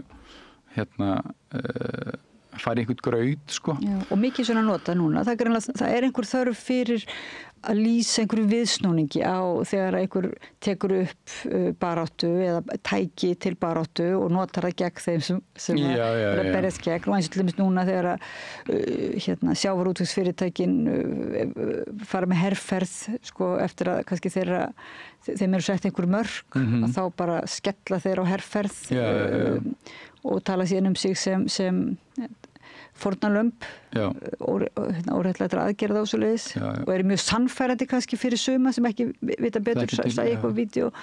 Þannig að það eru auðvitað þörf greinilega á því og þess vegna finnst manni eins og þetta sé óvenju mikil notkun á þessum gaslýsingar Já, en mér finnst sko, eins og þetta svo hugsa maður, hugtak eins og gaslýsing eða hrútskýring til dæmis sem fóru mikinn hérna fyrir nokkrum árum síðan líka rosalega gagnleg hugtök þau sem fatta sko, alveg bara, jú, ég hef svo sannarlega lent í þessu dæmi og síðan síðan eitthvað sem heitir svona kannski pólitíska samfélagslega umræða þar sem að sko hugtökin takast í ýmsar myndir og fara í ýmsar ráttir og þá þarf maður einhvern veginn að takast á við sko á ég að gefast upp á hugtökunum þó þau sé gagnleg út af því að þau hafa einhvern veginn spilst í umræðinni ég hef svona tekst undir dæmi sko umhverfisvernd til dæmis að sko umhverfisvernd hefur oft loðað við vinstrivænginn og var lengi vel svona hugðarefni vinstrimanna að vera í umhverfisvernd og síðan hefur þetta orðið að mikið breiðara og allir flokkar á pólitíska ásnu núna einhvern veginn bera fyrir sig umhverfisvernd og það grænt kapitalismi og okkur svona dót sko og ég hugsa skilur aldrei myndum við sko gefa upp á bátinn sko umhverfisverndarhugtaki þó að sko annað fólk fara að beita því fyrir sig líka fyrir einhver sem ég myndi kannski halda væri bara mjög skaðalegt sko í stórumyndinni. Þannig að maður líka sko, við þurfum einhvern veginn að líka átt okkur á því sko hvaða hugtök eru mikilvæg og ég held sko allan í mínum huga eru fullt af þessum hugtökum bara mjög sko, þau merkja líka eitthvað mikilvægt sko og við meðum ekki alveg gefa það algjörlega upp á bátinn held ég þó að þó að sko einhver umræða spillist sko, ég meina þú bara talandi eitthvað eins og identity politics eða sjálfsmyndapólitík sko sem ég ætla í mínum huga sko á bara mjög skýrar og merkilega rætur og stundum líka sko sé ég fólk sko ég sé fólk sem sko hafnar sjálfsmyndapólitík annarkvort sko hafninni út af því að það vill í raun og veru fá að segja sína rasistabrandara í friði eða það í raun og veru trúir því sem sjálfsmyndapólitíkin snýst því að við þurfum að viðurkenna við þurfum að vera meðvituð ólíka breytur þegar við erum að berast fyrir stéttamálum að þá þurfum við líka að vera meðvituð kynjamálin því að þau skipta máli inn í því og sko þannig að sko fólk kannski fer þá leið og er raun og veru að tala eitthvað eins og hafna sjálfsmyndapólitík en fer síðan að tala eitthvað sem ég myndi kalla sjálfsmyndapólitík sko. Já, ég tek eftir þessu líka bara núna þessa dagana en þá kannski líka spurningum sko einhver hugsjón sjálfsmyndarpólitíkurinnar sem sagt eða svona hugmyndafræði, ég veit ekki, einhverja von og svo hins vegar leiðirinn sem ætlar að fara að því sko, sem að mér finnst kannski verið að hafna svolítið, eða þegar verið að segja þessi leið eða svona, praxisinn sko. Já, það einhver svona praxis sem einhvern veginn að fara bæði fyrir brjóstu á fólki og síðan náttúrulega líka, ég veit ekki sko þegar að sko ég fer að fylgjast með feministkri baráttu aldamótin, seinustu svona for reals að sko þá sko var sko praxisinn, hann var alltaf til gagnrýni, það voru límiðarnir voru gagnrýndir en það var líka bara hvernig fólk orðaði hlutina þú áttur að kalla það jafnréttissinna en ekki feminista út af því að það var ekki alvöru jafnréttis að vera feministi og alls konar svona umræða sem fyrir gang og þannig að og þetta sko afsprengjaði líka að þetta grassrótabatteri og þú þarft ekki að kunna eitthvað kennivald utan að til þess að fá að taka þátt það getur bara hver sem stokki á vagninum að fengi að vera með þess að gera þannig líka að þetta verður stundum verður bara miskilningur eða fólk með ófullnægjandi hugmyndir hvernig það er að beita hugtökunum fullt af fólki sem kalla sig feminista og einhvern veginn telur sig vera að berjast fyrir kvenréttindum sé ég og horfi og segi nei, heyrðu, þetta gengur ekki sko. Við getum ekki farið þessa leið en það þýðir ekki að ég ætla að segja eigi þið bara feminista hugtaki ég ætla að hætta að vera feministi, skilurðu og það er alls konar svona finnst þannig að það er alltaf einhver praxis sem að maður mun sjá og vera bara eitthvað nei, þetta er ekki nógu gott. Það er alltaf eitthvað vesen eins og í lýðræðinu líka og í öllum þessum hugtökum. Já, bara í hópum. Þessna kannski svo auðvelt fyrir þá sem að trúa á íþróttir að tengja til dæmis þjóðernin stolt við árangur íþróttaliðs, því það er svo einfalt. Það er áhættulaust. Áhættulaust og ég meina þetta bara snýst það að þú vonir að þetta lið skori fleiri mörk og það er ekkert mjög flókið kannski. Nei. Á meðan að kannski ef þú tengir þjóðernin við ýmislegt annað, þá þarf þetta alltaf að vera einhvern veginn, ég Íslendingur, vil ég vera í sama flokki og þú, vil ég kalla mig Íslending að því að Íslendingar eru svo alls konar, eða vil ég vera í þessum flokki, vil ég vera feministi ef að feministarnir eru flestir að gera eitthvað sem ég er ósátt við. Þannig að þetta ekki bara samt svona eiginlega jákvætt að það sé verið að ræða skilgreina. Nú er talað nú heyrir maður mjög mikið að það verið að gera grín að vinstrafólki og sósíalistum og vinstrigræðum líka og að þeir séu alltaf að reyna að skilgreina sig og þeir séu fastir í hugtökunum og raunverulega bara gleymi allir bara át að þeir séu að pæli hvort þeir séu vók eða anti-vók og svona. Sem ég finnst líka vera auðvitað skiljanlegt og sorgrætilegt en að einhverju leyti fallegt eins og þú ert að segja að þetta eru grasrótarsamtök oft og það er í grunninn höfnun á því að það sé eitthvað æðsta kennivald sem segi hvernig þú átt að tala og hvernig þú að tjá þig og svo séu aðstoðarfólk, svona PR aðstoðarfólk sem að hjálpa þér að segja nákvæmlega rétt, sko. Einhver leyti er að jákvæða þér að það sé bara þetta frelsi. Já, einhver leyti, ég held samt, sko, það sem sko gerir,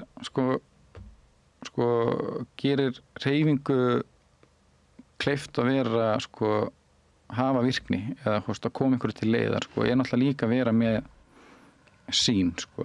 Og það er stundum, sko, það er stundum það sem er verið að reyna að skerpa og það náttúrulega logar allt einhvern veginn í einhverjum deilum um það til dæmis, hvað við að leggja áherslu á, hverjir eru, hverjir ætlum að reyna að koma til leiða fyrst, einhver svona barátta, að hafa einhvern sko fókus, er náttúrulega einhver sem þarf að gerast í, á einhver grasrótarleveli, en myndar einhvern fókus sem fólk þar síðan svona einhvern veginn að fylgja sér saman sko, sem er það sem er svo erfitt, sko.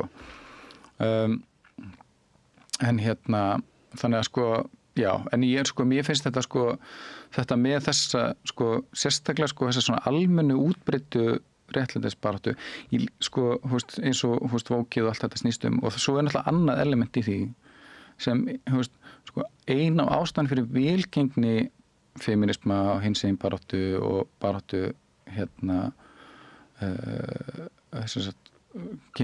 baráttu gegn kynþáttamismunum, sko. Ein af ástæðan fyrir, sko, velgengni þeirra er að það sker á einn pólitíska ás. Ég held að, sko, stundum gleyma vinstrimenni að, sko, það er líka til hægrimenn sem vilja jafnrétti kynina, sko, og eru feministar og það eru meira sér til hægrimenn sem eru umhverfissinnaðir, skilur og eina ástæðan fyrir velgengni þessara hreyfinga er svo að þetta sker hinn pólitíska ás, alveg þvert og þverran endilangan, þó að, sko, við getum verið mjög ósammála það hvernig við komum til leiðar og hvað í raun og veru, hvað réttmætt birtingamynd lausnanna væri, sko, en það er einhver svona, við finnum alltaf einhvern lægsta samnefnara til þess að vinna ákveðnum málum, sko. Þannig að það næsta ákveðin sigur alltaf þar, sko. Á meðan, sko, stéttaelementi sem vinstri menn eru mjög mikið að pæla í, að það er ekkert allir sammála það, ekki einu sinni, sko, þó þú færiði yfir til samfélkingarinnar, skilurðu mig, skilurðu. Þannig að strax fara að losna undan bara þar, sko. Þar samt nærðu, ef þú fókuserar bara á stétta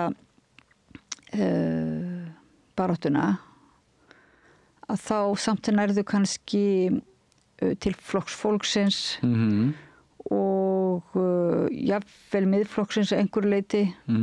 Það er að segja í gagnrýni til dæmis á menntaelítu og svona ef þú tekur stétt sem einhver undirmálsgagvart, ef þú stillir óvinnunum upp sem ekki auðmanninum heldur menntaelítunni. Þannig að þá ferðu eiginlega, þá ertu allt í nú konum með band, þá ertu með svolítið stórt bandalega ef að menntakonan eða mennta... Sem ég finnst alveg stórkoslegt, sko. Þegar ég ennlega lít nú að teljast til einhverja menntaelítu, sko. Nýdoktor og einhverja mennta- og menningarelítu, sko. En, síðan er líka bara sonur smiðs og ritara og Keflavík, sko. þannig að, og það það sem ég finnst líka svona erfitt líka stundu þegar að vera að tala talandi svona innflutt orðræði, og það stundu tala woke og identity politics sem einhver svona innflutt orðræði, að þau til dæmis umræðan elítur líka rosalega innflutt, og því elítur til dæmis í Bandaríkjunum alltaf kaliber heldur en elítur hér. Jú, við eigum að vissulega elítur, ég alls ekki að segja það, en það líka bara allt annars konar hreyfanleiki og það eru allir og ammaðir með háskólapróf í Íslandi. Það bara rosalega mikið af fólki með háskólapróf og við erum með annan fótinn inn í einhverjum af okkur mörgum háskólum. Já. Og þekkir þannig svona kynnin af æðri menntun eru miklu víður og breiðari heldur en við þekkjum í mörgum öðrum löndum. Og ég var mjög erfitt að setja mig, og það er líka við hugsa ég elíta á einhverju leveli, en á öðru leveli ég það ekki, Það kemur líka hvort að elíta verður einhver svona það þú sért menntað gerir sjálfkrafa elítu eða það að þú sért í fílabeinsturni og sért bara að hugsa hversu marga punta þú færð fyrir að vera hérna að skrifa þennan inngang eða hvort þú ert að hugsa að nota þína upplýsingu og þekkingu til þess að búa til meiri samræðu, grundvöll og samfélag og svo leiðis. Man finnst það vera, þess vegna held ég að mörgum kannski finnst það gróft þegar að stéttabarátta á allt í einu að snúast vera einhvern veginn á andstæðum póli og barátta þeirra sem eru menntaðir einhvern veginn og að koma upp svona breiðfylkingu þá þeirra sem líta á menntaelítu sem óvinn. Það finnst manni ekki vera svona vænlegt til það er kannski vænlegt til vinsælda, sannarlega það vænlegt til vinsælda, það hefur sýnt sig. Það rosa, því þá þarf að kynda undir mikil reiði gagvart og það alveg auðvelt að finna reiðinni farveg, til dæmis bara hvað háskólasamfélagið hefur brugðist og hvað, það alveg hægt. Mér finnst vókið stúastvöldu það er verið að búa til, í antivókinu, það er verið að búa til einhvern óvinn úr þessum, að vók fólk sé á móti þeim lægst settu. Skemmtilega séð, anti-vóki náttúrulega rosa áhugavert og því að það líka, eins og hugtakið sjálft rosa fjölbreytt og ólíkt svona, innbyrðis, Þannig að hægra anti-vóki, snýst stundum þetta það svona oft strákarnir okkar, eitthvað við sem ekki gera nóg fyrir strákana, einhver svona ákveðin keimur að því og við sem ekki tala nóg mikið málefni kalla og drengja og síðan rosalega oft, ég meina klórar þar stundum mjög grönt í yfirborðið að þá bara kvenfyrirlitning og transfóbía og útlendingahatur vinstra antivóki á þau element líka, stundum klórum að bræðis yfirborðið og það bara transfóbía sem æpir framan í því. Stundum þessi helgislipja sem fólk mjög miklar áhyggjur af og ég allan að persónulega hef ekki mjög miklar áhyggjur af, en kannski ég svona heilagur, ég veit ekki. En og síðan þetta með að saminast einhvern veginn einhver svona elítu hugsun þetta svona það sem maður hefur ágjur ofta að vera með svona vanheilu bandalög það sem maður við erum einhvern veginn að saminast að vera á móti einhverju sem í grunninn ég veit ekki, snýst einhverju svona á móti einhverju stemmingu eiginlega, meira heldur en einhverju svona út af því að ég held að aftur, allan að vinstra megin ég held að megin þorri þeirra sem eru anti-vók og tala fyrir anti-vók vinstra megin eru samt sem áður að tala fyrir kvenréttindum og réttindum hinsegin fólks og allt það ég held að það sé alveg og réttindum, þannig að bara móti þessari stemning og einhverjum leiðum sem eru farnar. Já, með þessum praxis sem við talum aðan, en ég, það sem ég finnst svo vont að það mun alltaf koma upp andof gegn praxis réttlætisbaráttu. Og þegar réttlætisbarátta alltaf að berjast gegn ríkjandi normum í samfélaginu. Það er það sem hún mun alltaf gera, við erum alltaf sko við erum vön einhverju og það eitthvað normal í okkar samfélagi og við vitum mörg allavega að það ekki réttlátt normal og það spilna við þessu normali skilur vekur upp óþægilega tilfinningar í fólki og þetta þekkir hinsegin báþróttan alveg ótrúlega vel hinsegin fólk var bara að fá að biðja að fá að vera til og helst vera bara látin í friði og og þannig að það sem meiri hlutin þurfti að gera var bara aðeins að stíga aftur oft og jú, náttúrulega voru ákveðin lagaréttindi sem þetta að koma og fóta okkur svona dót en þannig að við erum að spilna við normum og réttlætisbaráttan gerir það alltaf, hún alltaf að spilna við einhverjum normum og hún vekur hjá okkur tilfinningar og það náttúrulega annað sem ég fæst svolítið við í ríkirinu minni það þetta svona hrífa og tilfinninga element í þessu öllu saman að við erum líka kljást við bara þegar ég að takast á einhvern sem lýsir einhverju transfóbíu fyrir að tala af transfóbískum hætti í kringum mig og ég svona gældi það aðeins að þá ég oft líka að díla við einhverja tilfinningar sem fólk hefur það einhvað það hrætt við eitthvað eða skilur ekki eitthvað og eitthvað svona dót og rosa oft hægt að leysa úr því bara með mjög stuttu og einföldu spjalli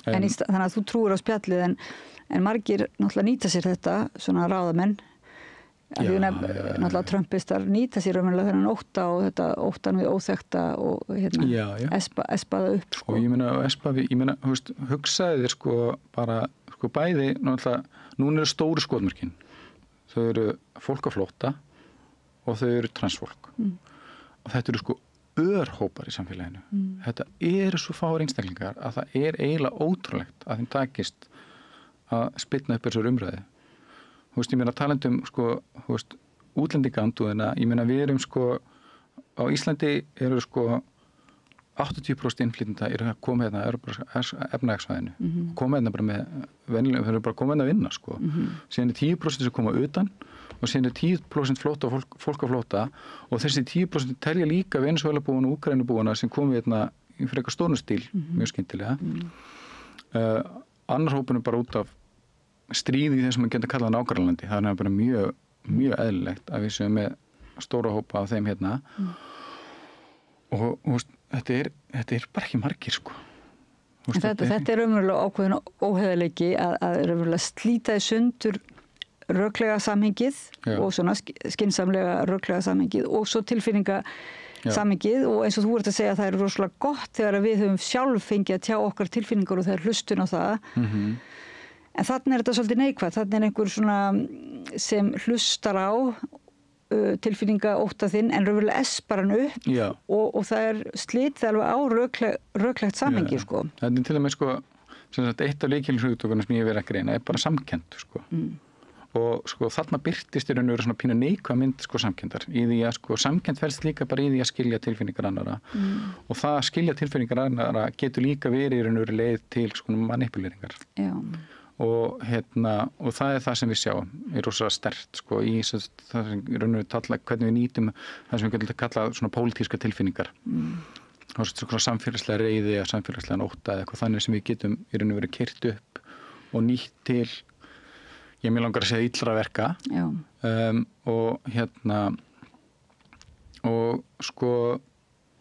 og í raun og veru ég meina ein leið það sem menntaelitan mjög góð í sem fræðsla sem rosa mikilvæg leið til þess að stemma stigu við þetta og fræðsla þá í skilningunum eins og margir segja ekki bara tróða í þekkingu heldur fræðsla í skilningunum líka að hlusta á tilfinningar þínar og hjálpa þér að orða þær og tengja þær við vitsmunina Já, og í raun og veru bralsinski menntunarfræðingurinn Paulo Freire talar þetta kallar á bók sem heitir Pedagogy of the Oppressed kennslufræði hinna kúðu og talar með þetta líka menntun og fræðsla ekki bara ég ekki sem kennari ekki bara hann talar svona bankakerfi sem sagt að ég í raun og veru nemendurnir eitthvað svona þjónustueining þjónustueining og meðtakendur og ég einhvern veginn að fylla þau á þekkingu einhvern veginn heldur að leita leiða til þess að fá fólk til að hugsa gagnrýni og skoða gögn og greina og vera sem sagt, hugsa sjálfstætt og ég svo náttúrulega líka bara lífmenntun, ekki bara ekki formleg menntun endilega í skólum og ég meina þetta eitthvað sem við höfum svona mista einhverju leyti. Við skulum aðeins ítreka þetta fyrir hlustendur og áhorfendur, lífmenntun. Líð, já, mér finnst þetta að vera lífmenntun, mér finnst það svo skemmtilegt hugtak. Það verður skemmtilegt hugtak, lífmenntun, já, mennta fólki í lífinu. Já. Skóli lífsins. Já, ég held að það verður skóli lífsins komin, já. Senda fólki í skóli lífsins. Lífmenntun.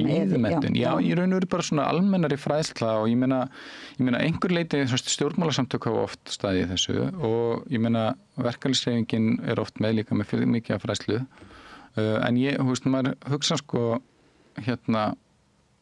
námskeið og fyrirlestrar sem eru bara opnir eða leshópar og svona, þetta svona það sem maður dreymir að gera meira af eða einhvern veginn að fengja þrífast betur í okkar samfélagi þar sem fólk einhvern veginn leggst yfir og saman, ég held að það sé líka svo mikilvægt því að rosalega mikið núna að fólk bara eitthvað horfa á YouTube ég þekki mjög mikið fólki sem horfur á YouTube til að fræðast og það getur verið mjög gagnlegur vettvangur, það rosalega mikið á góða efni þar en þú rosalega oft bara ein með sjálfur þér að horfa á YouTube-myndbandi, taka einhvað inn, skrifa hjá þér kannski eitthvað en það gerist eitthvað svo mjög mikilvægt þegar við erum að spjalla saman og þú segir já, ég skildi þetta svona og þá svarar þú nei, ég skildi þetta hins einn skilur og við þurfum einhvern veginn að navigera það Þannig að vinna úr þessari reynslu sem hún verður fyrir þar að segja og þessu áfalli sem uppfræðslan getur oft verið dálítið áfall bara sem þarf að vinna úr í samræðinni í áframhaldinu og þú varst í pólitík en ferði doktorsnámast núna ný doktor og ritstjóri þannig að þú hlýtur þá að trúa virkilega á að skipti máli að fræða og skrifa og ræða málin. Já, ég hef mjög mikla trú á samfélag. Ég hef mjög mikla trú á það og ég held að sé missir af alls konar samfélögum sem hafa verið til og ég held að sé missir af því að við eigum ekki fleiri rými þar sem við getum komið saman ókeypis. Það raun og veru bara bókasöfnin sem standa eftir og hreyfð í þeim bransa. Þar sem við komum saman og erum að ræða og hittast og takast á. Eða kannski ekki takast á. Ég held að það sé ekki alltaf gagnlegt Ég held að við ofmötum svolítið þegar við tölum skoðanaskipti sem einhvers konar átök sé ekkert alltaf gagnlegt ég getur líka bara verið mjög kreatív og skapandi. En gagnrýnin, allavega svona kannski ekki átök en þá allavega við erum alltaf gagnrýnin, ég held að sé þú getur verið gagnrýnin og skapandi á sama tíma held ég alveg ég held að sé, það svona við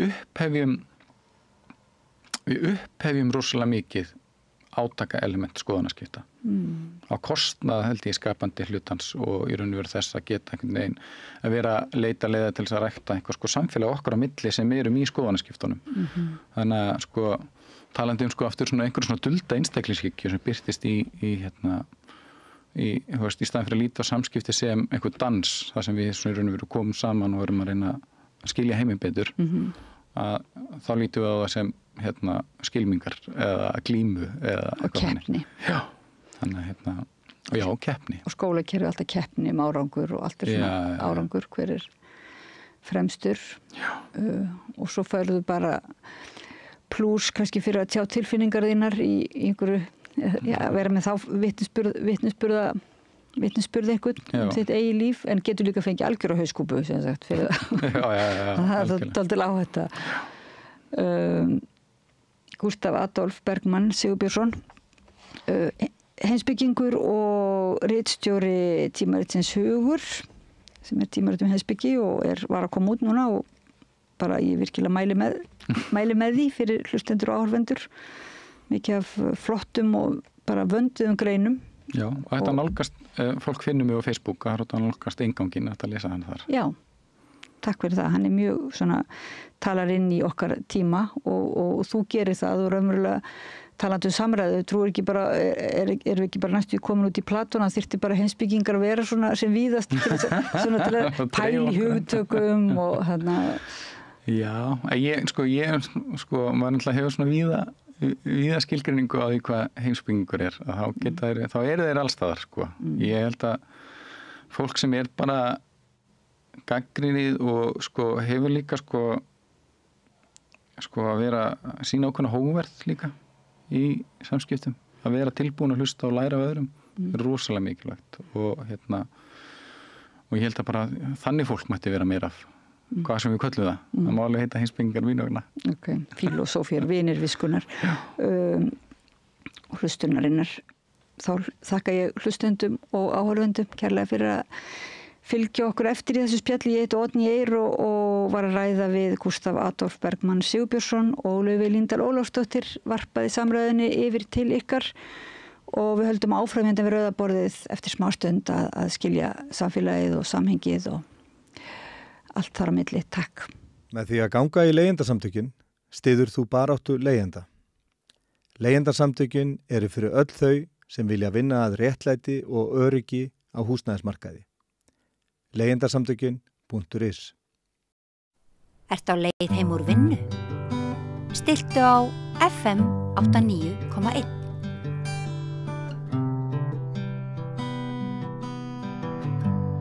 Já, komið þið sæl og blessuð og velkomin í vikulega fjölmiðla umræðu. Við höfum allar götur frá áramótum verið hér vikulega með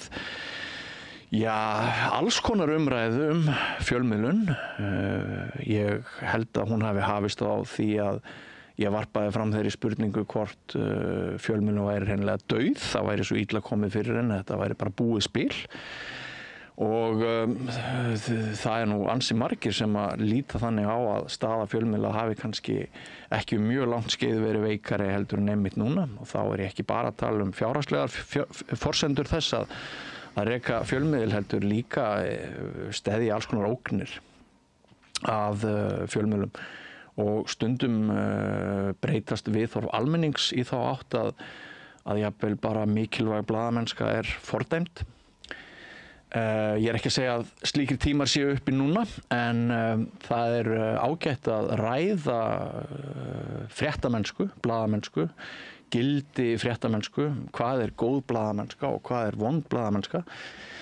Við höfum núna síðustu vikur tekið eftir því að virkir í athugasemdum hafa fordæmt fréttaflutning. Eitt málið Garðabæjarmálið svokallaða, þar sem að áttræðumaður lést að talið með voveiflegum hætti og annað svona mál mál Ástu Lóu og hvort Ríkisútvarpið sýndi þar ömurlega hegðun í þeirra fréttamennsku eða hvort Ríkisútvarpið var bara akkurat að gera það sem að fjölmiðlar að gera. Nema það að stundum erum við með fjölda fólks hérna í settinu og umræðu sem að 5-6 blaðamenn eða aðrir taka þátt í. En í dag þá ætla ég að ræða við fréttastjóra DFF, hann heitir Ágúst Borgþór Sverrisson. Vertu velkominn. Takk fyrir. Sko, þú heyrðir kannski á inngangnum að ég nefndi þarna 2 mál sem að hafa svona verið á milli tannana hjá fólki. Já. Og þið á DFF, ég teki eftir því að þið hafið, ég veit ekki hvort ég get sagt að þið hafið verið í ákveðnu forystuhlutverki í þessari Garðabæjarumfjöllun, en maður tekur líka eftir því að fólk svona ekkert, menn eru misánægðir með ykkar blaðamennsku. Bara áður en við förum í einstök mál, eru þið með það alveg á hreinu hvaða viðmið skuli nota þegar fjallað viðkvæm mál eins og manndrápsmál eða morðmál? Eru þið með einhvern katalóg þar sem þið bara flettið upp, ok, nú þessi staða uppi og við ætlum að gera þetta, eða þetta allt saman svolítið svona næmi og læsi frá deildags? Já, ég ætla að byrja á léttum nótum að lýsa yfir ánægju minni að vera komin í viðtal við þessa frábæru stöð sem nú svona aðal útarstöðum mín í bílnum. Gaman að heyra. Og mikil fjölbreytt og víð umræða sem hér fer fram og svo langar mig til að óska til hamingju með stórafmælið. Já. Svona 95% hamingju óskir og svona 5% samúðarkveðjur yfir að hafa náð þessum áfanga að vera 60. Þakka þér fyrir. Gerði fyrir nokkrum árum. Mitt framlag til þessa aldurs að mæti þessari peysu sem að mér fannst fyndin og mér var gefin í morgun. Þetta svona sprúðlandi vorgleði, æskugleði, sem mjög viðeigandi. Takk fyrir, góðar óskir. Já, varðandi það sem þú spurður sko, það er ekki skriflegar reglur, aðrar en siðareglur sem við förum eftir, en þetta mjög mikið hvernig við tökum bara hvert mál fyrir sig, sko. Já. Í fyrsta lagi, sko, hvenær á að birta tilteknar upplýsingar, eru það nógu traustar? Já. Nú, svo hvort og hvenær eðlilegt að nafnbirta til dæmis aðilar sem tengjast málum, viðkvæmum málum, og svo framvegis. Já. En, sko, það hljóma kannski svona svolítið kaldrannalega en sko morðmál, manndrápsmál henta DFF svo lítið vel. Já, í hvaða skilningi? Af því að sko þau eru náttúrulega mjög mikilvæg og vekja mikinn áhuga, en þau eru ekki mjög stóri í sniðum, sko. DFF glímir við svona það mótsögn að vera eiginlega í senn stór og lítill fjölmiðill. Þessi stór fjölmiðill þess skilningi að þetta þriðji stærsti vefmiðill landsins og þriðja stærsta vefsíða landsins og með gífurlega mikið lestur. Og hins vegar litla ritstjórn. Á eftir Vísu og MBL. Já, dálítið vel á eftir Vísu og dálítið vel fyrir ofan RÚV. Já. Sem áhugavert. Já, og þetta þessi 4 netmiðlar sem fólk að lesa. Hinir í rauninni með fullri virðingu. Heimildin til dæmis ágætur og mjög merkilegur áskriftamiðill, en þá ná hinir ekki máli, sko. Þetta er bara hreina lestartölur. En samstöðin.is svo sína spretti. Já, klárlega, en þetta aðalega besta útastöðin, sko. Þannig að það þarf, sko, þetta rúmlega 10 manna ritstjórn hjá okkur. Já. En það þarf oft ekki nema einn duglegan blaðamann til að fjalla svona voveifleg mál, sko. Nei. Og þannig að þetta er það, sko, að nú siðaregluna kveða á að maður valdi ekki óþarfa sársauka til dæmis. En það er líka mjög mikilvægt, sko, að vera ekki svo tillitsamur að maður sé í rauninni, hvað maður segja, að maður sé í rauninni sko ekki uppfylla skyldu sína, upplýsingaskyldu. Vegna þess að sko manndrápsmál geta verið mjög viðkvæmi fjölskylduharmleikir, en þau eru aldrei einkamál, aldrei nokkuð tímann. Nei, en maður einmitt rekst ofta þennan misskilning að almenningur eða margir fulltrúar almennings telja á meðan mál viðkvæmt fyrir mjög lítinn hóp, jafnvel bara eina fjölskyldu, þá eigi halda kjafti yfir upplýsingum. Sko við höfum ákvæði stjórnarskráin fyrir helgi einkalífsins og við höfum persónuverndarlög. Svo höfum við ákvæði í stjórnarskrá tjáningafrelsi og við höfum lög fjölmiðlafrelsi og skyldu fjölmiðla. Og út úr þessu kemur það og líka bara varðandi hvernig síðan fungera réttarfarslega þessar stofnanir sem þessu tengjast, eins og síðan blaðamanna og dómskerfið, að sko friðhelgi einkalífsins verndar þig ekki frá því að það sé greint frá því að þú fremur morð, sko. Það er bara aldrei nokkuð tímann. Nei. Og síðan náttúrulega eru sko gerendur til dæmis undir lögaldri vildi ekki nafngreindir. En sko núna vill svo leiðilega til og óheppilega að morðum hefur farið fjölgandi. Já. Undanfæri misseri. Það er það góð sem tíð fyrir ykkur. Já, það er bara svolítið þannig að það sem tekur náttúrulega völdin hjá manni þegar svona kemur upp er frétta þorstinn, sko, og það maður líka að gera skyldu sína. Það er ekki þannig að blaðamaðurinn fari bara að gráta því að málið svo sorglegt og geti ekki unnið, sko. Hins vegar náttúrulega sum mál sem smá saman verða svo óhugulega þau fara svona að sækja á mann, sko. Þetta til dæmis í hugur Rauðagerðismálið. En ég hef svona ég hef rekið mig á það og verið svolítið hissa hvernig í sumum málum að viðhorf og almennings gagnvart fréttaflutningi eru neikvæð. Og það oft hjá fólki sem samt hvað ötulast við að lesa fréttirnar, sko. Og skrifum þar. Mér dettur í huga að þú hefur verið kallaður hrægammur og þú njótir þess að róta í sorpblaðamennska og svona róta í sorpunu. Allt þetta. Sko, en ef við tökum bara, ég má fara í einstök dæmi eins og þetta Garðabæjarmál. Sko, það er sérstaklega, þetta 2 málum, það er þetta manndráp í Garðabæ og svo barsmorð á Nýbýlavegi hérna í janúar 21. Nei, 24. 24, já. Sko, varandi Garðabæjarmáli þá er í hugsi bæði varandi upplýsingagjöf lögreglu og svo afstöðu virkra í athugasemdum. Sem ég tek alls ekki nærri mér, sko. Maður þarf að náttúrulega, maður má ekki loka gagnrýni, sko, ekki brynja sig fyrir henni, maður þarf að taka, en hún er stundum svo marklaus að maður getur ekki í rauninni tekið hana nærri sér. Sko, ég vil taka fram að ég á yfirleitt góðum samskiptum með lögreglu og lögregla vinnur sín mál af alúð og er að gera sitt besta. Fulltrúar á lögreglu þurfa að gæta þess að gefa ekki upplýsingar sem geta spillt rannsókn málsins. Og lögregla veit það og dregur þau mörk, sko. Fjölmiðlar hins vegar eru sérfræðingar í því að vita hvað á erindi til almennings og hvað ekki. Já, í fullkomnum heimi. Já, þannig á þetta að fungera. Í Garðabæjarmálinu gerist það að það er útkallið og handtaka og sjúkraflutningar eiga sér stað á föstudagsmótni 11. Ég fæ ábendingu þetta, þegar ég bara út í búð, þá hringdi mig heimildamaður, ónefndur, síðdegis á laugardeginum. Varstu í fríi? Já, ég var bara í fríi. En þú veist að blaðamenn eru aldrei frí. Nei, ég veit það. Og ég hef samband við tengilið innan lögreglunar sem hefur með þetta mál að gera. Málið er það að ábendingi sem ég fékk, hún reyndist vera algjörlega rétt, en hún var að það ótraustum grunn að ég varð að fá hana staðfesta. Ég gæti ekki fara út með frétt. Ég skil. Vegna þess að viðkomandi vissi til dæmis ekki hvar á landinu þetta hefði verið. Ég held að þetta hefði alveg verið út á landi. Og var það langt frá aðilum máls að ég varð að fá þetta staðfest. Viðbrögð lögreglu eru þau að þau segja að við bara segjum ekkert þetta. Ekki neitt. Og vildi ekki staðfesta nokkuð skapaðan hlut.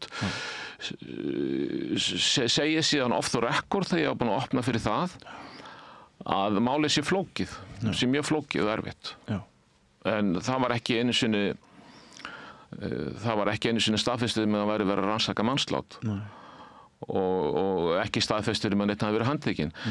Nú Vísir, og það er kannski ekki rétt að DVF sé fórust í þessu máli. Ég myndi samt segja að DVF næri vilt að vera fullkomlega samkeppnishæft við stærstu miðlana í svona morðmálum. Síðan fer það bara eftir að missa eftir einstökum málum hversu mikið maður fær af upplýsingum.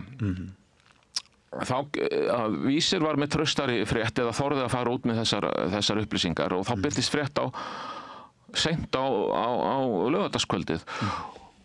Og sem samt ónákvæmt að því það vantar upplýsingar inn í þetta. Þá hringi ég aftur í þennan aðeila hjá lögreglunni að mér minnist á sunnudagsmótnum og segi bara, nú verður þið bara að fara að setja á tilkynningu, þetta komið á Vísi og þá kemur tilkynningin. Og í tilkynningu þá kemur bara ljós að þegar ég hafði hringt í lögreglunni á laugardaginn, þá var manneskja búin að vera í gæsluvarðhaldi í sólarhring. Það var búin úrskurðið í gæsluvarðhald. Þannig að þegar ég hringdi á laugardaginum, af hverju gat lögreglan ekki sagt við mig já, við erum að rannsaka mannslát og það er aðili í gæsluvarðhaldi. Ég get ekki séð hvernig það hefði getað spillt rannsókn lögreglu. Sko, hver sá sem hefur einhvern tíma lesið Norræna reyfara, hann kannast við þessa klysju og það er sjónarhorn og hugur lesandans alltaf hjá lögreglumennunum. Helvítis fjölmiðlarnir byrjaðar að hringja og ekki segja það neitt, sko.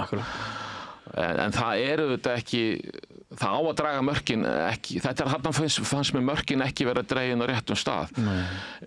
Ég hef oft verið alveg sáttur við upplýsingagjöf lögreglu og samskipti við lögreglu og vil endilega halda þeim samskipti sem bestum, en það væri svona vinsælega ábending mín til lögreglu að draga ekki mörkin þannig að segja bara aldrei neitt, sko. Og hefur þið fundist að sko tregða innan lögreglunar, hvað varðar upplýsingagjöf, að hún hefur aukist? Sko, ég veit ekki hvort það hefur aukist. Það nýlega hættur maður sem var yfirlögregluþjónn á rannsóknardeild lögreglunnar í Reykjavík höfuðborgarsvæðinu, hann Grímur Grímsson. Ég var yfirleitt alltaf mjög sáttur við hann, sko. Við mistum hann á Alþingi. Og ég var nú bara að lesa yfir fréttir þar sem ég er byggðar á viðtölum við hann og ég hugsaði með mér, hann verður að koma aftur. en sko, ég skil það mjög vel að lögreglan vil ekki taka neina áhættu með að setja út upplýsingar sem geta spilt rannsókn, þó hann væri. Já. En þarna var viðkvæðið svolítið mikið svona, þetta er svo viðkvæmt. Já.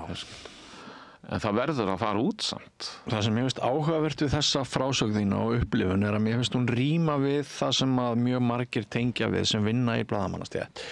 Að bara svona heilt yfir þá séu talsmenn, upplýsingafulltrúar og þeir sem að eiga starfa fyrir stofnanir ríkisins og þeir sem hafa skyldu til þess að tala við almenning, lögbundna skyldu í gegnum blaðamenn, að þeir taka sér orðið, finnst mér, sífellt meira geðþóttavald og stundum er skákað í því skjóli að þetta sé, þeir þurfi að sýna nærgætni, fjölmiðlum einmitt sé ekki treystandi til þess að vega og meta og hafa eigin dómgreind.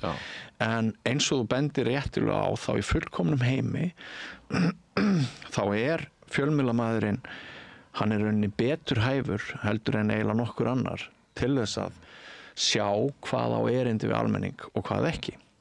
Ég er algjörlega sammála þessu. Sko, fjölmiðlamaðurinn og ekki lögreglumaðurinn er sérfræðingur í því að vita hvað erindi til almennings og hvað ekki. En lögreglan veit hvað upplýsingar mega fara út og hvað upplýsingar eiga ekki fara út. Og það getur líka stundum verið mikilvægt fyrir lögreglu að koma upplýsingum á framfæri til þess að kveða niður. Nú fylgja oft alls konar flökkusögur og legasögur og rangfærslur, umfjöllun og umræðum fólks og samfélagsmiðlum glæpamál. Já. Það er einmitt tvískinnungur í þessu að sko stofnanir eins og löggan þau telja alltaf sjálfsagt að hafa okkur í liði þegar þau þurfa á okkur að halda en svo ætla þau ekki gera neitt sko fyrir fjölmiðla og almenning þegar þeim sýnist. Stundum. Ég vil vísu vera sanngjarn að því stundum er ég sáttur. Þetta fer bara, sko mál bara þróa sem við setjum hætti og svo er þetta náttúrulega misjant fólk sko sem er að svara fyrir þetta. En annað sem pirrar mig líka og ég hef svo sem ekki rannsakað að ég hef ekki tölfræði en mér finnst tilhneigingu til þess að hafa þinghöld lokuð fara vaxandi. Já, ég sammála. Stundum þarf ekki neitt til þess. Sko. Nei, þetta er bara að verða regla líka. Og það er einhvern veginn nóg að einn sem vinnir í málinu, einn réttargæslumaður biðji það, þá er bara lokað. Sko. Það er með ólíkindum. Og það er ekki hægt að hafa þinghöld í morðmálum lokuð. Nei, og það er svo margt sem að hægt er að sko setja spurningamerki við, bara forvarnagildi og ýmislegt fleira. Það er bara, þetta eru erfiðar upplýsingar, þær þurfa að koma fram. Það þurfa að koma fram. Og ég man nú eftir því að það var sko yfirleitt virkar þetta þannig þegar maður í þessi rútína sem maður er að vinna í takti við réttarkerfið við fréttaöflun að maður fylgist með dagskrá dómstólana og svo biður maður héraðssaksóknara afrétta ákæru. Leitar yfirleitt ekki til lögreglu þegar það er mál það sem lögregla er ákærandi þá er það oft svo ómerkilega ófréttnæmt það er sko bara þjófnaðir eða eitthvað svoleiðis sko. En stærri mál eru yfirleitt héraðssaksóknari og héraðssaksóknari og ég hef mjög góðum samskiptum við héraðssaksóknaraembættið lætum að fá afrétta ákæru stundum búin staðreyndarhreinsa mikið. Taka út nöfn og eitthvað. Það er önnur umræða að stundum er að gert á mikið, stundum er að búið að taka svo mikið að maður veit bara ekki hvað stendur í ákærunni. Ég get líka sagt þér það, ég veit ekki hvernig þú byrjaðir í blaðamennsku en fyrir 30 árum þá var þetta eiginlega aldrei gert. Það var aldrei hreinsað út. Nei, bara mjög sjaldan. Nei, sko þó ég sé nú vel við aldur eins og sumir. Þá, sko, ég reyndu blaðamaður, en þá hef ég í rauninni, ég er rauninni ekki meina með 10 ára reynslu, sko, samfellda. Það er þess að þó maður hafi verið að vinna eitthvað við að vera að skrifa allæg, við að vinna eitthvað í fjölmiðla, þannig að mitt tímabil er rauninni þetta meinta hneignunarskeið fjölmiðla og uppgangstími netmiðla sem er núna. Þannig ég hef ekki samanburði en kannski ef maður bara Kannski ætti maður að vera miklu brjálæðri oftar yfir þessu, sko. Okkur fór að hraka þegar þú byrjaðir í bransanum. Já, það er cirka 2015, sko.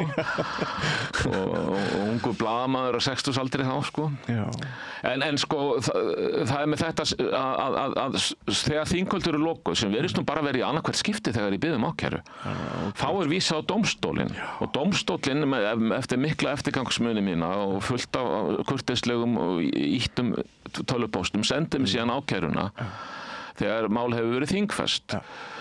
En ég hef lent í því, sko, það var mál það sem var innrásin á heimili á aðfangadagskvöld og skotárás í Hafnarfirði, held ég lok árs 22. Og alveg skelfilegt mál, en það dó nú sem betur fyrir enginn, það voru þungi dómar. Ég var mættur þar með blaðamanni Vísis í þinghald, þegar dómari sagði, það er lokað þinghald, það er út með ykkur. Þá hafði farist fyrir að merkja það í dagskrána sem lofa. Ástæðan fyrir því að akkur þetta á loka þinghald er að eitt vitni af fjölmörgum, þetta var menn sem réðust með skotvopnum inn í fjölskylduboð, jólaboð, aðfangadagskvöld. Eitt vitni var 9 ára. Þess vegna var það var nóg til að loka þinghaldinu. Eins og að blaðamönnunum hefði ekki verið treystandi fyrir því að verja þetta 9 ára gamla barn. Að sjálfsög hefur gert að það ekki þurft að benda þeim á það. En sko þá kemur þetta með hrækaminn að mönnum eins og ykkur og DFF því séu sorpmiðill og ykkur sé ekki treystandi. Hvað segir við því? Eru dæmi svo vond slys að það sé kannski eitt af því sem að skýrir þessa þróun, öfuþróun? Ég held að ég get ekki séð hvernig það getur skýrt slík ummæli DFF, sko. DFF hefur ákveðin svona blæ á sér og stimpil, það má vera svona gul pressa, sko.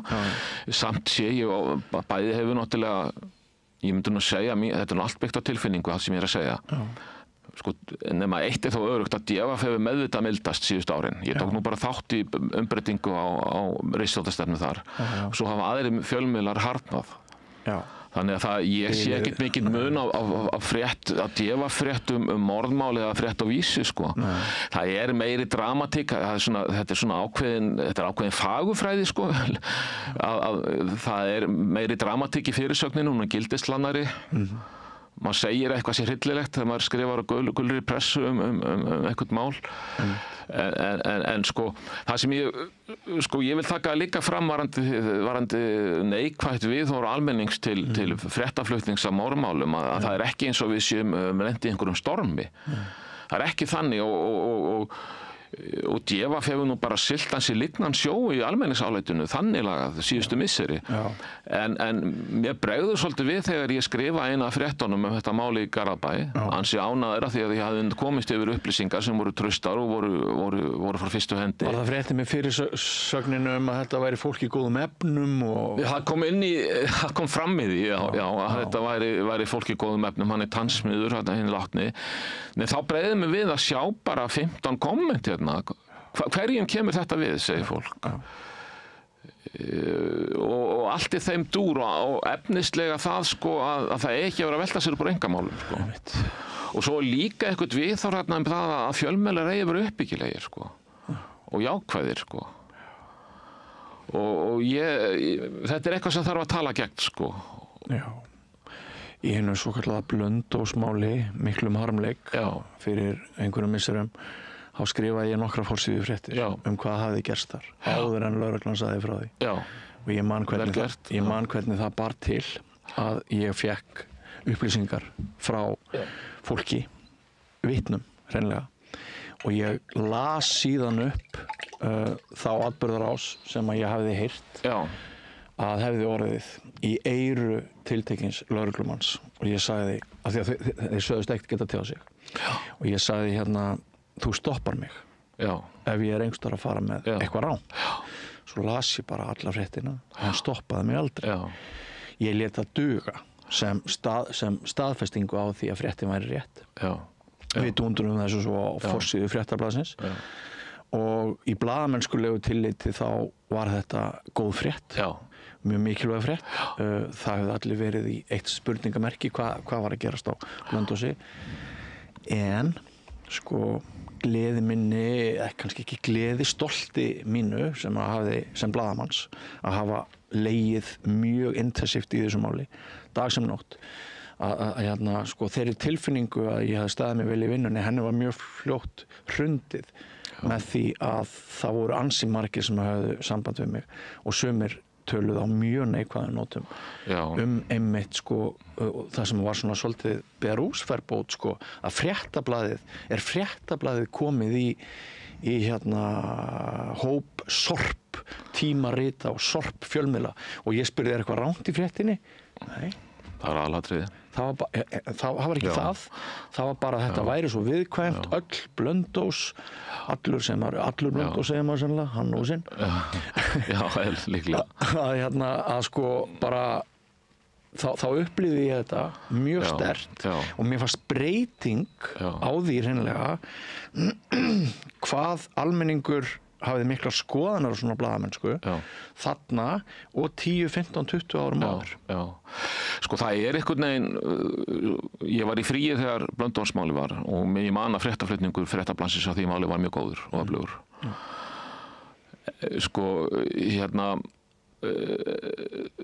Sko ég man eftir í sambandi við málið á Nýbýlavegi sem móðir var barnið sína bana, 6 ára barni.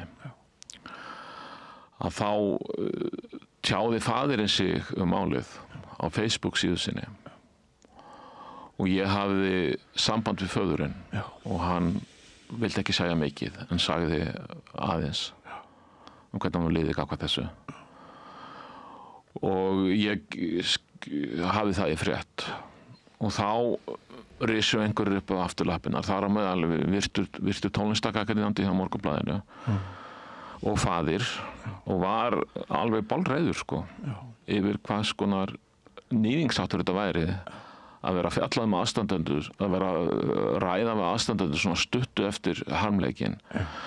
Ég meina maðurinn var búinn að skrifa málið á Facebook. Hefur ekki oft sko heyrt þetta að við eigum að gefa okkur að fólk sé svo miklu uppnámi? Já, hann sagði mig þar sko, maðurinn væri ekkit sko í rauninni sjálfráður gerða sinna sko, hann væri svo...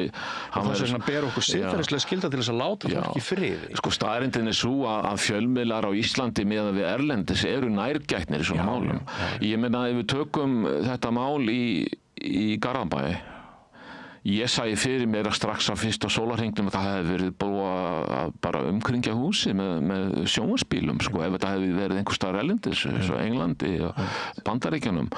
Þar hefði verið setu fyrir nágrönnum og auðvitað er þetta ekki viðkunnanlegt, en það þarf að upplýsa svona mál líka fyrir almenning. Við glímum náttúrulega Ágúst Borgþór hvern einasta dag við það sem kallað hefur verið nálægðar vandi. Við erum svo fá, við erum svo smá. Þú ert alltaf að gera einhvern brjálaðan í næsta fermingaveislu ef þú skrifar viðkvæma og hvassa frétt sem breytir einhverju í þessu samfélagi. Þetta er náttúrulega endalaust hvernig maður orða, endalaust klemma.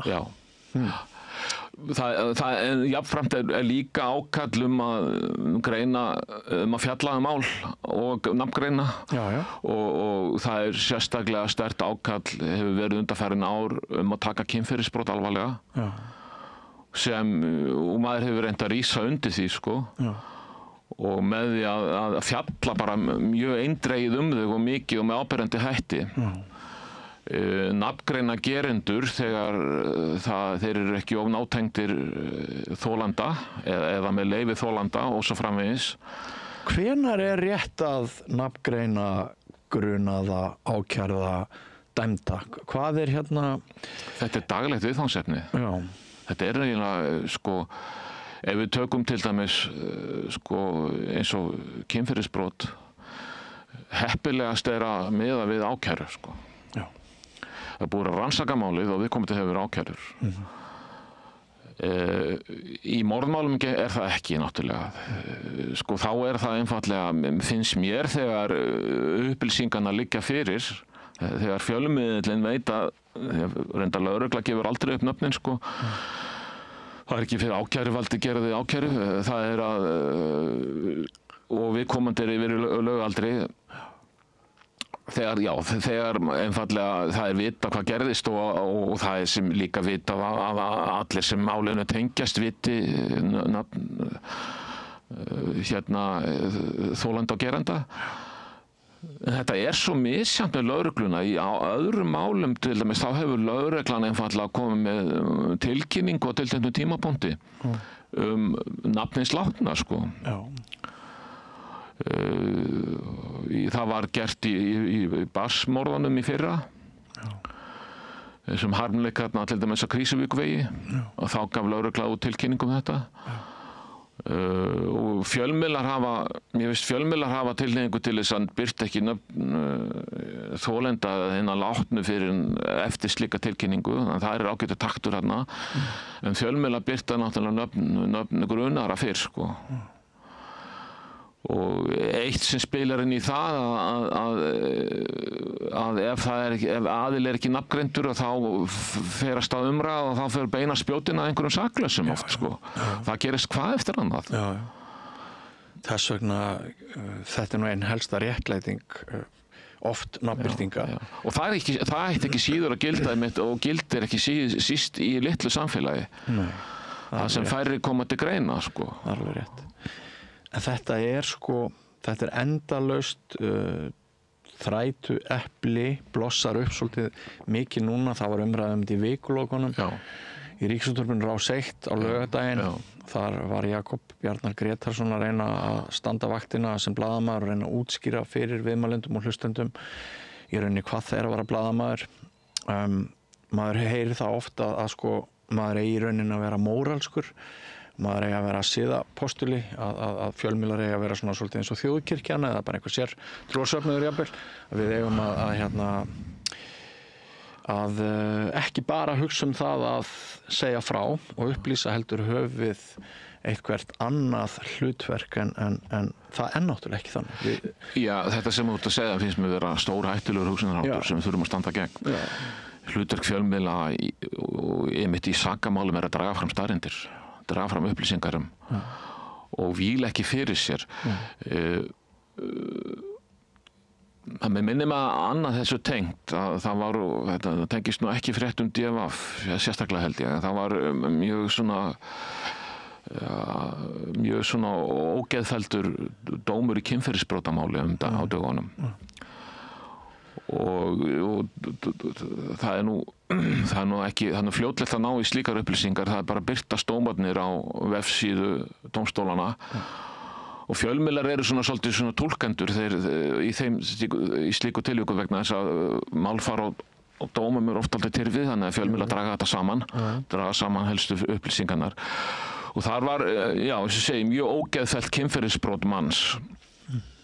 Og svo var greint frá því og greint frá einhverjum atriðum hvernig hann hafi komið fram og borið sig að. Og þá fer gang umræða hvað þetta sé ónærgæti gagnvart þolenda. Þetta náttúrulega nafnlaust sko. Gerendur og þolendur voru ónafngreindir og enga persónugreinar upplýsingar.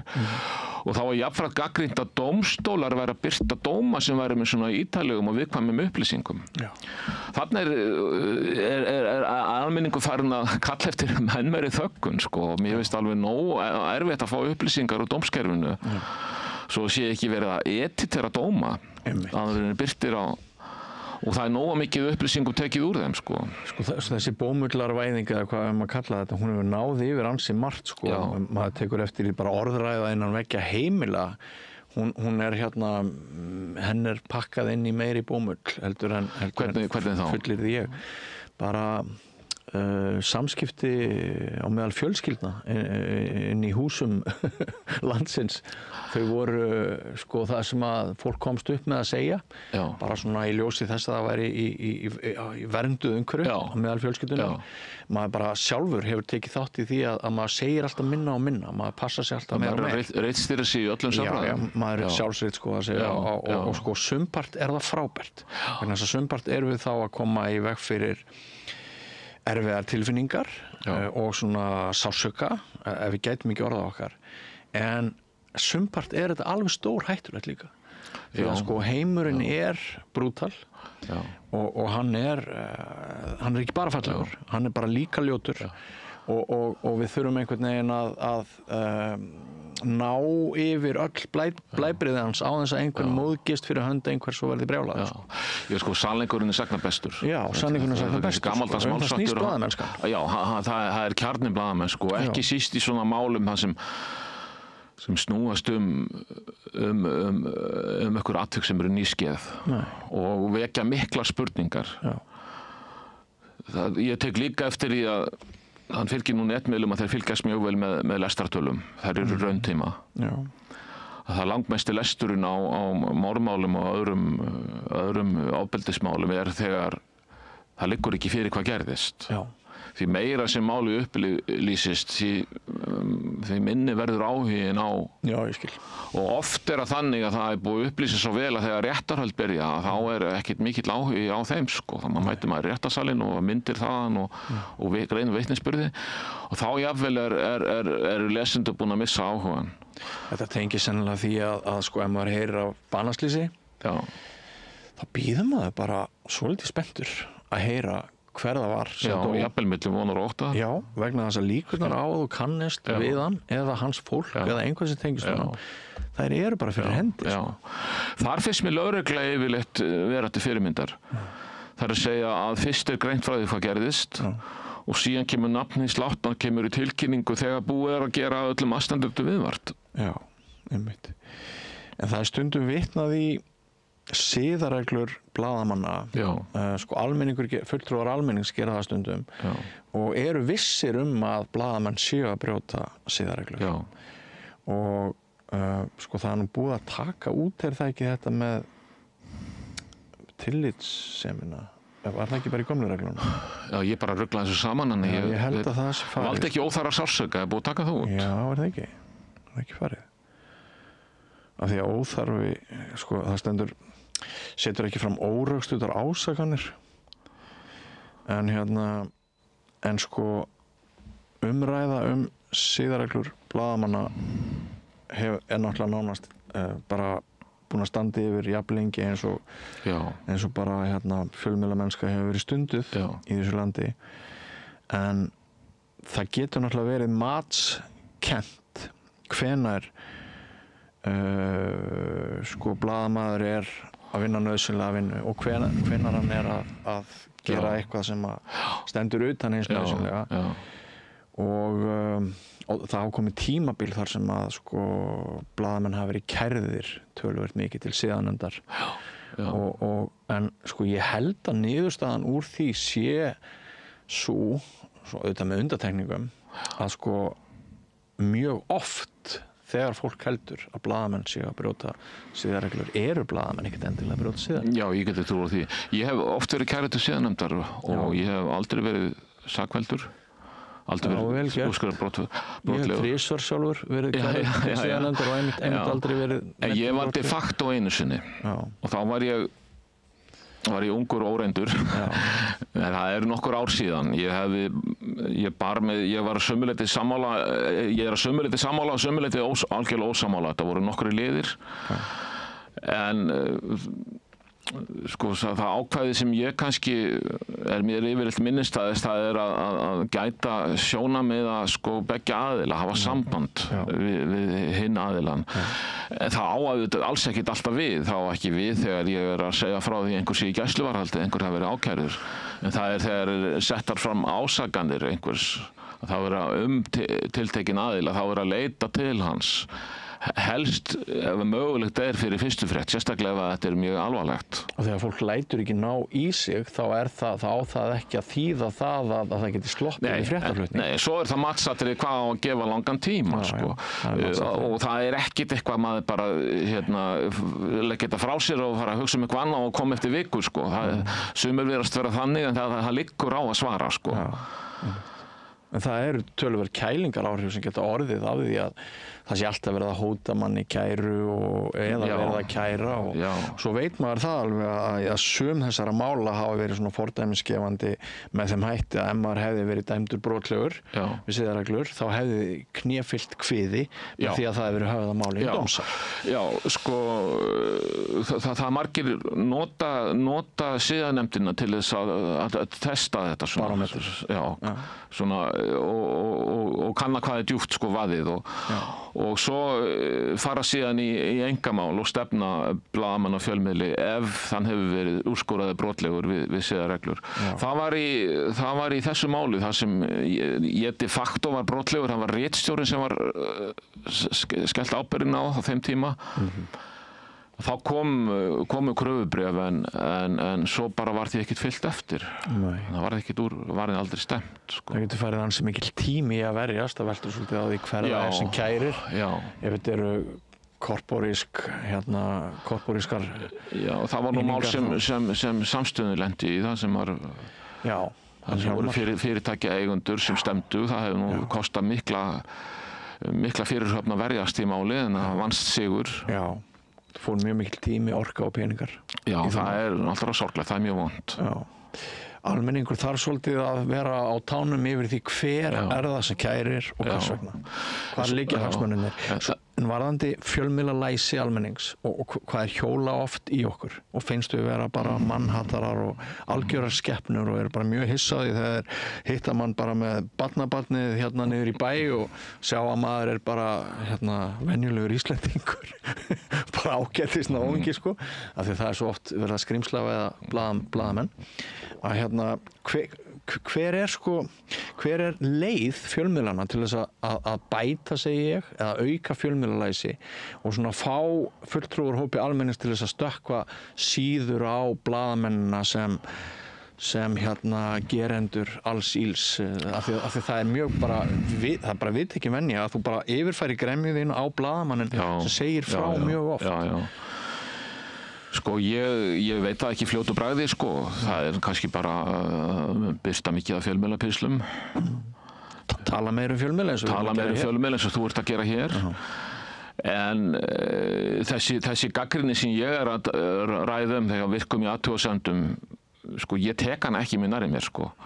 Mér var stærnda svolítið óþægileg þegar tónlistargagnrýnandinn var mættur hérna út af Nýbýlivegsmálinu í fjölmiðlanörda og var að blása í herlúra en svo einhvern veginn dó það bara út sko. Þetta er auðvitað hvimleitt sko en eins og segi það einhvern veginn það heggur ekkert mjög nálægt manni þó að það séu þessi ummæli í kommentakerfi yfir það sem verður að skama þegar maður hefur hreina samvisku og veit að maður er að gera rétt en aðalega bara undrast ég það.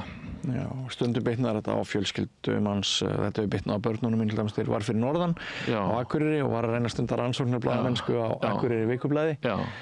Þá bitnaði þetta stundum á börnunum mínum og jafnvel konunni minni. Það er ömurlegt að heyra. Það er eina ástæða þess að þú sér eiginlega engin dæmi sjálfstæða krefjandi gagnrýna rannsóknir blaðamennsku út á landi.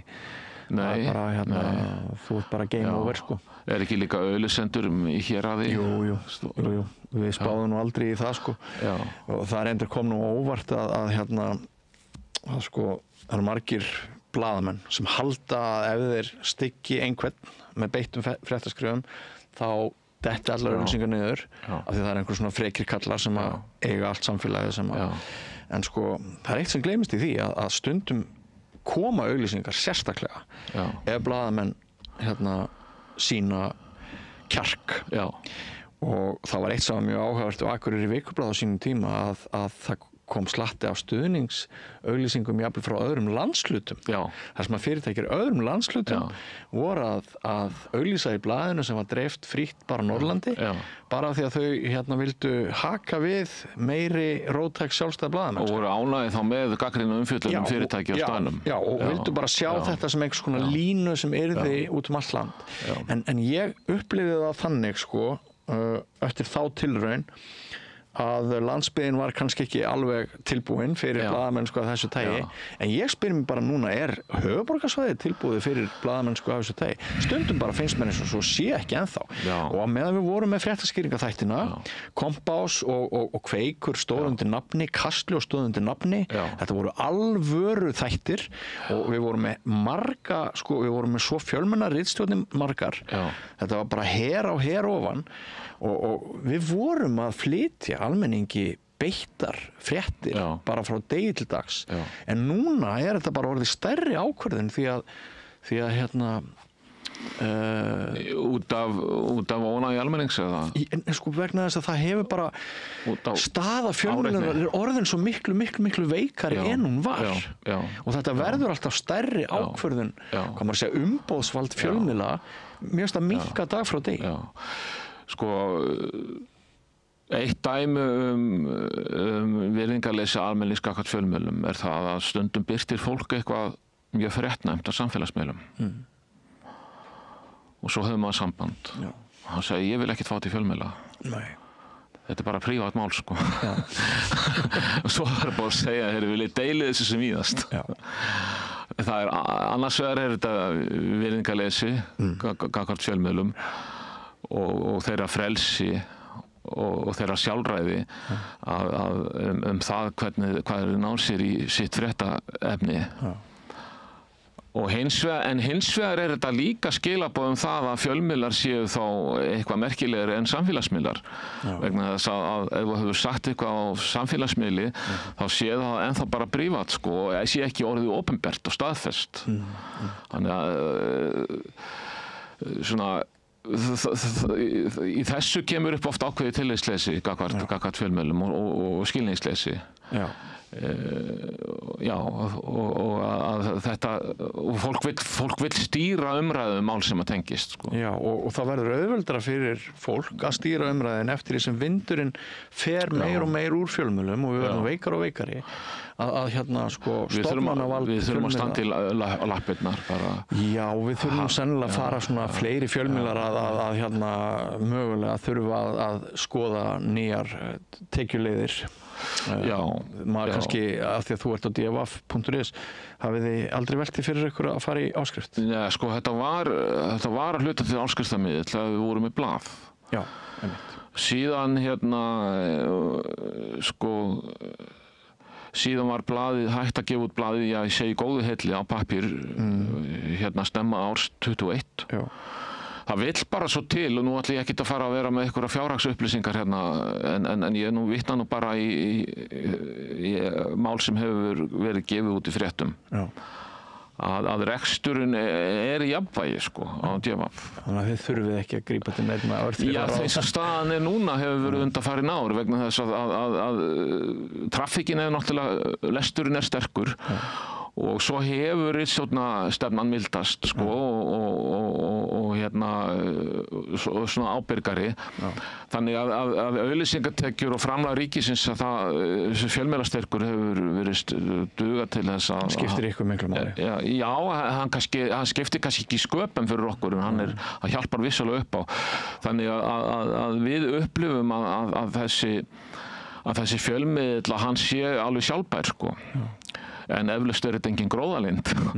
en náttúrulega, og ég held líka að vinsælustu netmiðlarnir eins og MBL og Vísir, og þeir sem slíkir séu alveg vel rekstrarhæfir, en þeir eru náttúrulega hluta samsteypum það sem eru óarbærari fjölmiðlar sem eru í rekstri, sko, og miklu dýrari, eins og það er gífulega dýrt að prenta og dreifa blaði, sko. Og það kostar sitt að reka sjónvarpsstöðvar og útvarpsstöðvar, sko. Þannig að það er ekki pælingar í augnablikinu það að gera ritstjórnar, að hafa dvf.is að hluta til í áskrift. Nei, þið fá nægilega marga smelli til þess að geta selt auglýsingar. Já, og duglega fært sölu fólk. Og þannig er staðan held ég núna, sko, og þetta sé ekki mitt til að svara fyrir. Það er í sjálfu sér bara ágætt. Við þökkum fyrir hvern og einn sem að þrýst á þess að vera við dauðan styr. Ég er mjög lánsamur með þetta og ég veist þetta svolítið skrítið að því að, sko, saga dvf úr lituð áföllum og gjaldþrotum eins og margra fjölmiðla og alls konar krísutímabilum og uppsögnum, og maður hefur bæði fylgst með þessu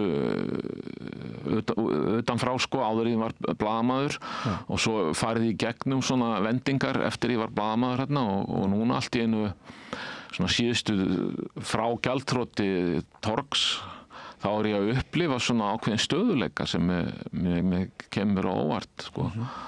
Er jákvætt, sko. Og þér þið ekki sama ef miðill eins og Samstöðin myndi hætta? Nei, ég mjög ánægður með samstöðuna og það þessi þjóðfélagsumræða, hún svo mikilvæg sko, fjölbreytt. Já. Við tórum á áskrifendum. Já.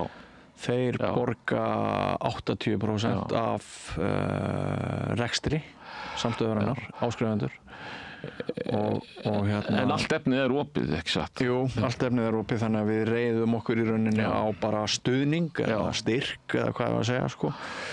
Og mér finnst þetta sé nú að breytast sko, svo maður kveði nú kannski bara á jákvæða nótum. Mér finnst að það alltaf fleiri og fleiri sem að skilja ef þú ætlar að fá að njóta aðgengis að efni sem fólk sem með mikla reynslu af fjölmiðlum að búa til og mörgum þykir vandað efni, þá ekkert eðlilegt að það kosti ekki neitt. Það bara eðlilegt að það kosti nokkrar krónur. Og það náttúrulega 2750 krónur sem mánaðargjaldið hér fyrir þá sem að greiða lægsta stuðningin. Mér finnst þú að selja mér áskrift. Ég að reyna að selja þér áskrift. Þetta þitt besta mál. Mér langar að skjóta einmitt inn á þessum nótum að þetta frábær peysa að því ég var að tala sko skilningsleysi sumra lesenda á fréttaflutningi viðkvæm mál, að ég finn líka fyrir stuðningi sko. Maður fær upplýsingar og nafnlausar heimildir frá fólki sem að styðja fjölmiðla sko, af því það vill að upplýsingar komast á framfæri, myndefni og þess áttar, það þekkja allir blaðamenn, frá fólki sem vill fjölmiðlum vel. Ég held að við allir blaðamenn landsins segjum það sameiginlegt án heimildarmanna og án fréttaskot og ábendinga erum við ekki neitt. Það sannarlega. En stundum þá finnst manni að það verði bara of mikið af þeim og ég tek stundum eftir því þegar reyna að taka frí að það eru kannski 15-20 engaskilaboð og ábendingar og maður bara Það verður að segja mann að vera ekki alltaf í símanum og ég sleppi símanum í langa tíma og þá bara, og opna hann aftur og þá bara runa skilabóðum. En það ágætt að við ljúkum þessari umræðu á þeim nótum að við viljum heyra í fólki, við viljum fá ábendingar. Endilega, og fullu trúnaður á sjálfsögðu.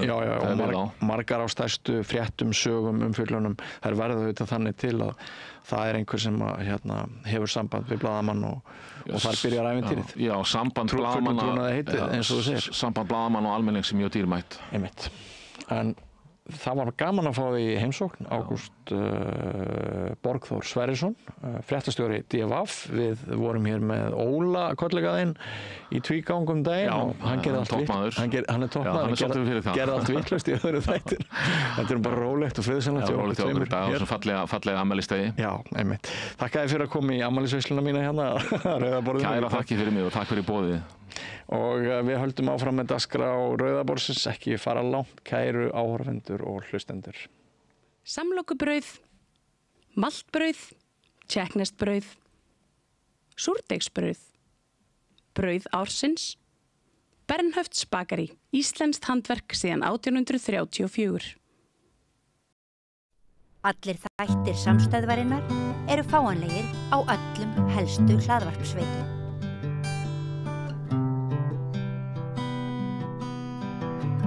Komið sæl og verið velkomin í eiginlega svona svolítið uppgjör við festivalið, bókmenntahátíð í Reykjavík sem var helgina. Ég misti nú persónulega af hátíðinni og langaði þessna til þess að fá ykkur sem ég veit að þið voru ansi dugleg að mæta og taka þátt til þess að segja okkur eiginlega bara frá hátíðinni. Svona, hvað fannst ykkur, var þetta skemmtileg hátíð? Ég ætla að kynna ykkur þetta það vel mannað hjá mér, það Valur Gunnarsson, rithöfundur og bókmennafræðingur, sagnfræðingur, Jórunn Sigurðardóttir, fyrrverandi útvarpskona og bókmennafræðingur bóksali en nú eins og allir þekkja legend, svona, góðsögn í bókmenntaumfjöllun og eiginlega, dálítið, þú varst nú eiginlega bara aðal bókmennta fjandlandinn í mörg ár. Ég var náttúrulega bara með bókmennta þátt á Rás 1, þannig eina þátt sem var bara bókmenntir, eða svo gott sem. Og maður saknar eiginlega þess mjög að fá ekki svona, þú varst dugleg ef einhver fekk tilnefningar eða voru hátíðir og þá voru Ég var dálítið dugleg með mikrofónun út í bæ. Já. Þú varst í því. Má Alheimsdóttir, rithöfundur. Sæl. Blessuð og takk fyrir að koma. Segðu mér bara, var þetta góð hátíð? Já, það var fullt út úr dyrum. Ég reyndi að fara og komst ekki að og það voru fleiri sem að þannig var það bara virkilega stappað í Iðnó. Já, það er nú lengi verið að tala um að það þurfi nú helst að fá stærri stað og kannski í gamla bíó eða eitthvað. Þetta er, já, það er oft mjög fulltar og færri komast að en vilja. Ég held kannski stórstjarnahátíðarnar hafi verið Claire Keegan frá Írlandi og þegar hún bæði þegar hún var í Norrannahúsinu og sérstaklega þegar hún var í Iðnó þá var bara, þú veist, komist ekki allir inn í sal og komist alla inn í andri heldur það sem að hljóðkjara hefur komið fyrir. Þannig að hún var svona, já, svo sem að minnst kosti trekkti mest og það hefur nú verið vel mætt á flest. Já. Fyrstur á dagskráni þetta sama kvöld sem Claire Keegan var í Iðnó var reyndar Ann Carson og ég held að það hefur myndað svona löng röð strax bara upp úr 6:30 fyrir sko utan Iðnó sem að röðin náði sko aftur fyrir óþekkta embættismannin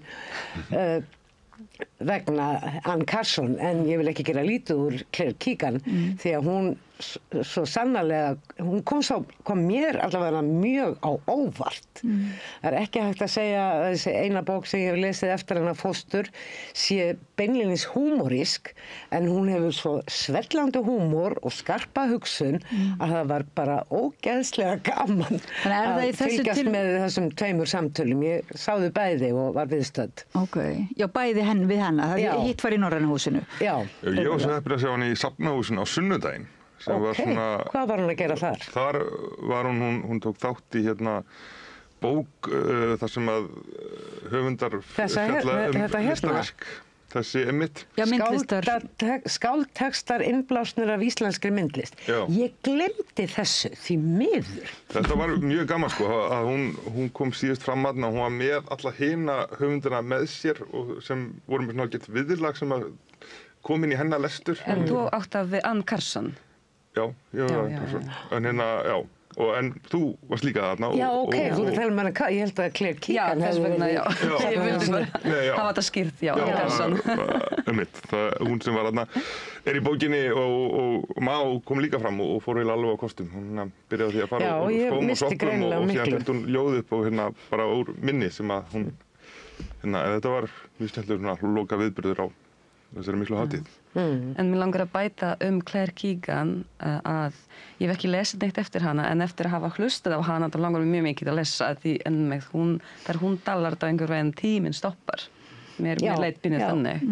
Já, hún er svona úr írskri sveit og ber það svolítið með sér, hún talar rosalega svona blátt áfram og Halla var að tala við hana og var rosalega eitthvað svona kurteis og fín en Claire Keegan var bara hérna beint úr sveitinni og svolítið með beint og hún líka hún er reitlistrakennari og hún er komið svo góð einhvern veginn ritlistaráð. Já, hún var svolítið að kenna okkur að skrifa. Já, var það, svona í liðinni. Já, örláta og svona góð ráð. Já, því ég held sko að þau ráð sem hún kom með, því hún er með byrjandi nema og nema alls stíðum, það er að þú veist, ekki vera að reyna alltaf að gera eitthvað alveg frábært eða alveg fullkomið, reyndi bara að gera eitthvað sem er nógu gott og ég held að þetta sé rosalega góður ráð til höfunda að reyna bara að hafa allt nógu gott frekar heldur en að vera krafsa í eitthvað sem að En sá sem segir svona, er það ekki einhver sem er samt vandar sér mikið við það? Hún sagði, try to make it all right og það má þýða það sem er nógu gott en þetta sé bara í lagi. Þetta sé skiljanlegt og skýrt og þú náir að segja það sem hún vilt segja. Og hún tók í Norrannahúsinu, þá tók hún dæmi af því að umgengni við hross og þú ert að reyna að fá þau til að gera eitthvað. Þú verður að finna staðinn þar sem where it is all right, þar sem að hlutirnir eru í lagi. Og þetta fannst mér mjög svona falleg afstaða, bara lífsafstaða. Við höfum að reyna að hafa hlutin í lagi. Já. Ok, já, það er svolítið munur satt að segja á þeirri þýðingu að það sé nógu gott og að sé í lagi, sko. En kannski næri yfir hvort tvekja. En voru einhverju fleiri ráð sem að þið getið þá rifjað upp sem hún gefið hlustendum og áhorfendum? Ég meðist ein ráð sem komið bara varandi lífið var það, sko, að hún átti erfiða æsku og eins og fleiri þarna en einhverjum skjálfilegri írskri sveit sem hljómaði bara eins og sko miðöldum nánast. Við erum alveg kaþólsku kirkjunnar og og síðan var að spyrja mannskjálf hvort það var fyrst var bætta upp eða einhvern veginn bætta upp og hún segði, nei, við getum aldrei bætt neitt upp liðnaði liðið, mér finnst þetta líka einhvern veginn ágætis afstæða, sko þú veist, þú nullar ekkert út með því að það gerist eitthvað slæmt eða gott, þetta er bara einhvern veginn heldur áfram, þannig að já, hún kendi manni bæði að skrifa og lifa. Nú, já, það var nú en þú vísaði nefnilega að skrifa þér hérna á samfélagsmiðla pælingu eftir að hafa hlustað á rithöfund og var það ekki hún, þar sem þú varst að tala þessi félagslegu rými eða svona samskiptarými, bókasöfnin og var það ekki út frá að hafa hlustað á hana? Jú, það voru reynda sko. Það voru fleiri sem myndist á. Það voru Kuluk Holmes og já, hún nefndi þetta líka að henni fundist þetta mjög furðulegt að þetta er að borga fyrir bókasafnskort á Íslandi. Já, hún mitt komið þann punkt og síðan beint í kjölfarið þá sagði Claire Keegan sem ólst upp í fátækri ískri sveita á 19. öld að þau virðist að sko það fyrir hann að hafa bókasafnskort og bara svo með kreditkort. Það getur bara fengið allt sem þú vilt og síðan sko beint á eftir kom Patin Stavovski frá sem fæddur í Kosovo en alveg í Finnlandi og hann var líka bara að segja sko og þú veist þetta með bókasafnskorti hvað þetta er dýrmætt en einmitt Kuluk Helms sem hálf grænlensk, hálf dönsk hún bara sagðist að það fikk menningarsjokk þegar hún komst að því að á Íslandi að það var að borga fyrir bókasafnskort og bara hún aldrei heyrt þetta við sést meira þessi í Bandaríkjunum þurfa ekki að gera það þannig að það væri svartur blettur á Reykjavík bókmenntaborg UNESCO. Já, ætti bara að svifta hana til bókmenntaborg UNESCO. Já, og líka bara þessari bókaþjóð, er ekki söguþjóðin sem stæri sig nú helst af því að vera bókaþjóð og bókmenntaþjóð. Þetta hefur verið svona glögtir gestsaugað þegar þessi gestir hafa séð þetta og með svona ákveðnum sósíalískum glerugum. Já, mér finnst þetta bara svolítið prinsip, ég man ekki, hvernig þetta byrjaði, einhvern veginn var það 500 kall og nú er 500. Ég hef ekki hugmyndu. Ég fæ ókeypis núna. Já, það. En það bara fyrst og fremst þetta... Ég var endurnýjað þannig. Já, ok. Þú veist það. Vá, já, en þessi prósentahækkunin er þá rosalega skörp. Þó þetta séu kannski ekki miklu peningar, þá samt þetta líka bara þetta prinsip að það sé eitthvað rými það sem engin posi, það sem þú þarft ekki að borga fyrir neitt, því við höfum það ekki.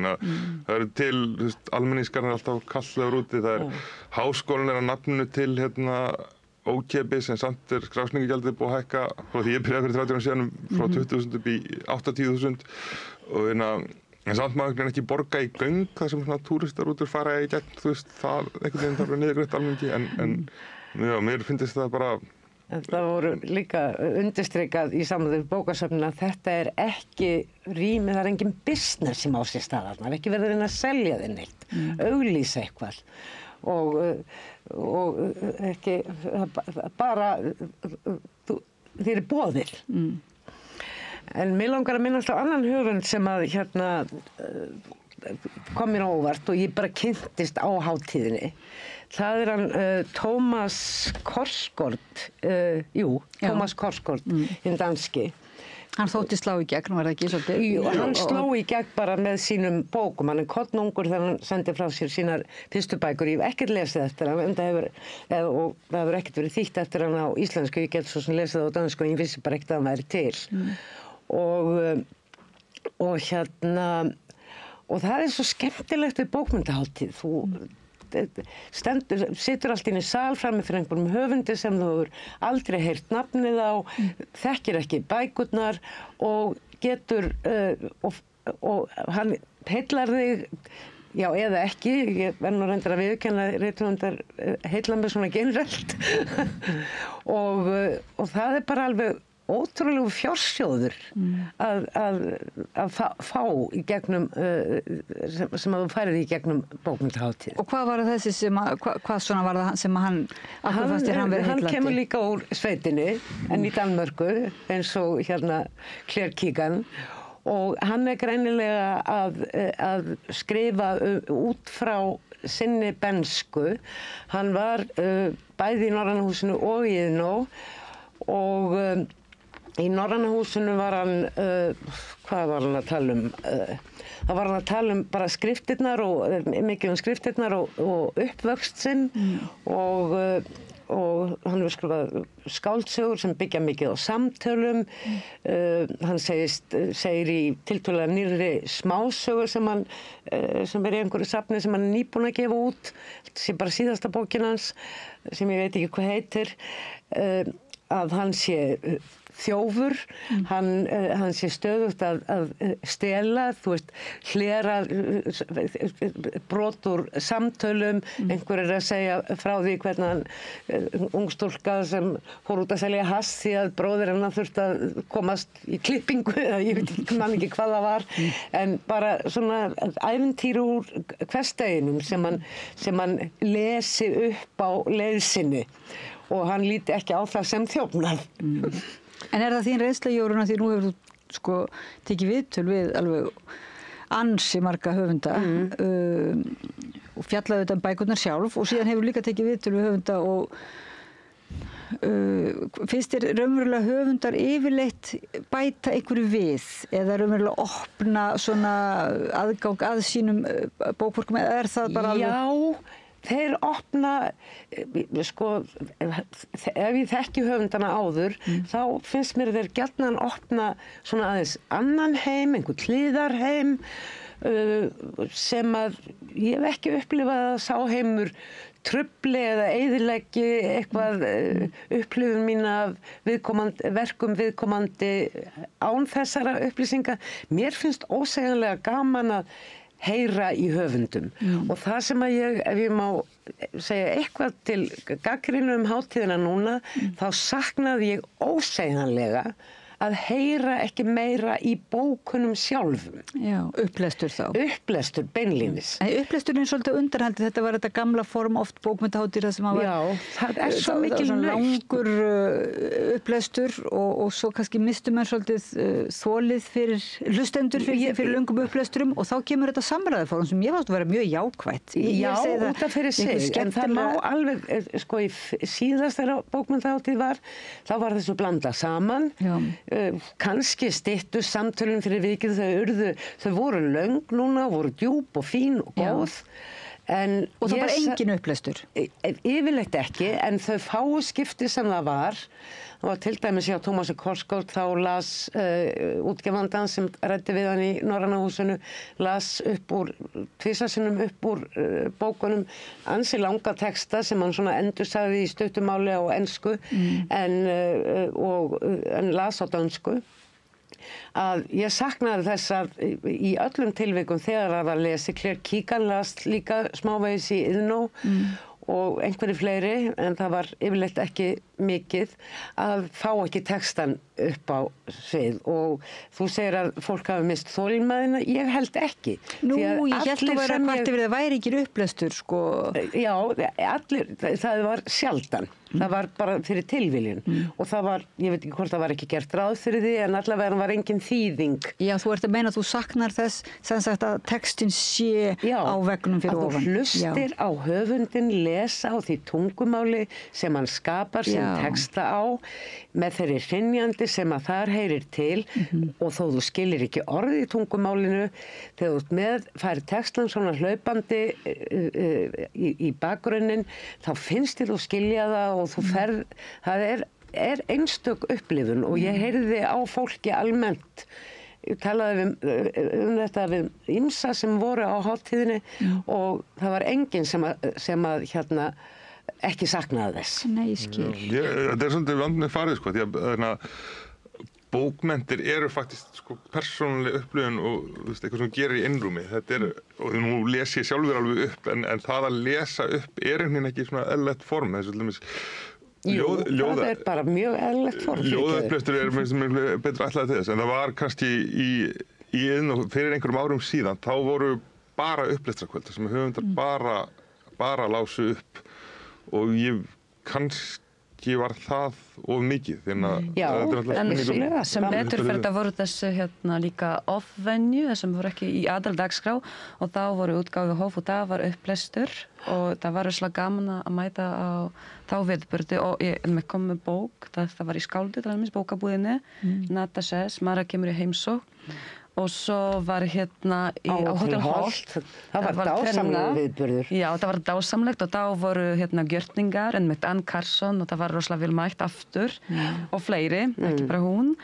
Og já, og svo var hérna á sunnudeginum þessi bók og þá voru líka hérna upplestur og svona gjörningar. Þannig sem betur fyrir var þetta líka með. Já, var aðeins. En Ann Carson og Curry maður hennar farið, en ég saknaði þess, mér fannst eins og Þorgeir Tryggvason orðaði það í færslu á Facebook að við höfum fengið rosalega fína og góða kæfu í samtölunum. Vandaði brauð? Nei, en hann hefði líka viljað sjá sko gæsina. Já. Já, þannig að þú ert aðalega að tala um að það sé á frummálinu, það sé lesturinn á frummálinu. Já, mér finnst það. Og það náttúrulega tengist þessu gjörningaform eins og þú ert að segja að því að Ann Carson og Curry maður hennar og fleiri koma með þetta til Íslands. Reyndar þegar Ann Carson las upp, þá var þýðing á bakvið.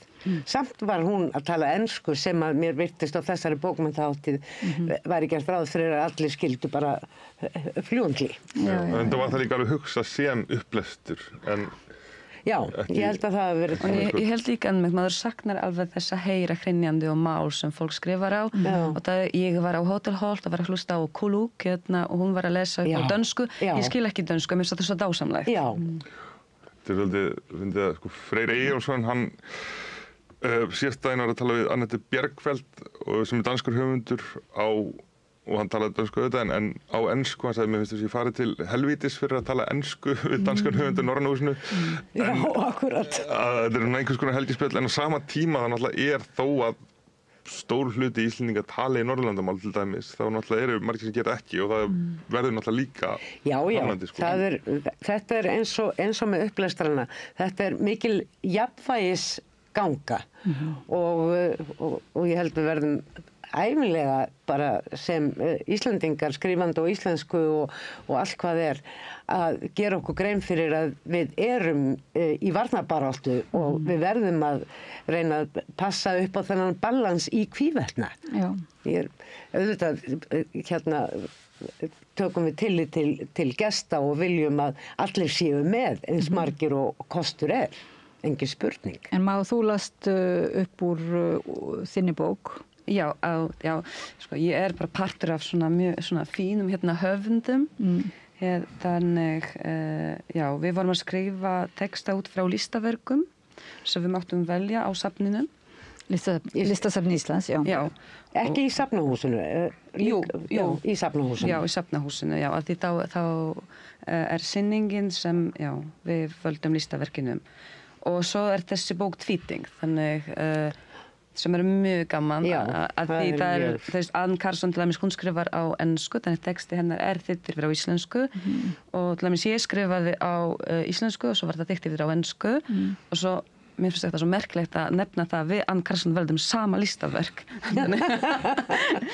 ég er mjög stór aðdáandi hennar en Já, völdu af tilviljun sama listaverk til að skrifa Já, eftir Hrein Friðfinnsson en skemmtilegt Líka mikið uppáhald í mér En sko sýningin í Safnahúsinu en sýningin í Safnahúsinu á vegu Listasafns Íslands Já, og ég var með eins og Valur nefndi semi-gjörning, ég fór úr skóm og sokkum og flutti textan minn utan að sitjandi á gólfinu Og þú tilheyrir hópi þeirra sem þú hefur ekki íslensku að móðurmáli en skrifar á íslensku það þitt raunverulega helsta rithöfundamál eða svoleiðis? Já, ég skrifa einungis á íslensku eins og Ég hef skrifað á öðrum málum, á pólsku, ensku og frönsku og tímabili, en það löngu lífni tímar. Á dönsku líka?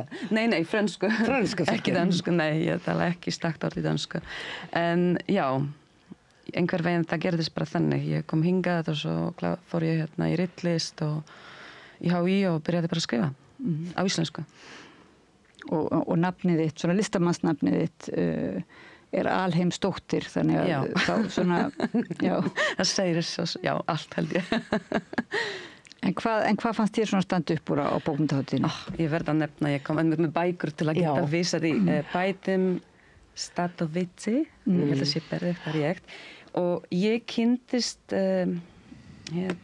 bókmyndum hans í Kosovo því ég var að heimsækja vinkonuna í Pristina og ég fór á bókabúð þar og sagði ég vil fá bók eftir einhvern héðan og Kosovo fólk horfir alveg upp til hans og hann sé alveg fluttur til Finnlands, hann flutti það með barn, þeir voru innflytjendur frá stríðstímabili og ég las þá My Cat Jugoslavia sem ég keypti í Pristina og mér finnst þessi bók alveg, ég fæ bara gæsahút.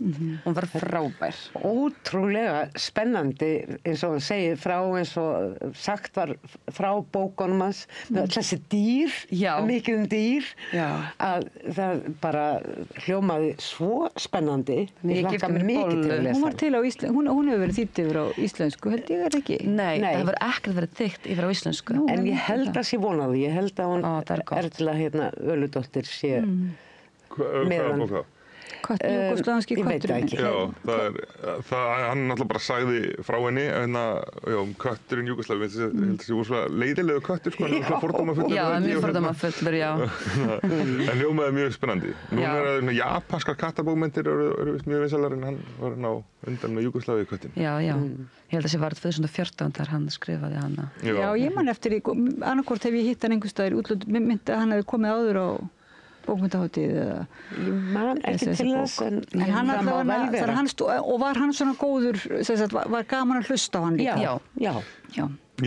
Mér fannst það sem hann sagði bækurnar á fornilegt en þetta er svona mismunandi hvernig höfundar taka sig út sko, hann mér finnst það kannski svona nánast á finnskur í tjáningu en sko ég á samanlega að Tómas Korsgaard er kannski stóra uppgötvun hátíðar en einhverju leyti en hann tjáði sér svolítið mikið eins og höfundar, hann tjáði sér mjög löngu máli og er alltaf í frásögn og síðan kemur punktur og síðan þegar honum var spynt saman við Eiríkur Falland sem er svona sem skrifar sannsögur eða ferðasögur, hann ferðast hringinn í kringum Rússland til dæmis í bókinni Grensen sem ég skrifaði með tímut máls og menningar núna að þá var þetta svona stílarnir tókust þeirra svolítið mikið á sko annars vegar er það Tómas Korsgaard sem er svona einhverfur höfundur og ólst upp í sveit á Vestur-Jótlandi sem hljómaði líka eins og 19. aldar skáldsögu þar sem að enginn lærði ensku og hann er samkynhneigður og mætti miklum fordómum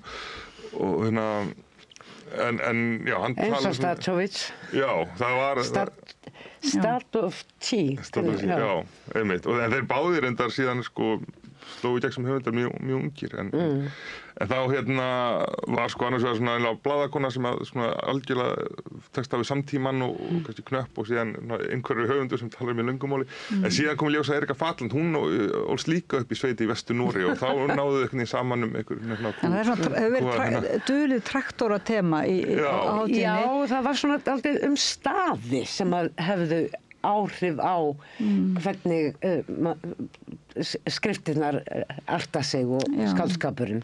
En þetta er samt líka allt kannski meir og minna ekki kannski en svona einhverju höfundar sem eru þekktir fyrir að vera skemmtilegir í samræðu svona svolítið stjörnuhöfundar eða hvað. Ég veit ekki. Það er eitt þessum. Erika er einmitt svolítið mikilstjarna sko, hún hún var greinilega mjög vön. Já, hún sko mest seldu bókina í Noregi í fyrra, toppaði Grimmana, systemi býr Noregi ætla að sjá hún bara komst ekki að. Ok, já, hún var gaman. Þannig að, já, maður er svona persónulega glæðst pínulítið yfir því að einhver sé að ná yfir Grimmana.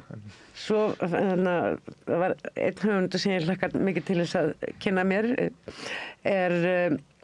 Hervé Letellier sem er frakki mjög intellektuell og ég held að hann sé lingvisti og var þekktur fyrir að vera í Úlípó einmitt og hann hefur skrifað bók Calvino og Italo Calvino er mikill uppáhaldshöfundur hjá mér og við sagði býttu nú við, þetta verði ég nú að kynna mér. Og hvernig var að hlusta á hann? Það var áhugavert en hann var alls ekki, hann var mjög alvarlegur og fór mjög svona nákvæmlega í hlutina. Ég þóru nú ekki að hafa alveg eftir, ég upplifði hann held ég í Norræna húsinu á fimmtudaginn, ég man það ekki. Jú.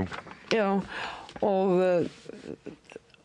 þannig að, en mér fannst það mjög áhugavert og sérstaklega þessi tenging við Úlípó og Italo Calvino.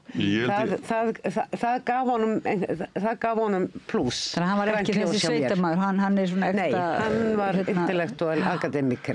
Elítu, nei. Jú, kannski, hver veit. Hann hefur talað tungu svona sem að kannski var ekki mjög aðgengilegt fyrir alla. Nei, jú. Maður bara er ekkert endilega, maður er bara í því að reyna að skilja og njóta og ná samhenginu, en ég var ekki með þá hempu að ég ætti að fara að endursegja það.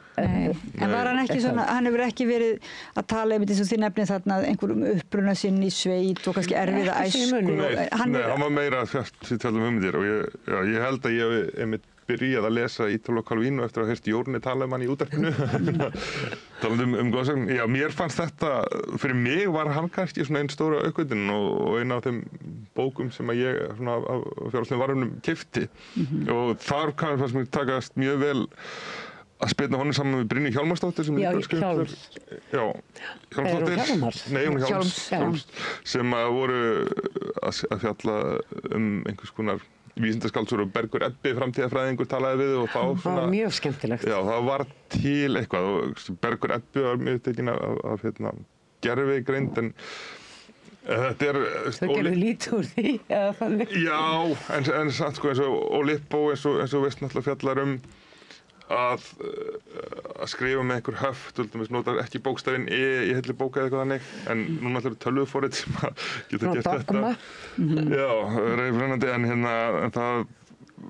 en hann var að segja sko að þegar tölvuforrit skrifar þá er það nánast of gott að forðast það alveg endurtekningar, en oft er mikill náttúrulega skáldskapur í endurtekningunni, en væntanlega verður bráðum tölvuforritið mun endurteka sig meira til þess að stæla meira og meira lifandi höfund. Eða þetta biðið að skrifa eins og Oulipo, þessi hreyfing sem einmitt átti svona að vera tilviljun átti svolítið að ráða er ekki útkominni. Ég misti því miður af Hervé Letellier, því ég var upptekin að öðru, en svo þessi rithöfundur sem ég þekkti ekki, sem ég var að hlusta á og hann hefur látið miklum vinsældum, hann Hernan Diaz, en ég var að segja að ég var bara að bíða eftir að hann væri búinn að tala.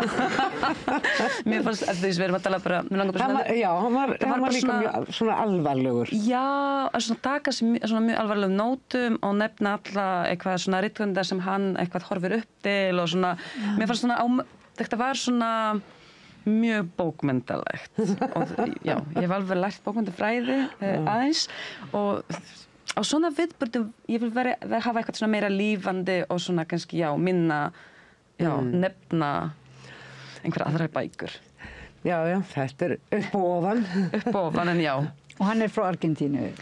Hann er náttúrulega merkilega æfi. Foreldrar hans flýja með hann til Svíþjóðar á einhverjum miklum umróta tímum í Argentínu. Síðan flytja þau aftur til Argentínu. Og hann er þá búinn að vera að ganga í skóla í Svíþjóð og var svona, ég meina af argentínsku bergibrótin í Svíþjóð. Síðan kemur hann til Argentínu og kemst að raunum hann tala spænsku með hreim. Og dvelur í og líkur hluta að sínu háskólanámi þar, flytur þá til London og enska verður hans heima, eins og hann orðaði það.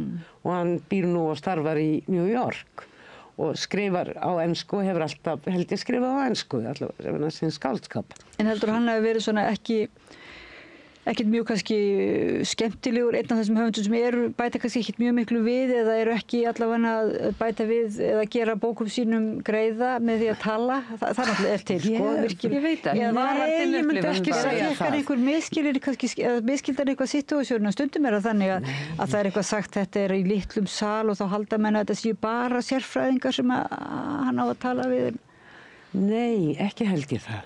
Og ég held að hann hafi ekkert eyðilagt. Alls ekki. Nei, það var mjög persónuleg upplifun minn. Alveg skoða verkina sinna þegar við vorum að tala sko eins og hana, heitir hún ekki Erika Falland? Jú. Og hún greinilega mjög svona, þetta á mjög vel við hana, hún er fljót og hnittinn og hvaðina, en sumir eru bara ekkert þannig karakterar. Já, stundum fer það ekki saman. Að lasta þá fyrir það, guð minn góður. Nei, þetta líka var til umræðu, hvort sem það var á útgáfuþinginu eitthvað, að það er fann að vera svo miklu meiri krafa á höfunda þessa dagana að koma fram. Og kannski að vera með einhver Instagram eða TikTok svona brot eða eitthvað þannig, en síðan er náttúrulega tilfyllt okkur höfundum sem eru bara óframfærnir, það er bara jafnvel... Já, og eru bara ritu, vilja bara vera heim og skrifa. Og skrifa þess vegna því þeir eru óframfærnir og þeir geta kannski átt svolítið erfitt uppdráttar í þessum heim núna, þessum allt einhvern veginn út á að vera með bara örstutt soundbite, hvort sem er á sviði þess að Erika Falland, hún var sagði nú kannski náðu sömu brandarinn, hún er mjög þjálfuð í því að foreldrar mínir áttu sláturhús, ég grænmetisæta, hún var svona með punktar sem hún veit að náði í gegn, sko, en það náttúrulega, en síðan til þess Tómas Kársgaard, hann talaði mjög löngu máli, hann þurfti að vinna sig að punktinum, en sem kemur illa út á TikTok, en síðan eru aðrir sem kannski bara geta alltaf tjáð sig yfir höfuð fyrir framann fullan sal af fólki. En er það ekki þá þannig að umræðan svolítið snýst það að það er gerð ákveðin krafa til höfunda að taka þátt í að selja bækur sínar eða svoleiðis, að þeir eiginlega verði svolítið að taka þátt í þessum leik. Þú þekki kannski þannig heim eða þið? Upplifir þú þessa kröfu svona á þig? Eða? Ég bara tek ekki hana mjög alvarlega. en já, það er eflaust, það er krafa, já. En ég held maður kýs hvað maður gerir í hvert sinn. Hvernig maður, hvað tekur maður mikið þátt í þessu. En mér langar líka að nefna það sem fannst mér mjög skemmtilegt á móti, það var Andre Walden og Guðrún Eva Minervudóttir. Það var mjög skemmtilegt að hlusta á þeir bæði að spjalla. Og já, þá var María Elísabet sjálfsæfisögulegum skáldsögum bæði. Já. Mjög þétt upp við. Og María Elísabet stjórnaði því. Mjög vel. Þetta var náttúrulega svolítið skemmtilegt, þetta voru sem sagt höfundar, það eru yfirleitt 3 á sviðinu. Já. Svo var ansi skemmtileg uppsetning, var það ekki? Jú, hún var, ég man hvort það var á síðustu bókmenntahátíð, þá var reynt með 3 höfunda, það var eiginlega mikið til þess að sameinast svona einhverja tematík, en þetta var mjög vel lukkað. Já, hann skrifaði bókina sem kom út á íslensku. Þessi djöfulsins karlmenn, eða karlar. Þannig að hann, og hefur verið ansi mikil svona bestseller, og þannig að hann hefur verið sá sem að hann hefur bætt við. Já, ég held það og líka Guðrún Eva, það var gaman að sjá hann upp á sviði, ég þekki hana persónulega, þetta er svona, maður verður öðruvísi persóna upp á sviði stundum og það var gaman að heyra hann að tala um bókina sína. Og þessa nánd við viðfangsefnið og þau gátu svo vel einhvern veginn rætt saman, reyndar var ég man ekki hvort það var hann, jú var það ekki hann sem að sagði þetta var eiginlega búið þessar stundum kallað sjálfsögur, en fyrir mér er sjálfsögur eitthvað annað í bókmennafræðinni en sem sagt sögur þar sem að höfundurinn sjálfur og hans reynsla og raunveruleiki eru í ekki bara í bakgrunni heldur í brennidepli. Það er nú svo oft verið að segja að það sé búið en að mínum að þetta er bara rétt að byrja sko. Það er strax búið, ég held að vera heimildin á Rísandi. Það er alltaf verið að segja. Ég var líka mjög hissa. En hvað með hann sem koma eftir spjallið sem er nú stórstjarna, ég bara alltaf, getur okkur rétt mér sem að Helga Sofía talaði Nóbelsverðlaunahöfundinn. Abdulrazak Gurnah. Já. Þú ert með bókina. Já, ég var að kaupa hana, ég kom með bækur sem ég eignaði svo hátinn, keypti eða fékk. Og hlustuðu þið á það spjall?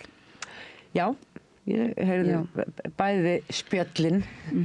Ég heyrði hann aðeins í Norræna húsinu og já, hann var svona yfirvegaður. Það var Þóra Arnórsdóttir sem tók það viðtal.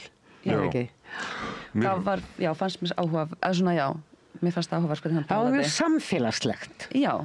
En í Iðnó var hann meira að tala um skáldskapið. Já, mér fannst til hann nauðsynlegt að fá bæði, af því að þegar spyrnir höfundum saman, það getur svona brugðið til beggja vona og jafnvel þegar það heppnast ágætlega eins og þarna þegar Gurnah og Kúluk Helms komu saman, þá lærði maður svo lítið þau eða raunverulega þeirra verk, af því að þetta var svo mikið bara þetta málefni sem við verðum að ræða sem er úti heima. Hann er fæddur í Zanzibar og býr í Bretlandi og hún er á milli Grænlands og Danmerkur.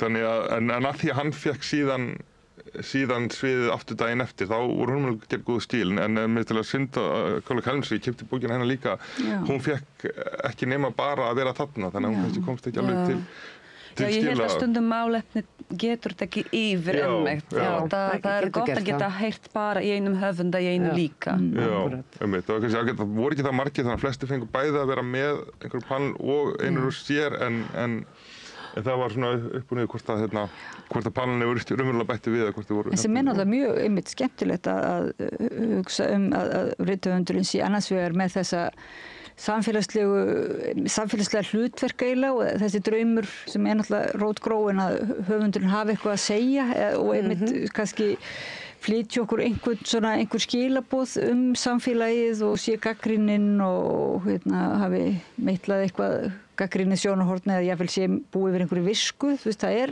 alltaf svolítið djúpt í held í okkar menningu að bjóða höfundum til þess eins og að fá maður vil gjarnan fá skoðun rithöfundar á skálds á heiminum eða einstökum hlutum, atburðum sem að gerast. Því að þar kemur yfirleitt eitthvað skjönað sjónarhorn og nýjar hugmyndir til þess að hugsa hlutina. Já, Gúrna var einmitt spurður hvað hafa bókmyndir ennþá fram að færa eða what are they still got up, svo við séum með mér eitt orð.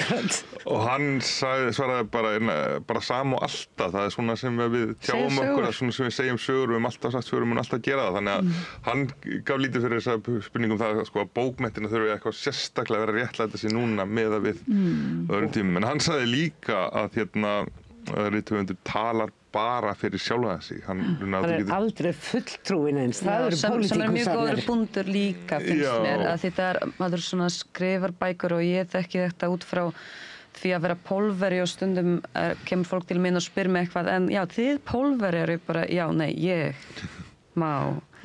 Alveg stóttir. Já. En að því, já, maður ekki að tala fyrir hönd allra. Nei. Þú varla fyrir sjálfa sig. Já, þú ert ekki talsmaður. Nei.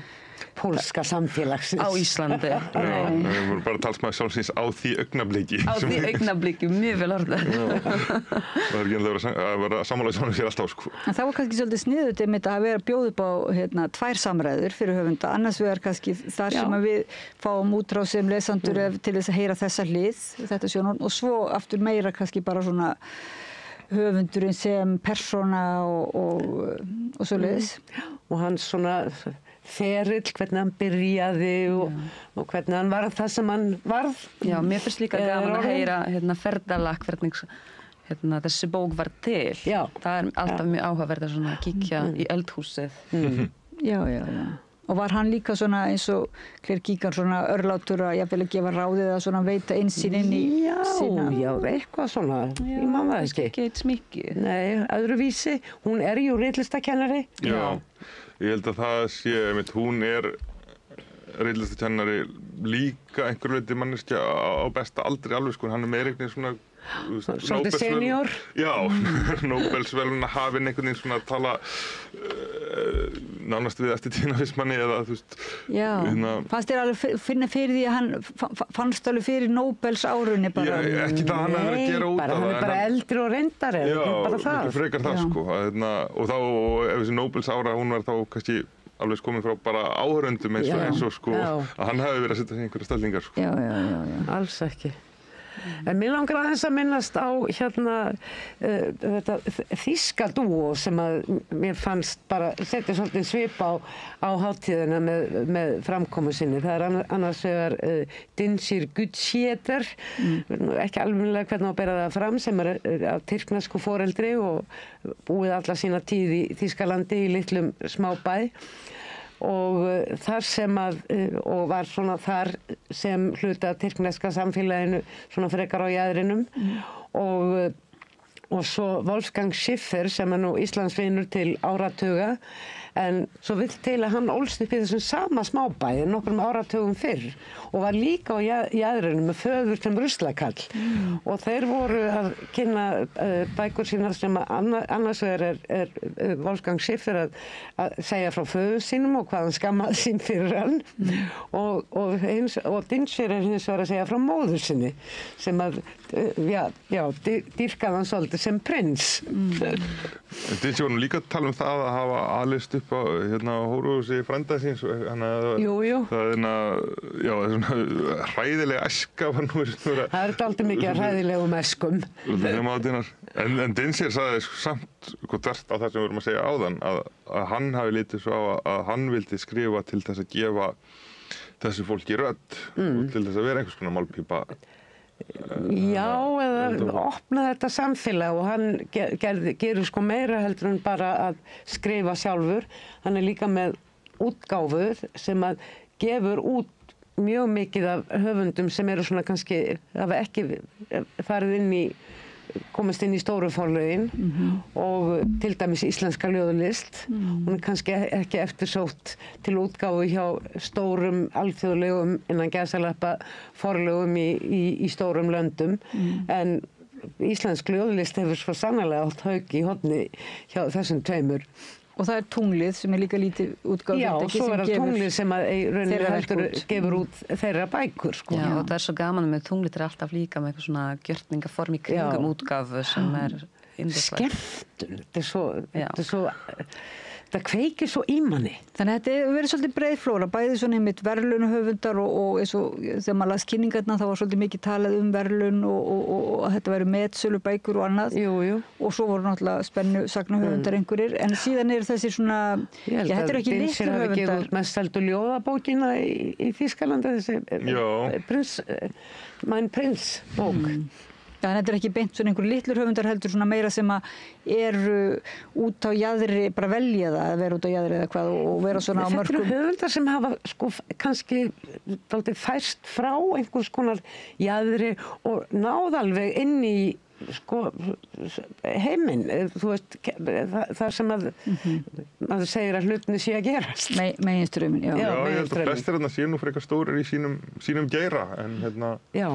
En var ekki svona gagnrýni, hvað fannst ykkur verða svona ef þið getur ítt á takka og dreigið saman svona einhverja, svo voru eitthvað þema svona, sem varð bara óvart ofta svona hátum þá byrja með þá finnum maður eins og tíðarandan kristallast þegar tala náttúrulega um tengsli með staði og einhverja æsku og sveitin og borgin.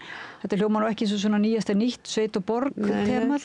Temað á hátíðinu var náttúrulega heima og heiman og það var svolítið undirliggjandi alltaf og svo sem alveg klassískt tema.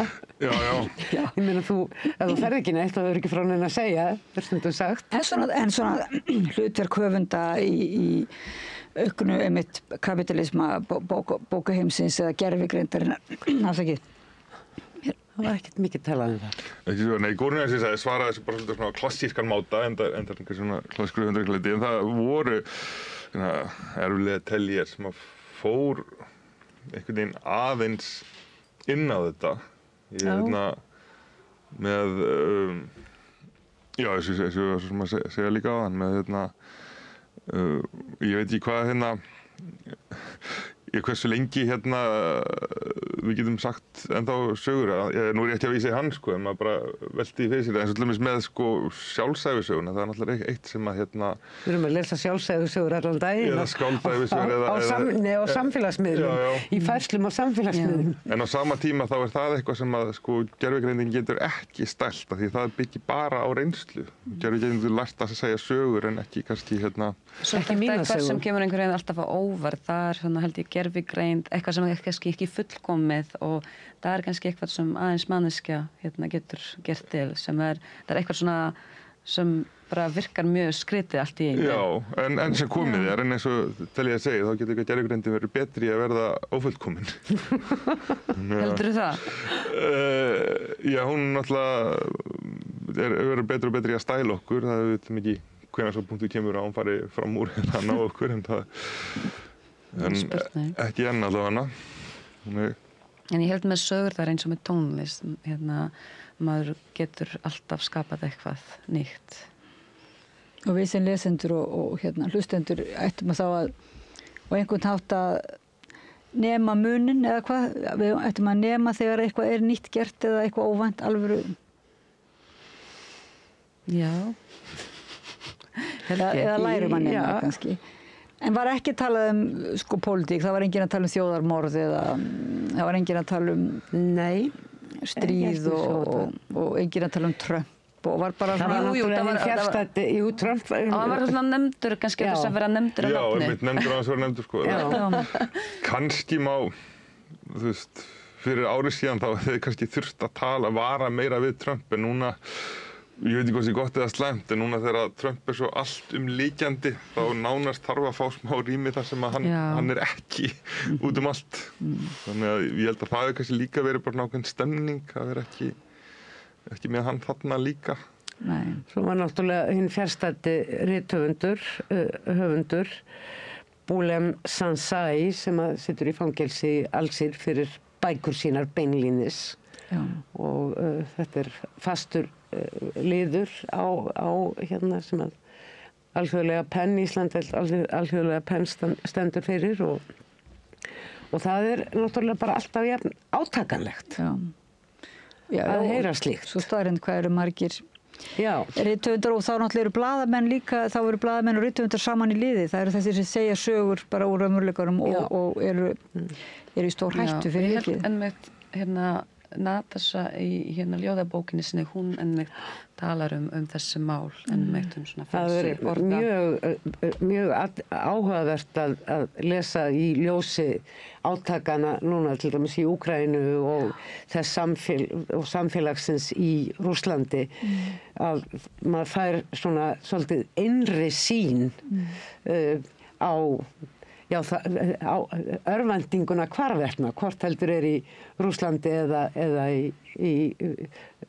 kannski ekki í Úkraínu beinlínis því að þetta náttúrulega skrifað utan. Já, hún var að fara aftur til Rússlands í dag og það verður spennandi að sjá hvað kemur út af því. Þetta náttúrulega ómyndelt líka að fá, bæði náttúrulega hún eldklár en líka náttúrulega hefur þessa Ég baði nefnt að koma en það var hún akkurat að fljúga En ef það er eitthvað til marsum að bókmenntir og ljóðlið skipta það máli, þá er það náttúrulega það að höfundar skuli vera fangelsaðir stumstaðar og ofsóttir og það þýðir náttúrulega að ef það skipti einhver máli þá myndi enginn gera slíkt. Það er bara svona, það er eiginlega heppilegt að á meðan að höfundar eru fangelsaðir þá vita þeir að þeir eru að gera eitthvað sem skiptir máli. Það er mjög vont að segja þetta svona. Já, svo leiðis en það er náttúrulega ekki fjarri sanni. En þið þurfum ekki að vita þið þurfum ekki að fá neinar tölur fangelsanir til þess að samfærast að höfundar og svona bókmenntahátíðir skipta ykkur máli, allan skipta ykkur persónulega máli eða hvað. Og það var einhver höfundur líka nefna á hátíðinni ennmegt hvort þið munnið bækur í Bandaríkjunum að það var, hver var það aftur? Ég man ekki hver það var en þetta með að bækur það sé verið að banna bækur og það er að hverfa af bókasöfnum og allt þetta og sérstaklega vegna þegar í rauninni miklu umræðu eins og við komum inn á hér öll mikilvægi bókasafna í því að þessir höfundar sem að urðu til. Já. Kannski verið það umræðefni á næstu bókmenntahátíð eftir 2 ár bannaðar bækur í Bandaríkjunum og lokuðu bókasöfnum og eitthvað. Þannig þetta er allt bara rétt að byrja sko. Kannski var þessi hátíð smá svona stund milli stríða að kannski hugsa hlutina aðeins í stærra samhengi áður en að allt hrynur á okkur. Þannig að tala bókasöfnin er svo næst verið að tala kannski fangelsið þá eitthvað svoleiðis, eða vonandi ekki náttúrulega.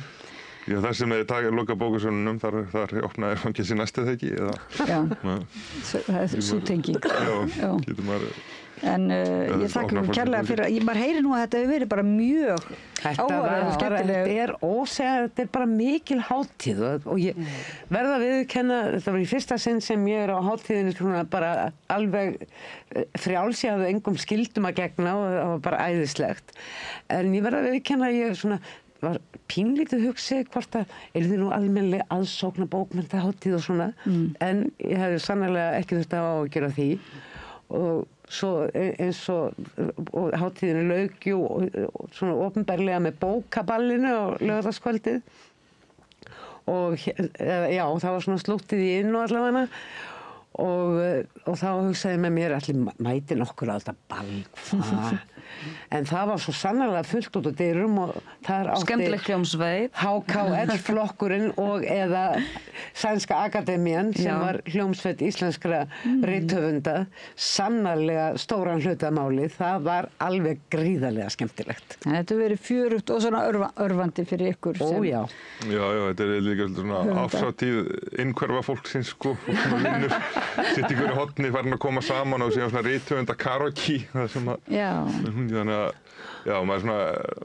með 10 tíma fyrir meira og meira rómantisera sko skrifstofuvinnuna, það hlýtur að vera gaman að vinna á skrifstofu og fara ásættið eitthvað, þetta er svona sitja saman í kaffa á mótnana. Já, einmitt. En svo er þetta líka þetta, einmitt, að það eru höfundar sem hitta lesendur og þetta er svona, er það ekki svolítið fallegt líka?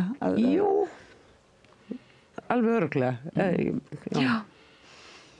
Og síðan líka náttúrulega bara, sem Jóna, það er náttúrulega bara gaman að þetta skuli vera ókeypis. Já. Við verðum vel að taka öllum sem stóða bak við þetta, að það sé enda ókeypis. Vonandi heldur þetta áfram. Já, af því að aðsóknin er það mikil að bara vandar stæra rými. En einhverju höfundar sá ég bönnuðu streymi, sko, en var einhverju streymt, sko, það var streymt því sem fór fram í Norrannahúsinu var öllu streymt nema Claire Keegan, en engu af því sem fór fram í Iðnó var streymt, sem ég finnst afar miður. Ég hlakkaði svo oft, upplýði svo oft að býtum við hvað var hann að segja. Og Jórunn, var enginn frá Ríkisútvarpinu að taka þetta upp? Jú, nei, ég veit ekki hvort það var tekið upp, en allavega var Jóhannes hann var alveg á sveimi og við munum eiga eftir að heyra anekdótur frá bókmenntahátíð í bara bókum. Og kannski eitthvað tekið upp líka, já. En svolítið skrítið að Claire Keegan skildi banna streymi, sko... Kannski að þau eru svo kvartvís. Verandi út á landi sjálf, þá verið hægt að segja hvað væri gaman einhver út á landi sem ekki áttu heimagengt. Já, til dæmis. En við bara hlökkum til þá næstu bókmenntahátíðar og allar hinna viðburðina, sko... Þið eru nú duglega að búa til viðburði og mæta og skipuleggja sjálf. Valur Gunnarsson rithöfundur og bókmenntarfræðingur og Jórunn Sigurðardóttir útvarskona, fyrrverandi útvarskona og útvarsgoðsögn. Búðakona og páfi, segjum það bara. Og Má Alheimsdóttir rithöfundur. Og ert ekki, þú ert rithöfundur og ekki málsvari... ekki málsvari bólfari á Íslandi. Já, það er líka, Já, við skulum bara enda á rithöfundi. Ég held að það sé nóg í bíli, þótt ekki annað í lífinu. Já, og það er bara töluvert hlutverk að standa undir að vera rithöfundur, greinlega, eins og ekki bara koma fram. Já, rithöfundar skuli vera til. Já, og þannig líkur Rauðaborðinu í kvöld. Ég þakka öllum viðmælendum og samstarfsfólki mínu fyrir bara samstarfið í kvöld. Laufey Líndal Ólafsdóttur, tæknikonu, og Pétur Fjellsteð fyrir að varpa samræðinu yfir til ykkar og ykkur öllum hlustendum áhorfendum fyrir að breyta þessu spjalli öllu í fjölmiðlun. Og þetta er róttæk svona fjölmiðlun sem er eiginlega á undir högg að sækja í íslensku samfélagi, þannig að þið styrkið okkur mjög með því að taka þátt í samræðinni og benda öðrum á efnið okkar, en svo með líka ef þið hafið einhver tök á að fara inn á síðan okkar samstöðin.is og styrkja okkur líka svona fjárhagslega. Það er hægt að gerast áskrifandi fyrir 2750 held ég á mánuði. Og annars er efnið opið öllum, en þetta er svona til þess að gerast hlutaðeigandi í þessum fjölmiðli, almanna útvarp og sjónvarp, og við erum aðgengileg á síðun okkar og á YouTube og öllum helstu hlaðvarpsveitum og í útvarpinu 89,1 og svo í sjónvarpi Símans. En við segjum þetta gott í kvöld og mætum aftur sprell hress annað kvöld og ég segi góða nótt. Segðu það á Samstöðinni. Samstöðin er í eigu hlustenda, áhorfenda og lesenda. sláist í hópinn og gerist áskrifendur.